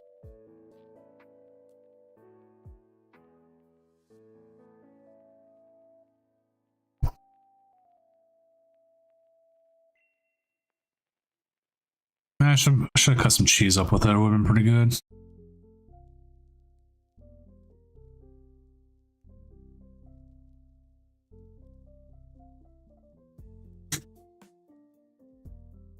Especially considering I got some pepper jack cheese.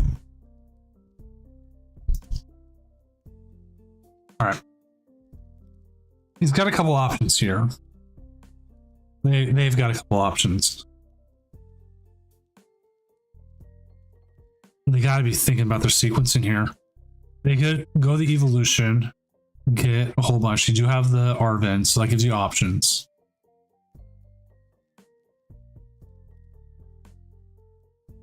The unfair stamp is really good in this set, to be honest.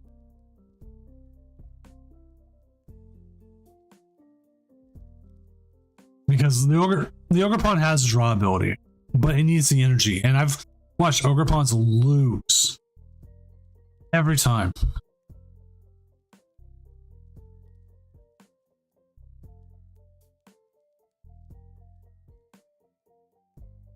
Okay, Blazy, I agree with that. Like, there's been a lot of people I've talked to and debated going just play the heavy ball. You can check your prizes that way. I'm like, but if I hold on to it and I check my prizes normally, and it prizes any basic Pokemon, it becomes a burnable card in like Ultra Ball. So instead of losing said card, you gotta keep it.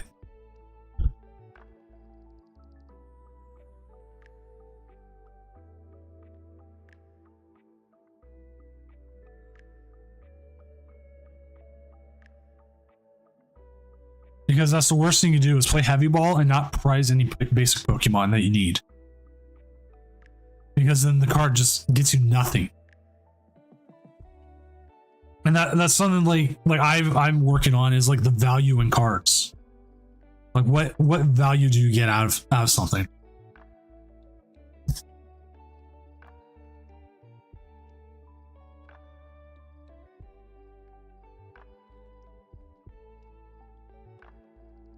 Does like I've talked about this before on stream is like burnable cards. What's burnable in a matchup? Because you need cards to use Ultra Ball. You need cards and stuff for that. It's like, does Luxurious Cape actually make sense in this matchup, or can I use Ultra Ball and that basic energy to use it? Like, I had some people ask me like, oh, what deck would you play, starter kind of thing, learning the game. Sometimes like older Gardevoir was easy because you had easy choices on how to sequence. Ultra Ball away to basic energy. You know, the early game sequencing was a little bit easier. Not that tossing all your energy into the discard always made sense, because it did leave you open to like stop me and your Radiant Greninja stuck in the active, but I mean you can still do a lot with it.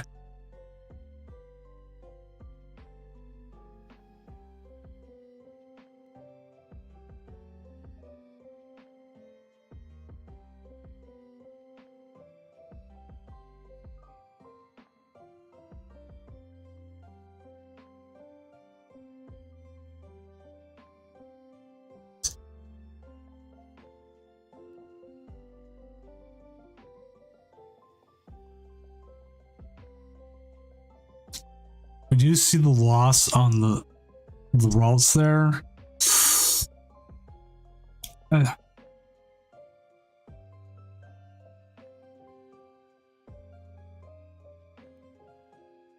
That's nothing but pain. But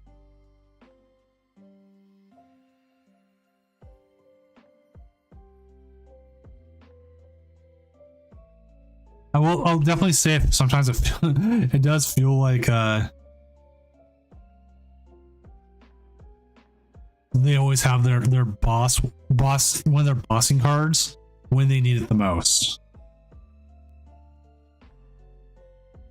Plus, like talking about Unfair Stamp, Iono, those cards can really hurt. The Ogerpon, the two of them, because they can just not draw. They're very dependent on energy for draw.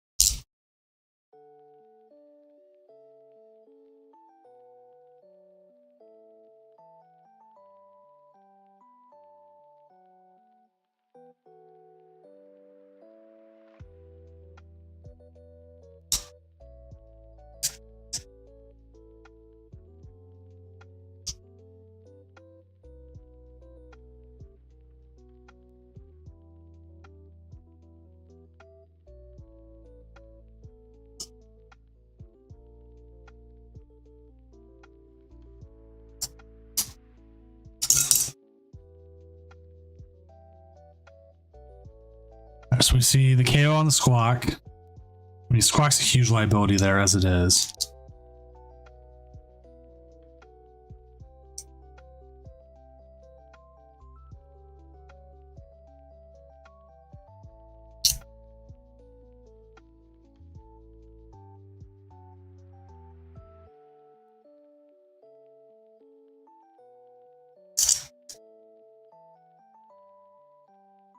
I did have once I played against a player at a locals whose Squawkability I did KO.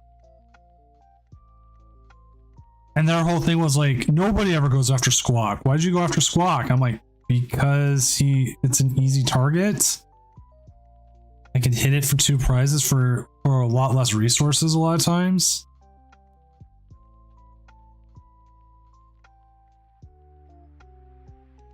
And then they spent more time critiquing me about that play than actually playing the game. And they ended up losing anyways, but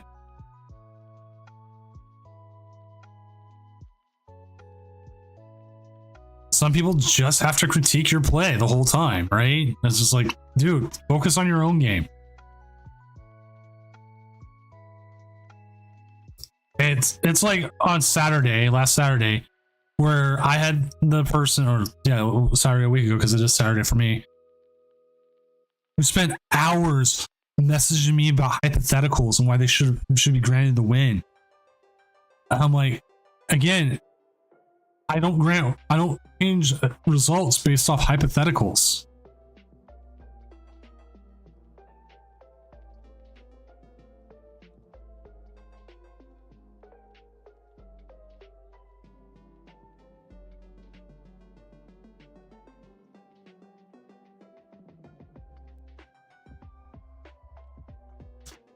I'll adjust the result based off a bug. If the bugs are like easily providable and fixable.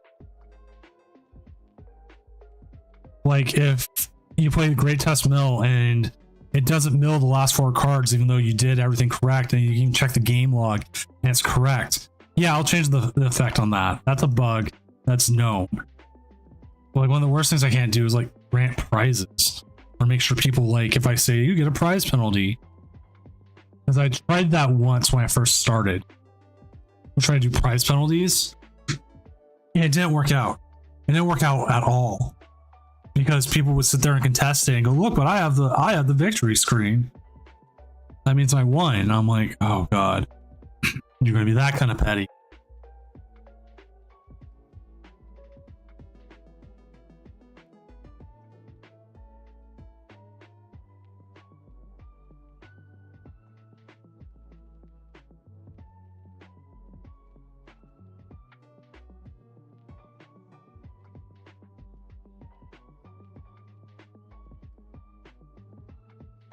Like, honestly, I could write a book of all the excuses I've gotten for like people not winning a game.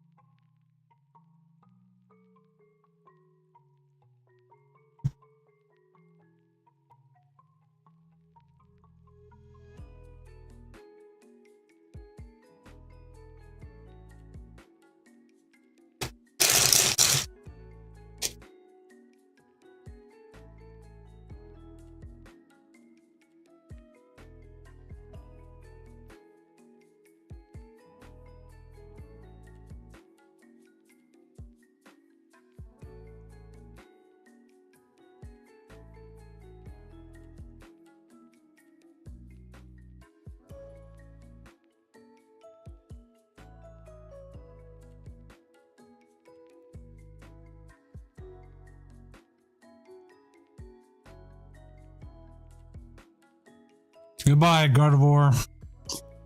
You have served us well.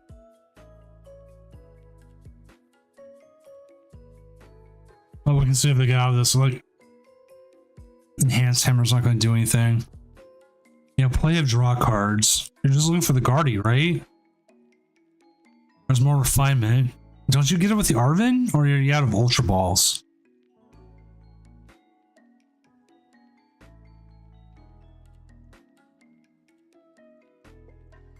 Screamtail's a possibility as well. I mean, you don't lose this turn. There's no way for you to lose this turn, so.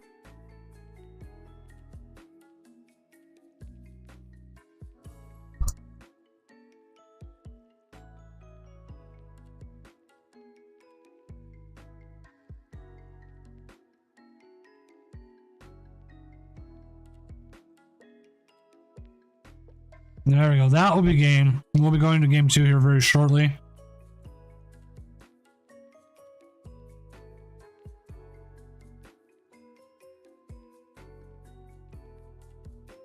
So all they need to do here is retreat, use the Monkey Dory. Monkey Dory 30 damage to the Ogre Pawn, and then hey, say goodnight, Ogre Pawn. On going into game 3. Oh, game 2. Not game 3. Game 2.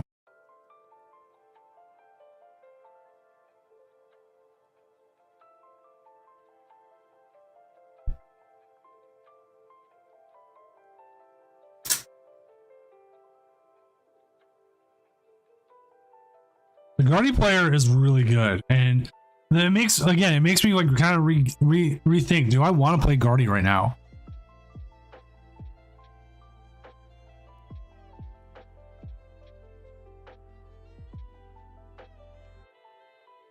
Like the ability to OHKO most things, the ability to essentially have Choice Belt built in into your deck, right?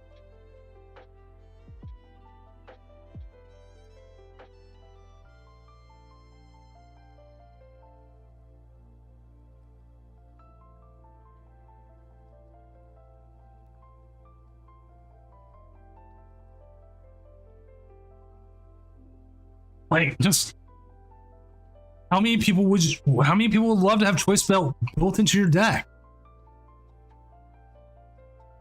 And you don't need to, like, funny enough, you don't have to have as much energy needed for it as you did with previous versions.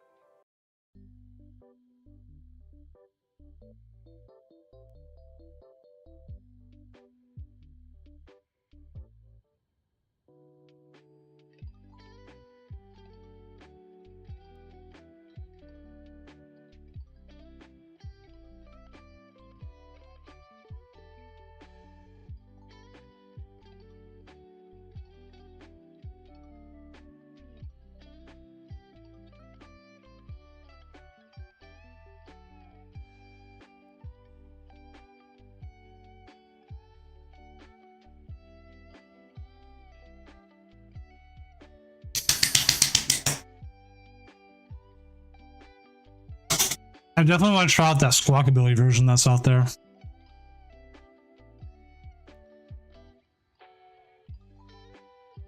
That's what stopped it so many other times. The start is absolutely atrocious. But the fact that they got a second Pokemon down definitely saved the game. For now.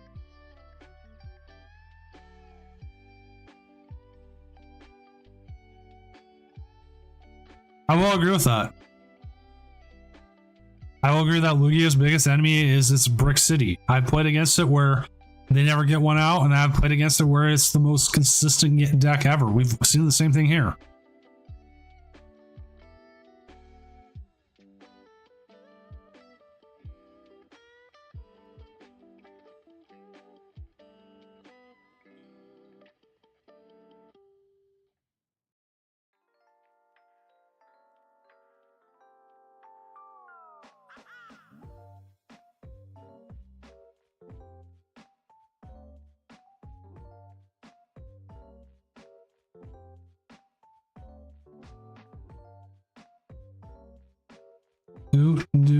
Do.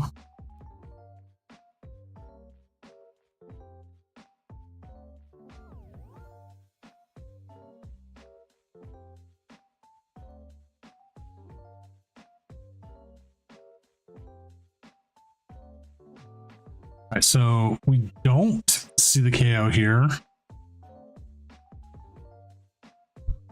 We will see the Pokestop, which I felt a little dangerous, but we do get the pop in, so that gives a little bit more of a thing. We're going to definitely see a price check here.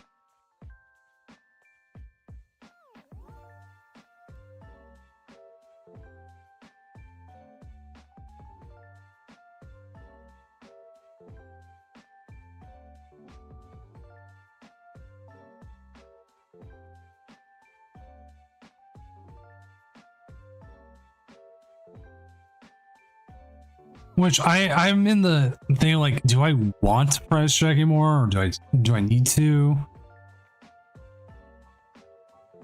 Okay, we see the 4 alts.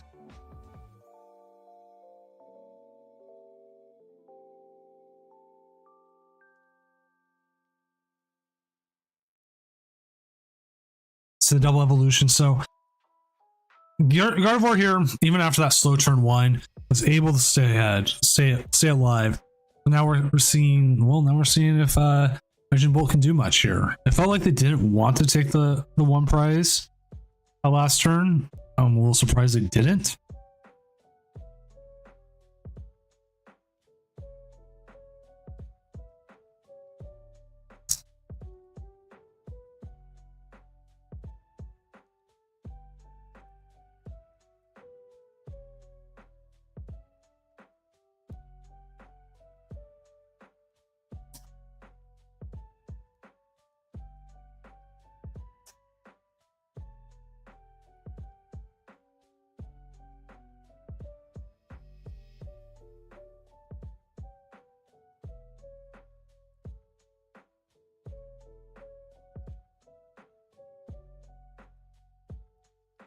Also, talking real quick, what does everyone's fantasy team looks like for this?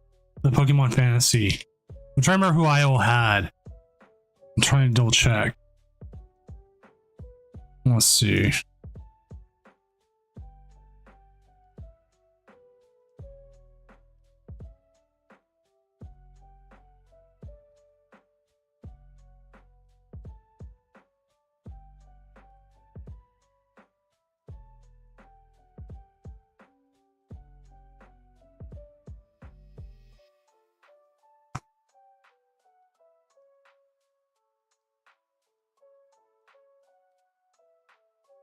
Oh man, I went in Raging Bolt, Lumineon, Manaphy, but I did Future Miraidon because I thought Future Box might do better. Blood Moon, Ursaluna, Teal Mask, Ogerpon. Man, I should have done Fluttermane. That was a mistake. Oh, we got an issue. Okay.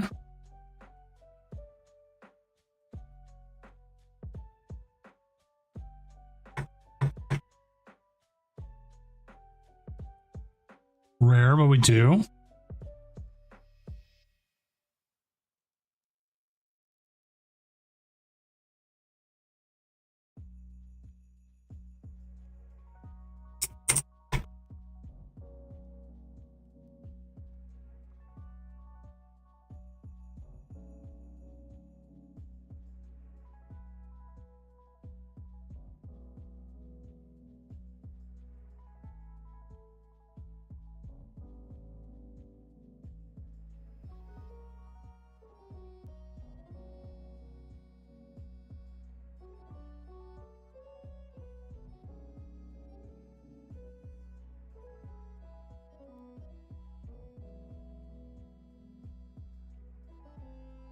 All right, remember earlier, Chad, how I was talking about land collapse?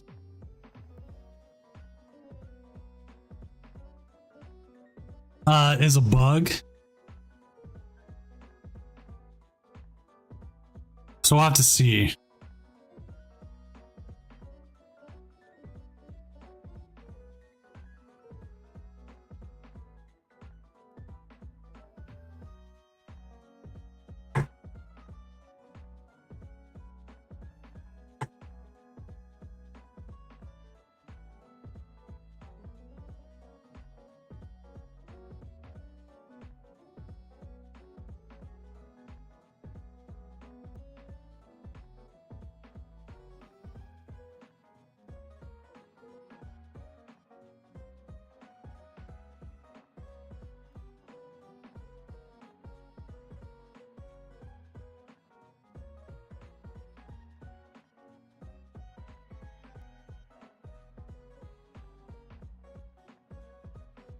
Okay, I was talking to them, but yes, people land collapsing top 4. They got the win that way. I went, and after I was finishing up saying like go play on, I went GG. Oh my god, I did not mean to hit him with the GG.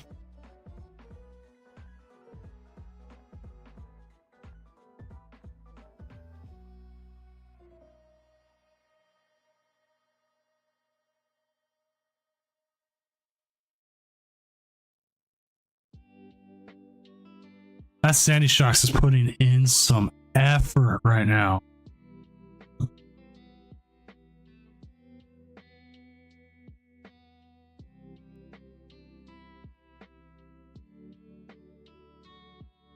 I feel bad. Yeah, GG guys. So no.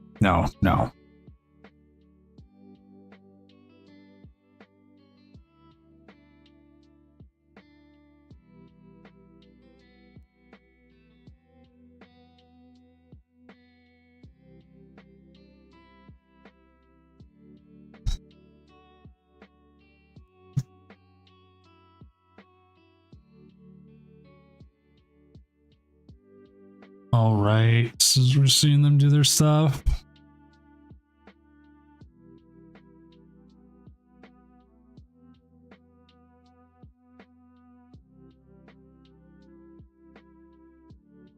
Earthen Vessel. They got the Gardevoir. They've got the counter catcher. So that, I mean, is there a world where they counter catcher up the 290 and are able to KO with the Drifloon?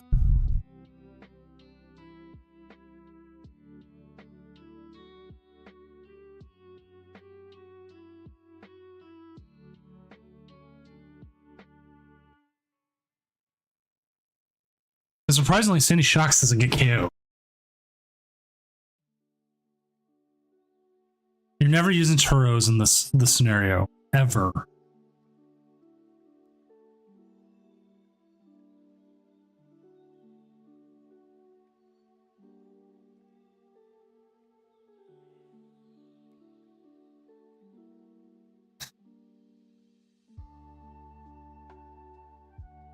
You're not using a hand hammer, so that's another thing you can get rid of.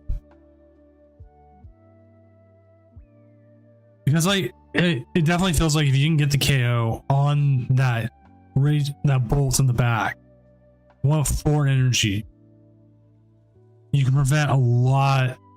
Like you force them to use the Sandy Shocks again.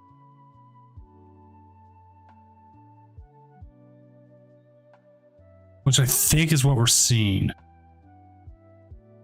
And then when they go down 3 prizes, you could still come in and use Iono and keep them even further down.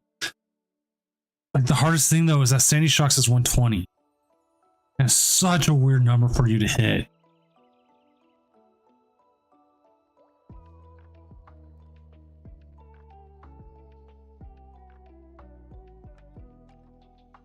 So we see the 300 damage here. It's a lot of energy going to the discard as well. Another refinement. You do have the Screamtail. The Screamtail can pick off the Sandy Shocks. They're never putting down a Squawk ability to get hit. You could possibly go after Ogerpon. See the Setas, but they haven't put down an Ogerpon though either. They're kind of really forcing you to take out the Sandy Shocks.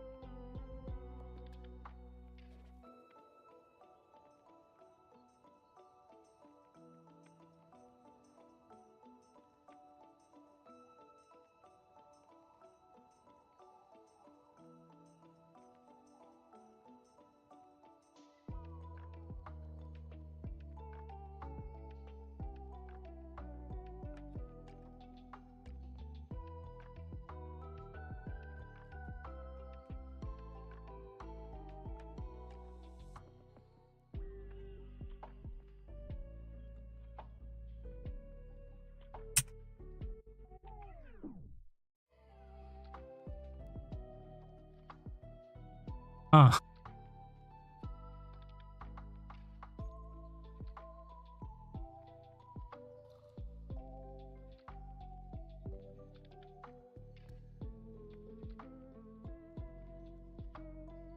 Sorry, chat. I got a weird message here a moment ago from a family member.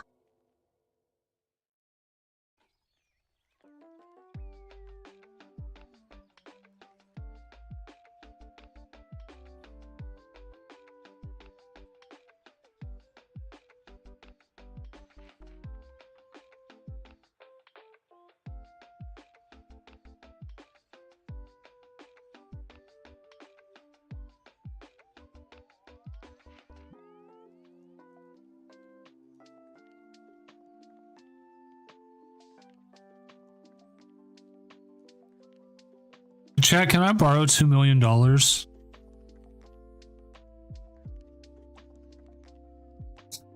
did we? Oh. I just realized I lost the Gardevoir.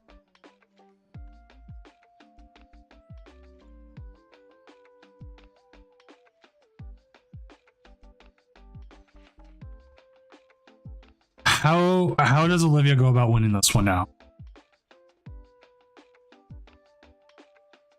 Like, do you just give it up and go to game 2, or do you keep playing?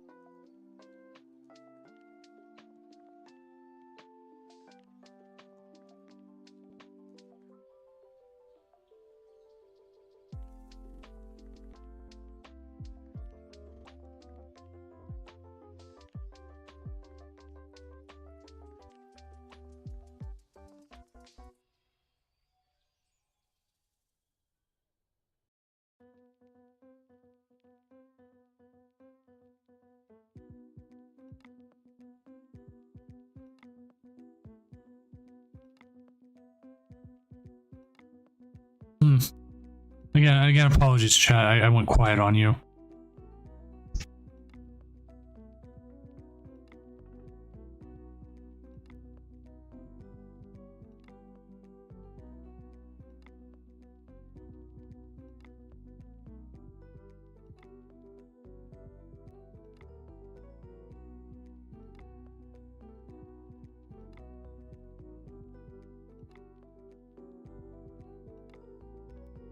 I'm trying to see where their best move is. Like, it feels like you have to Iono.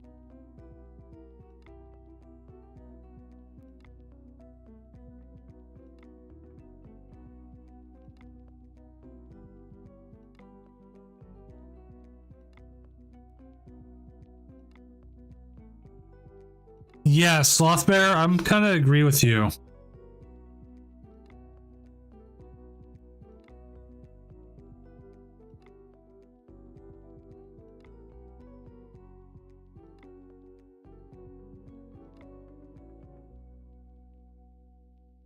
Well, that was an Iono for sure.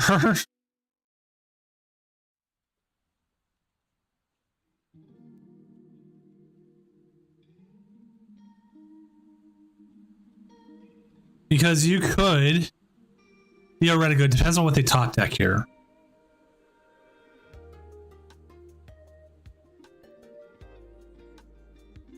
KO the Ogre Pawn.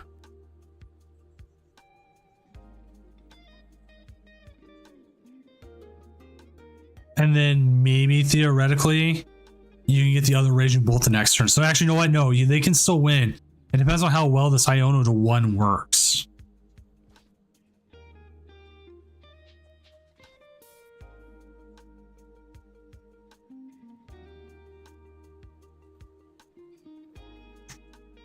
And I feel like the Ogre Pawn's the first thing you have to go after because that's still draw engine.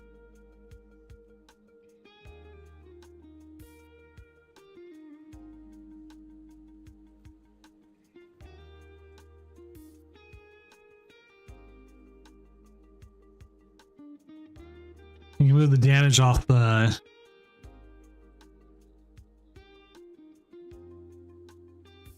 Ursilia for the active. Running Scream. I was going after the other one. Okay. I kind of felt like the Ogre Pawn maybe was the target, but we'll trust here. We'll trust.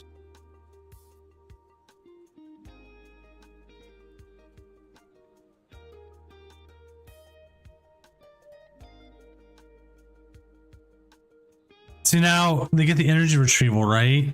And that gives them 3 more cards. Whereas I felt like if you got rid of the Ogre Pawn, that only gave him 2 more at max.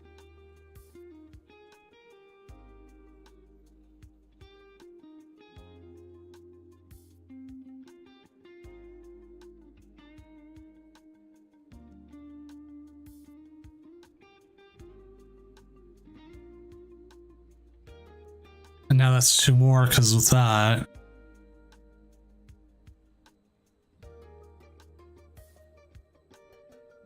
I mean, to be fair, that is true, Blazy.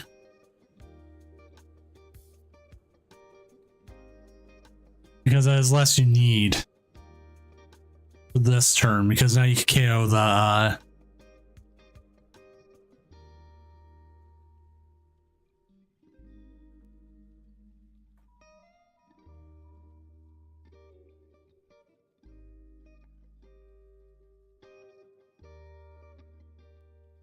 we see a Seda here.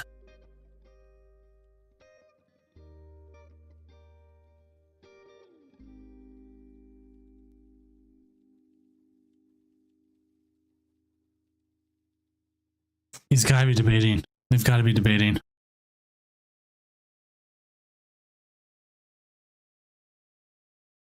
Probably comparing lists. There it is, concession.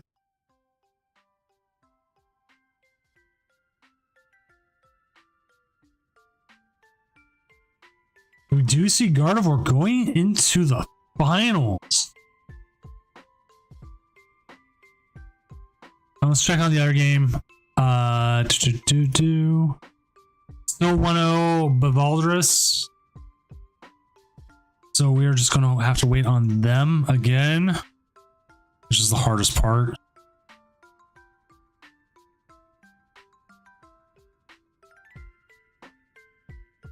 If anything, the biggest thing that had to come from that turn was the Iono. And this is one of the things like where I'm finding with Bold Ogerpon is the Iono just absolutely just kill it.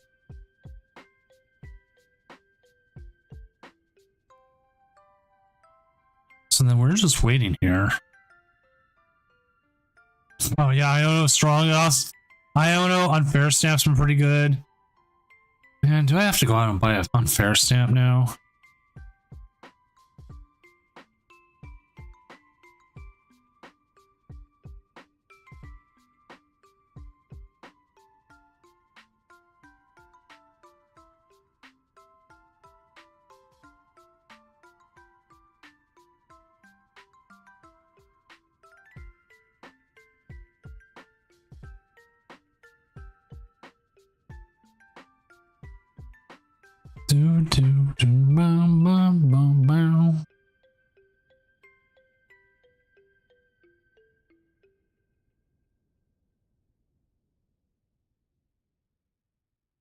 Looking at so many things. Oh wow.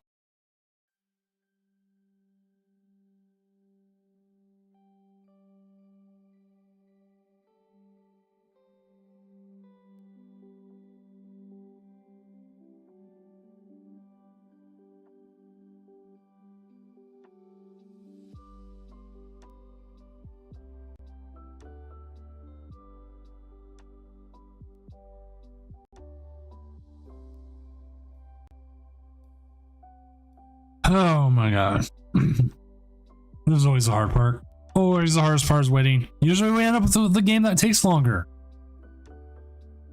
Dendar, no, Greninja didn't end up being as good.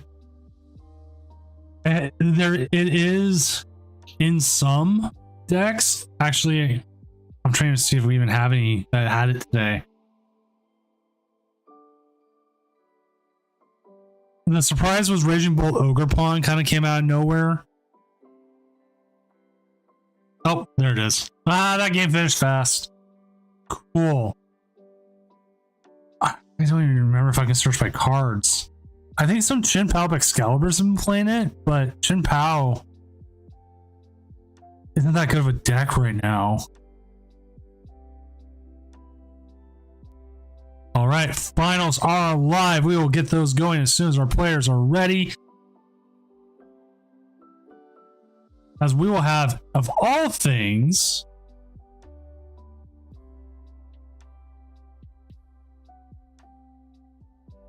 Ancient Box going up against Gardevoir. I did see there's a version that's been kicking around right now of it with it's essentially a 1/1 tech in Charizard of all things. Because what it does is it gives Charizard the option to spread.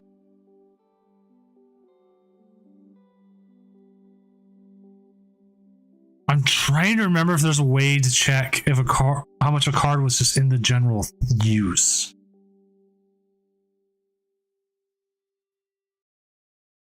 Because it's weird, because usually we've had Greninja on before.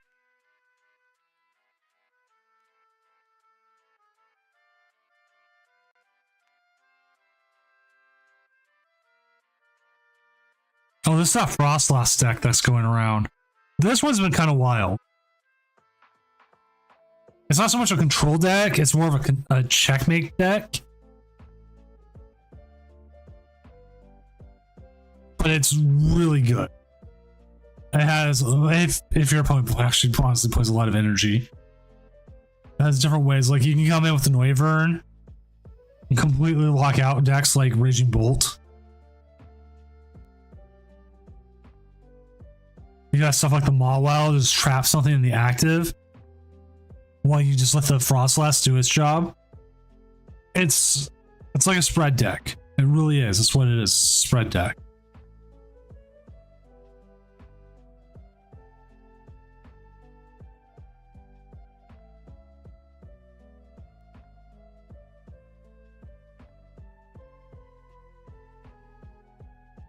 Which I don't know how many people remember when like top flying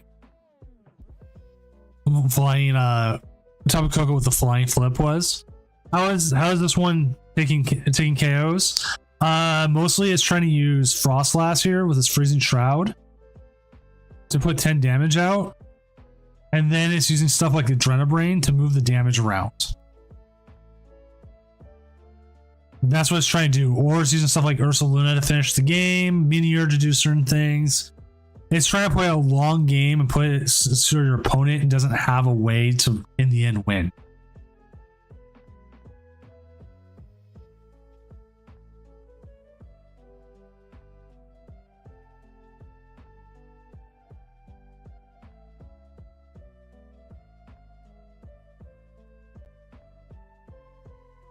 There was a game, it was on the main stream today on the for Pokemon, so it's worth watching if you can find it on there. They kind of explain it, and the guy who played it explains what he's trying to do most of the time. It's, I would almost even say it's like Patience the deck.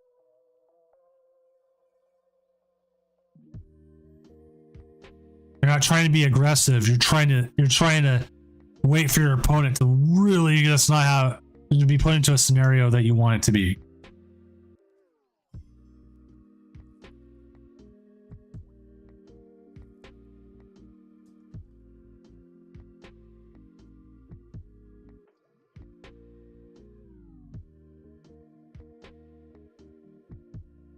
Like if I remember right, it does really well against Lost Box because Lost Box has a lot of stuff with abilities.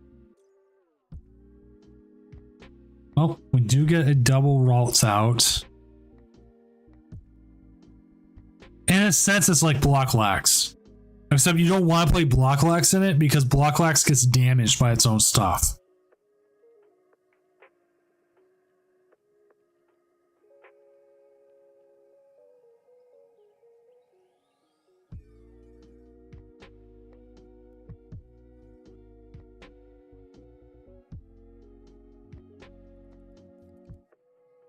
Oh, I thought I froze for a moment. I always freak out when Top Cut if someone freezes.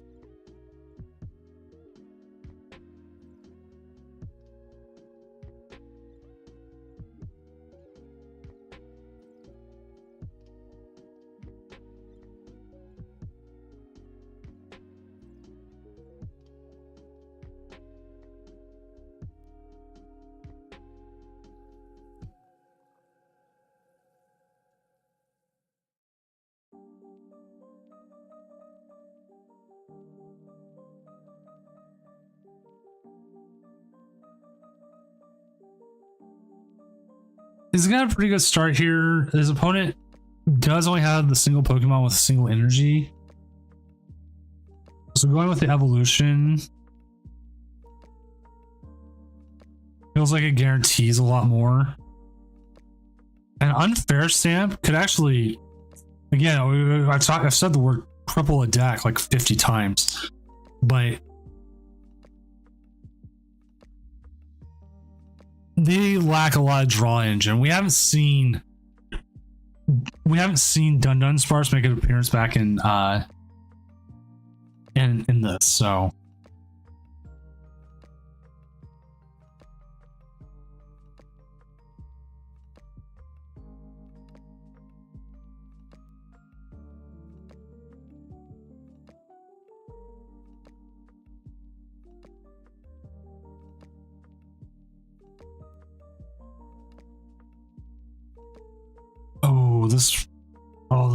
this I hate to say could be a quick game depending on what happens here.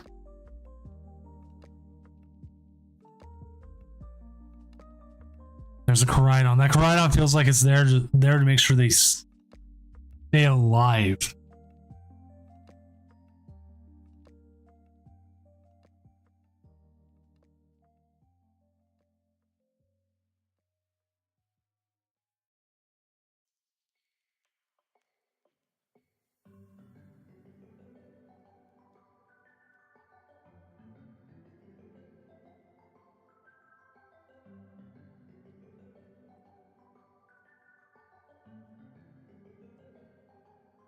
So we just see the KO here. Surprisingly here, Gardevoir does not take a KO.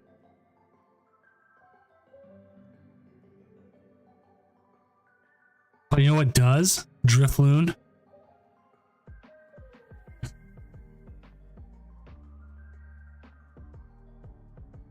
But I believe he needs more energy.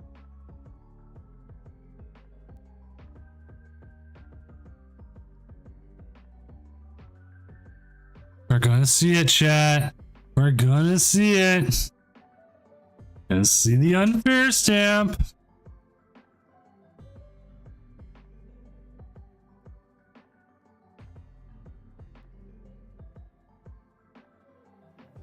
And this is one of Guardian's most powerful cards right now, is the unfair stamp.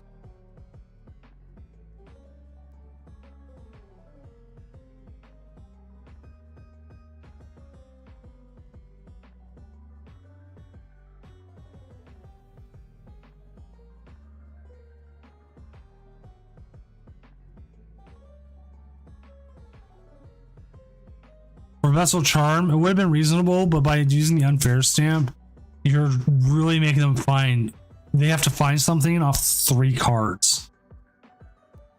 And that's why I think he went with the unfair stamp.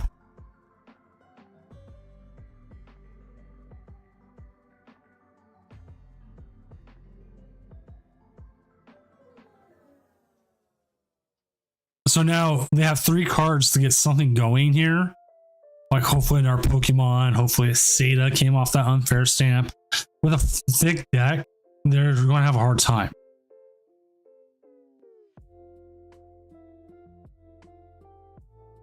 This could literally be a... Oh, we do have a Greninja. Pass, though. And now Gardevoir, you just keep setting up. You're going to get an easy KO here. Get rid of the Hammer. Hammer's never coming into play. Get rid of a little bit more energy, so you have that.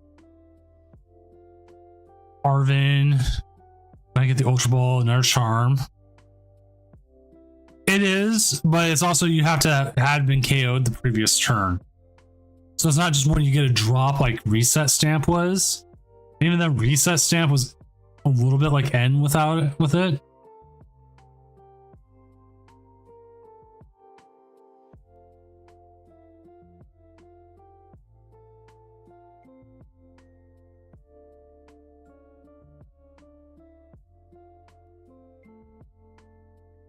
Like right now, he's just thinning the deck, setting up.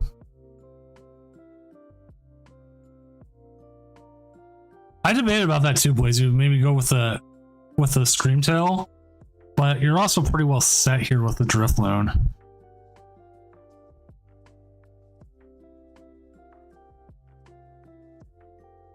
Well, you'll get some energy here. Was that that was a nest ball. I'm surprised he didn't play the nest ball. He's got to be believing on the draw then.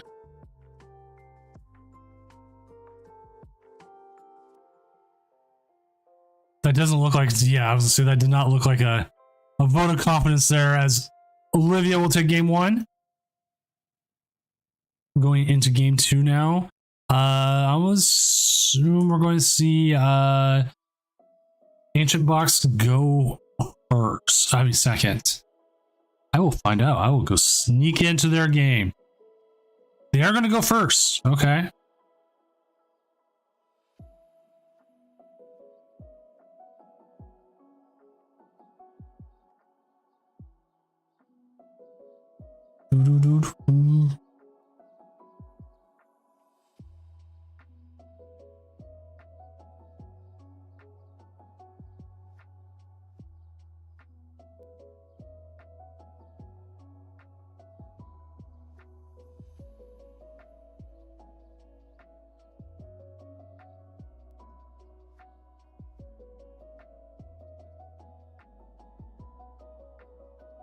Like, I haven't played enough Ancient Box, so I don't know if going first or second made sense.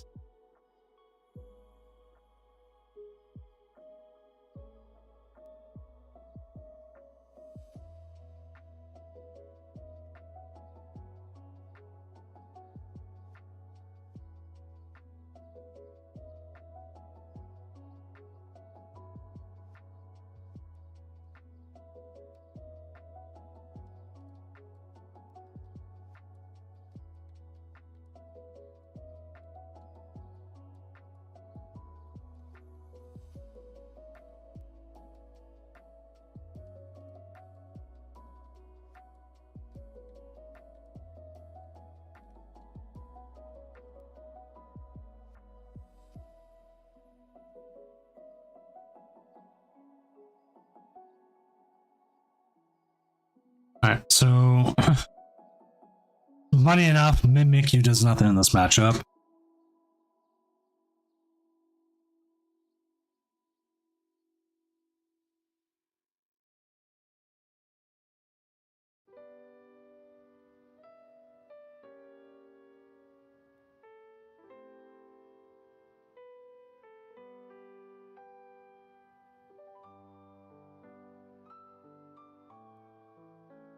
All right.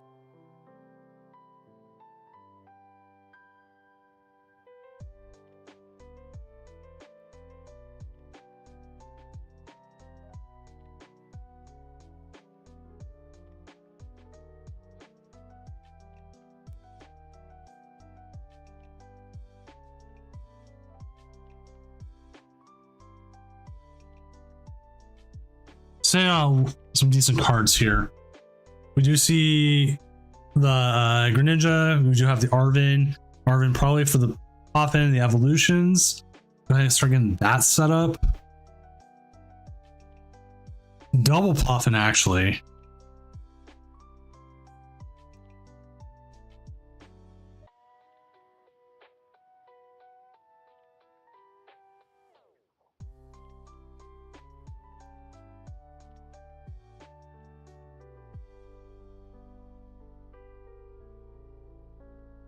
Wow, that was your top 7?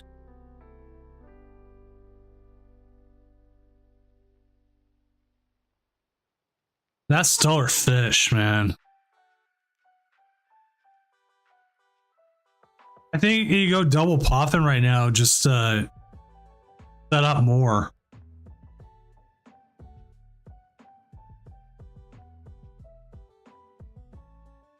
Because if you double Poffin, then you get 2 Ralts set up, right? And you have another Ralts in hand. So that gives you 3 you can go off of. At least one of those 2 can survive through the turn, and that gets you a Gardevoir.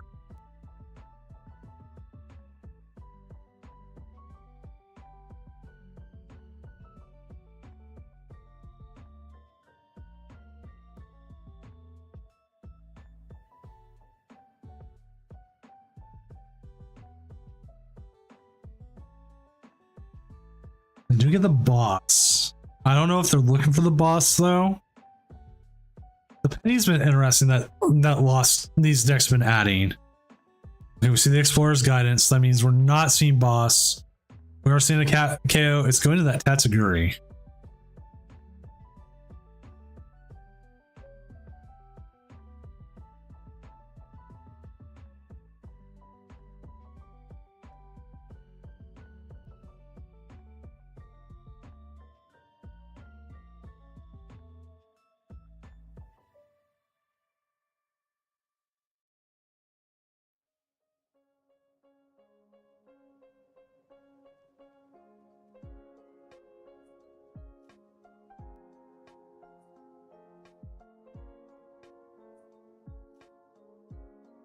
Hmm.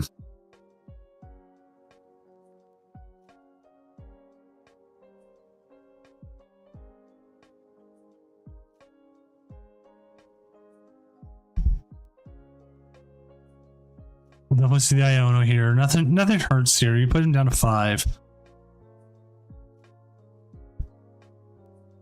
Got the Monkey Dory. You also got access now to a couple more. One of your biggest issues is what you can't attack with the.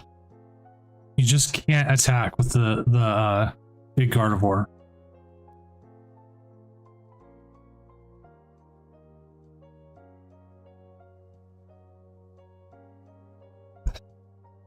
One of those times you wish where it was weak to metal and not.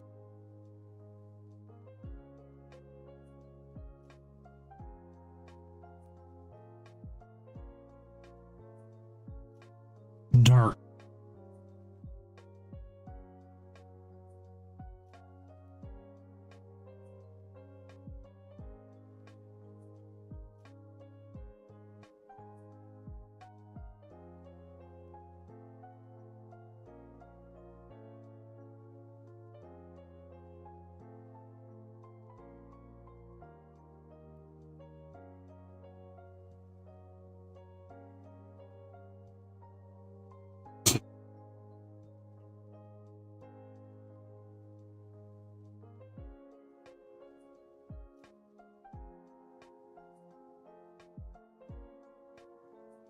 Could you imagine if it was weak to metal, just how bad of a matchup it would become into if it was playing against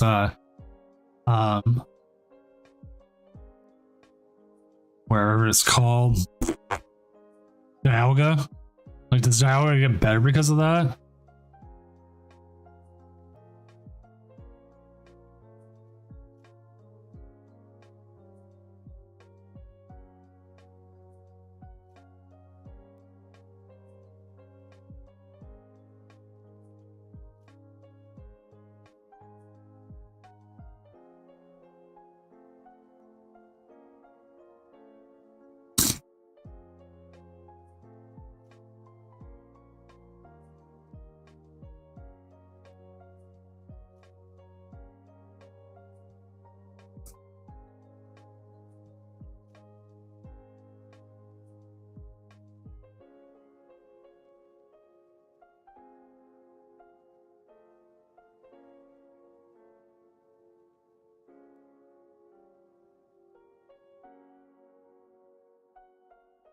So they do see the KO.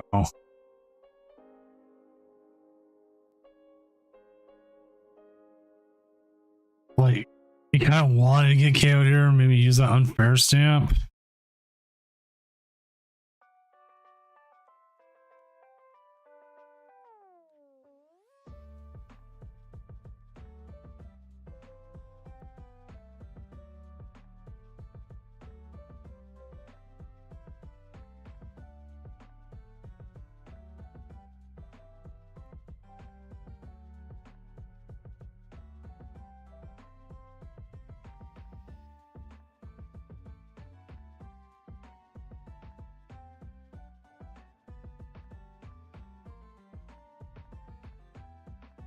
All right.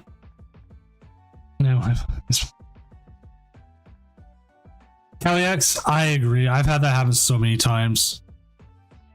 It's just like I get dumped on, and it's like, man, when I play Roaring Moon, I never get those turns.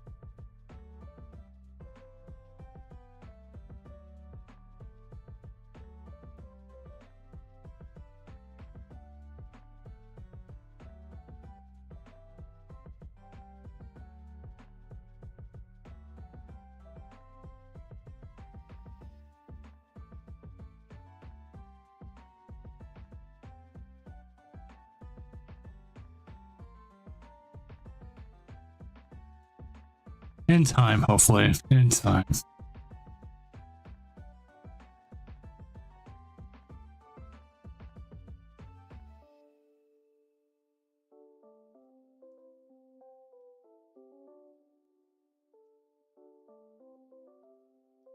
There's the stamp. Huge 8-card hand gone.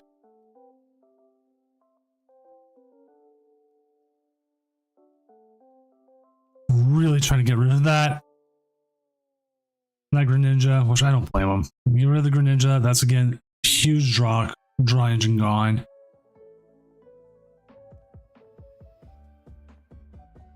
Dendar usually the problem that becomes is that bench one can still attack. What you might actually be able to do here is you go after the benched one with the Roaring Scream. That leaves them no attacker, and if they don't get like a Professor Seda, they don't set up more. They don't have a way of getting that Greninja out without exhausting energy.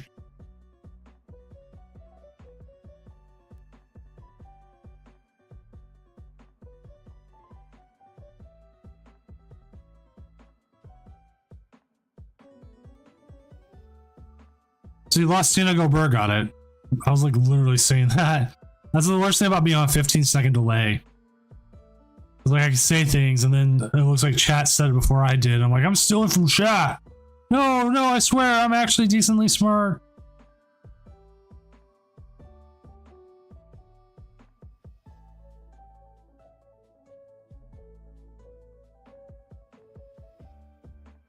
Okay, so they do get the possibility to grab some energy here, but again, like they have to find so much.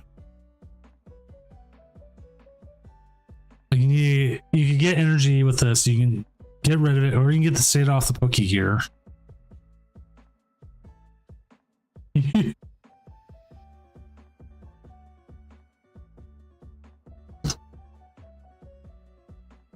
I steal everything. That's what makes me such a good caster. No. The only reason TPCI would hire me is so I could hang out on a couch and then give out and critique plays from there.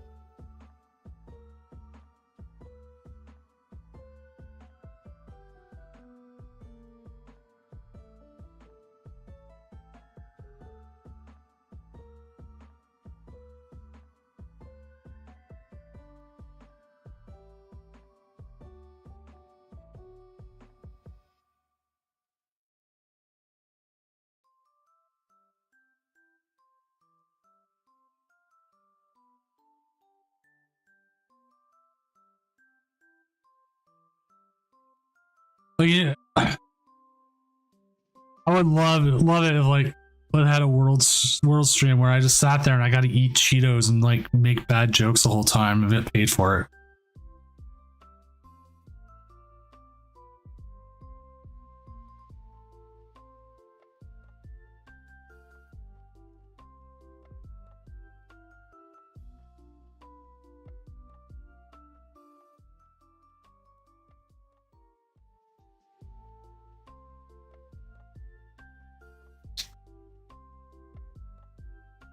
Well, Dendar, that's one of those things. Like, I miss a lot of those KOs anyways.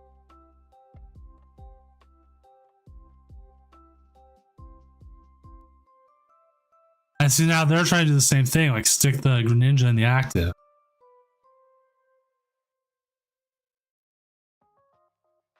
So now they have a couple different outs here. They can attack with the Drifloon. We know the Greninja can get out of the active. You get that out.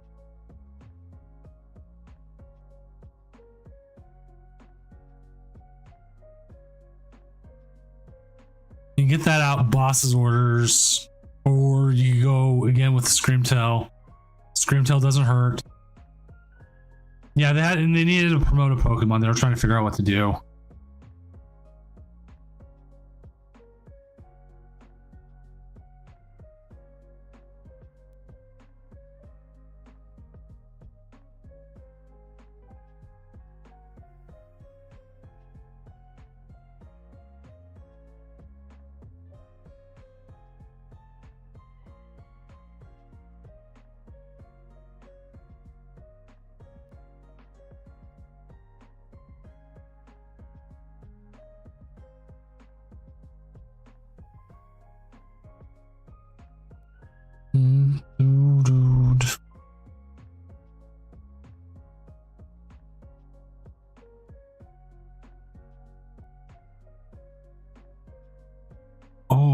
see a straight attack with the Gardevoir.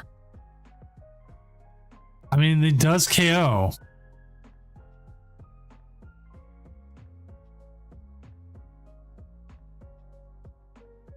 I totally forgot to update their overall records. Huge.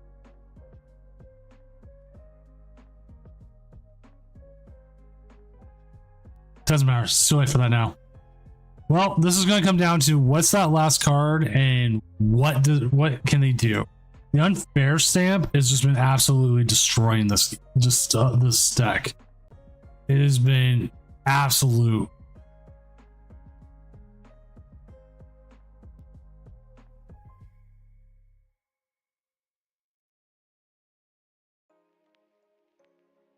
We get a couple more cards here. Now the question is, what did they get off that?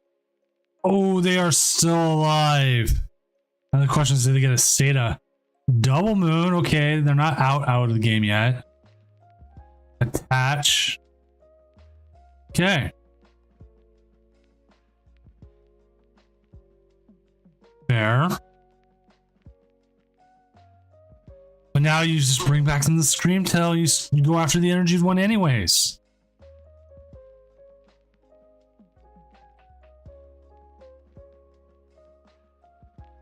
It almost feels like you wanted to keep that energy in your hand. Like their hand was just so large. Like this is the biggest issue they run into is they can't keep this up.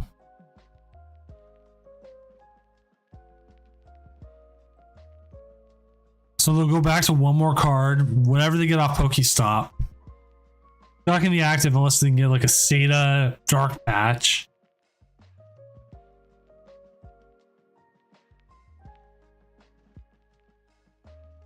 Cooper, I agree. Because after you put down both, and you know they've ridden back that Roaring Moon, the Screamtail, it's like, what do you do next?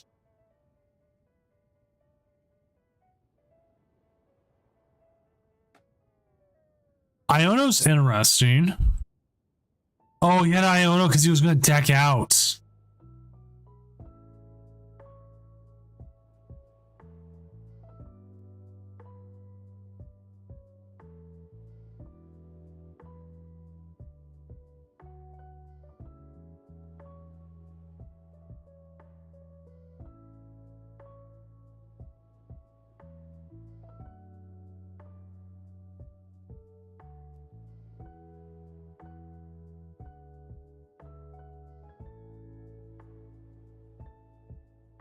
Like, you gotta watch out for that.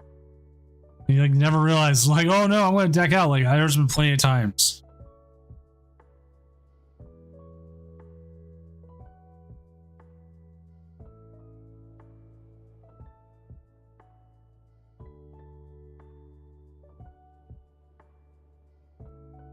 Okay, now he's attached to energy again. Fluttermane's not doing you much.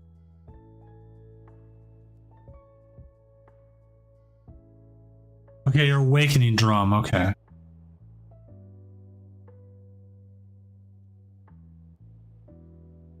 Surprisingly, for having no cards in hand most of this, they have not seen much more.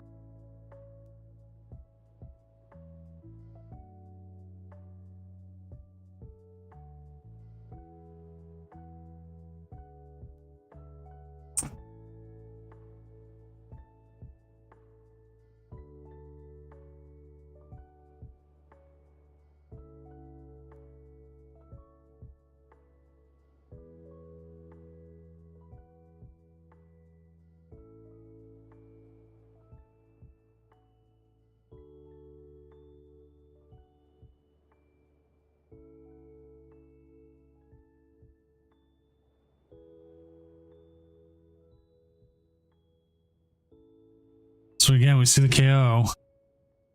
The Greninja has kind of kept him in the game, but at this point now, this is it. Congratulations, Olivia. You're the newest champion of Doom. That's all I can say. There's like nothing else Nothing else.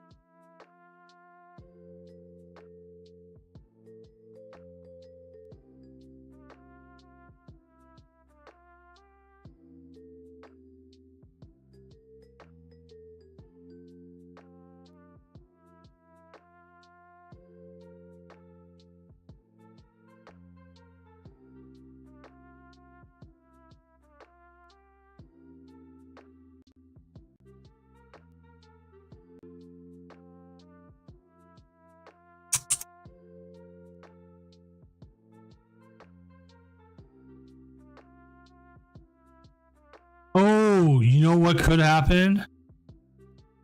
The mill card. That's right. The Tusk. But that's not the mill card.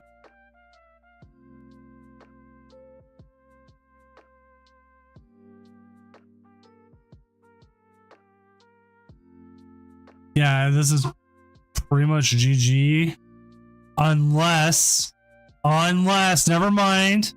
I might have to take it back. If they don't have any more ways of getting that energy back. Oh, they got Turos. Never mind. GG. GG. Never mind. Turos was there the whole time. Right play. Just didn't have it.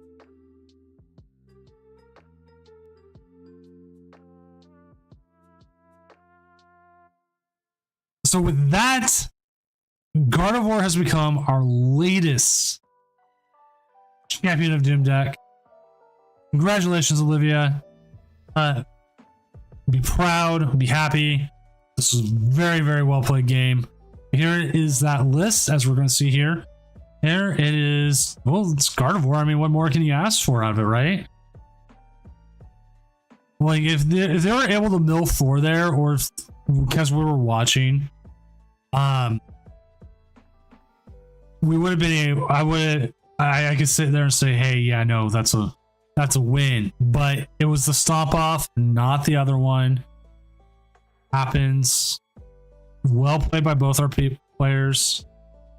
As we see again, here's that Gardevoir list. Pretty much what your Gardevoirs you're seeing right now out there. Very well played. Fair Stamp, definitely the MVP of this finals. Just absolutely killed it. With that, we're going to get ready on the Twitch side to raid. YouTube, we're going to end. I will be sending everyone else off to, as what has become tradition, the otters at Marine Mammal Rescue. We will be back Tuesday. I'm trying to remember who I have guest casting with me, but there is someone guest casting.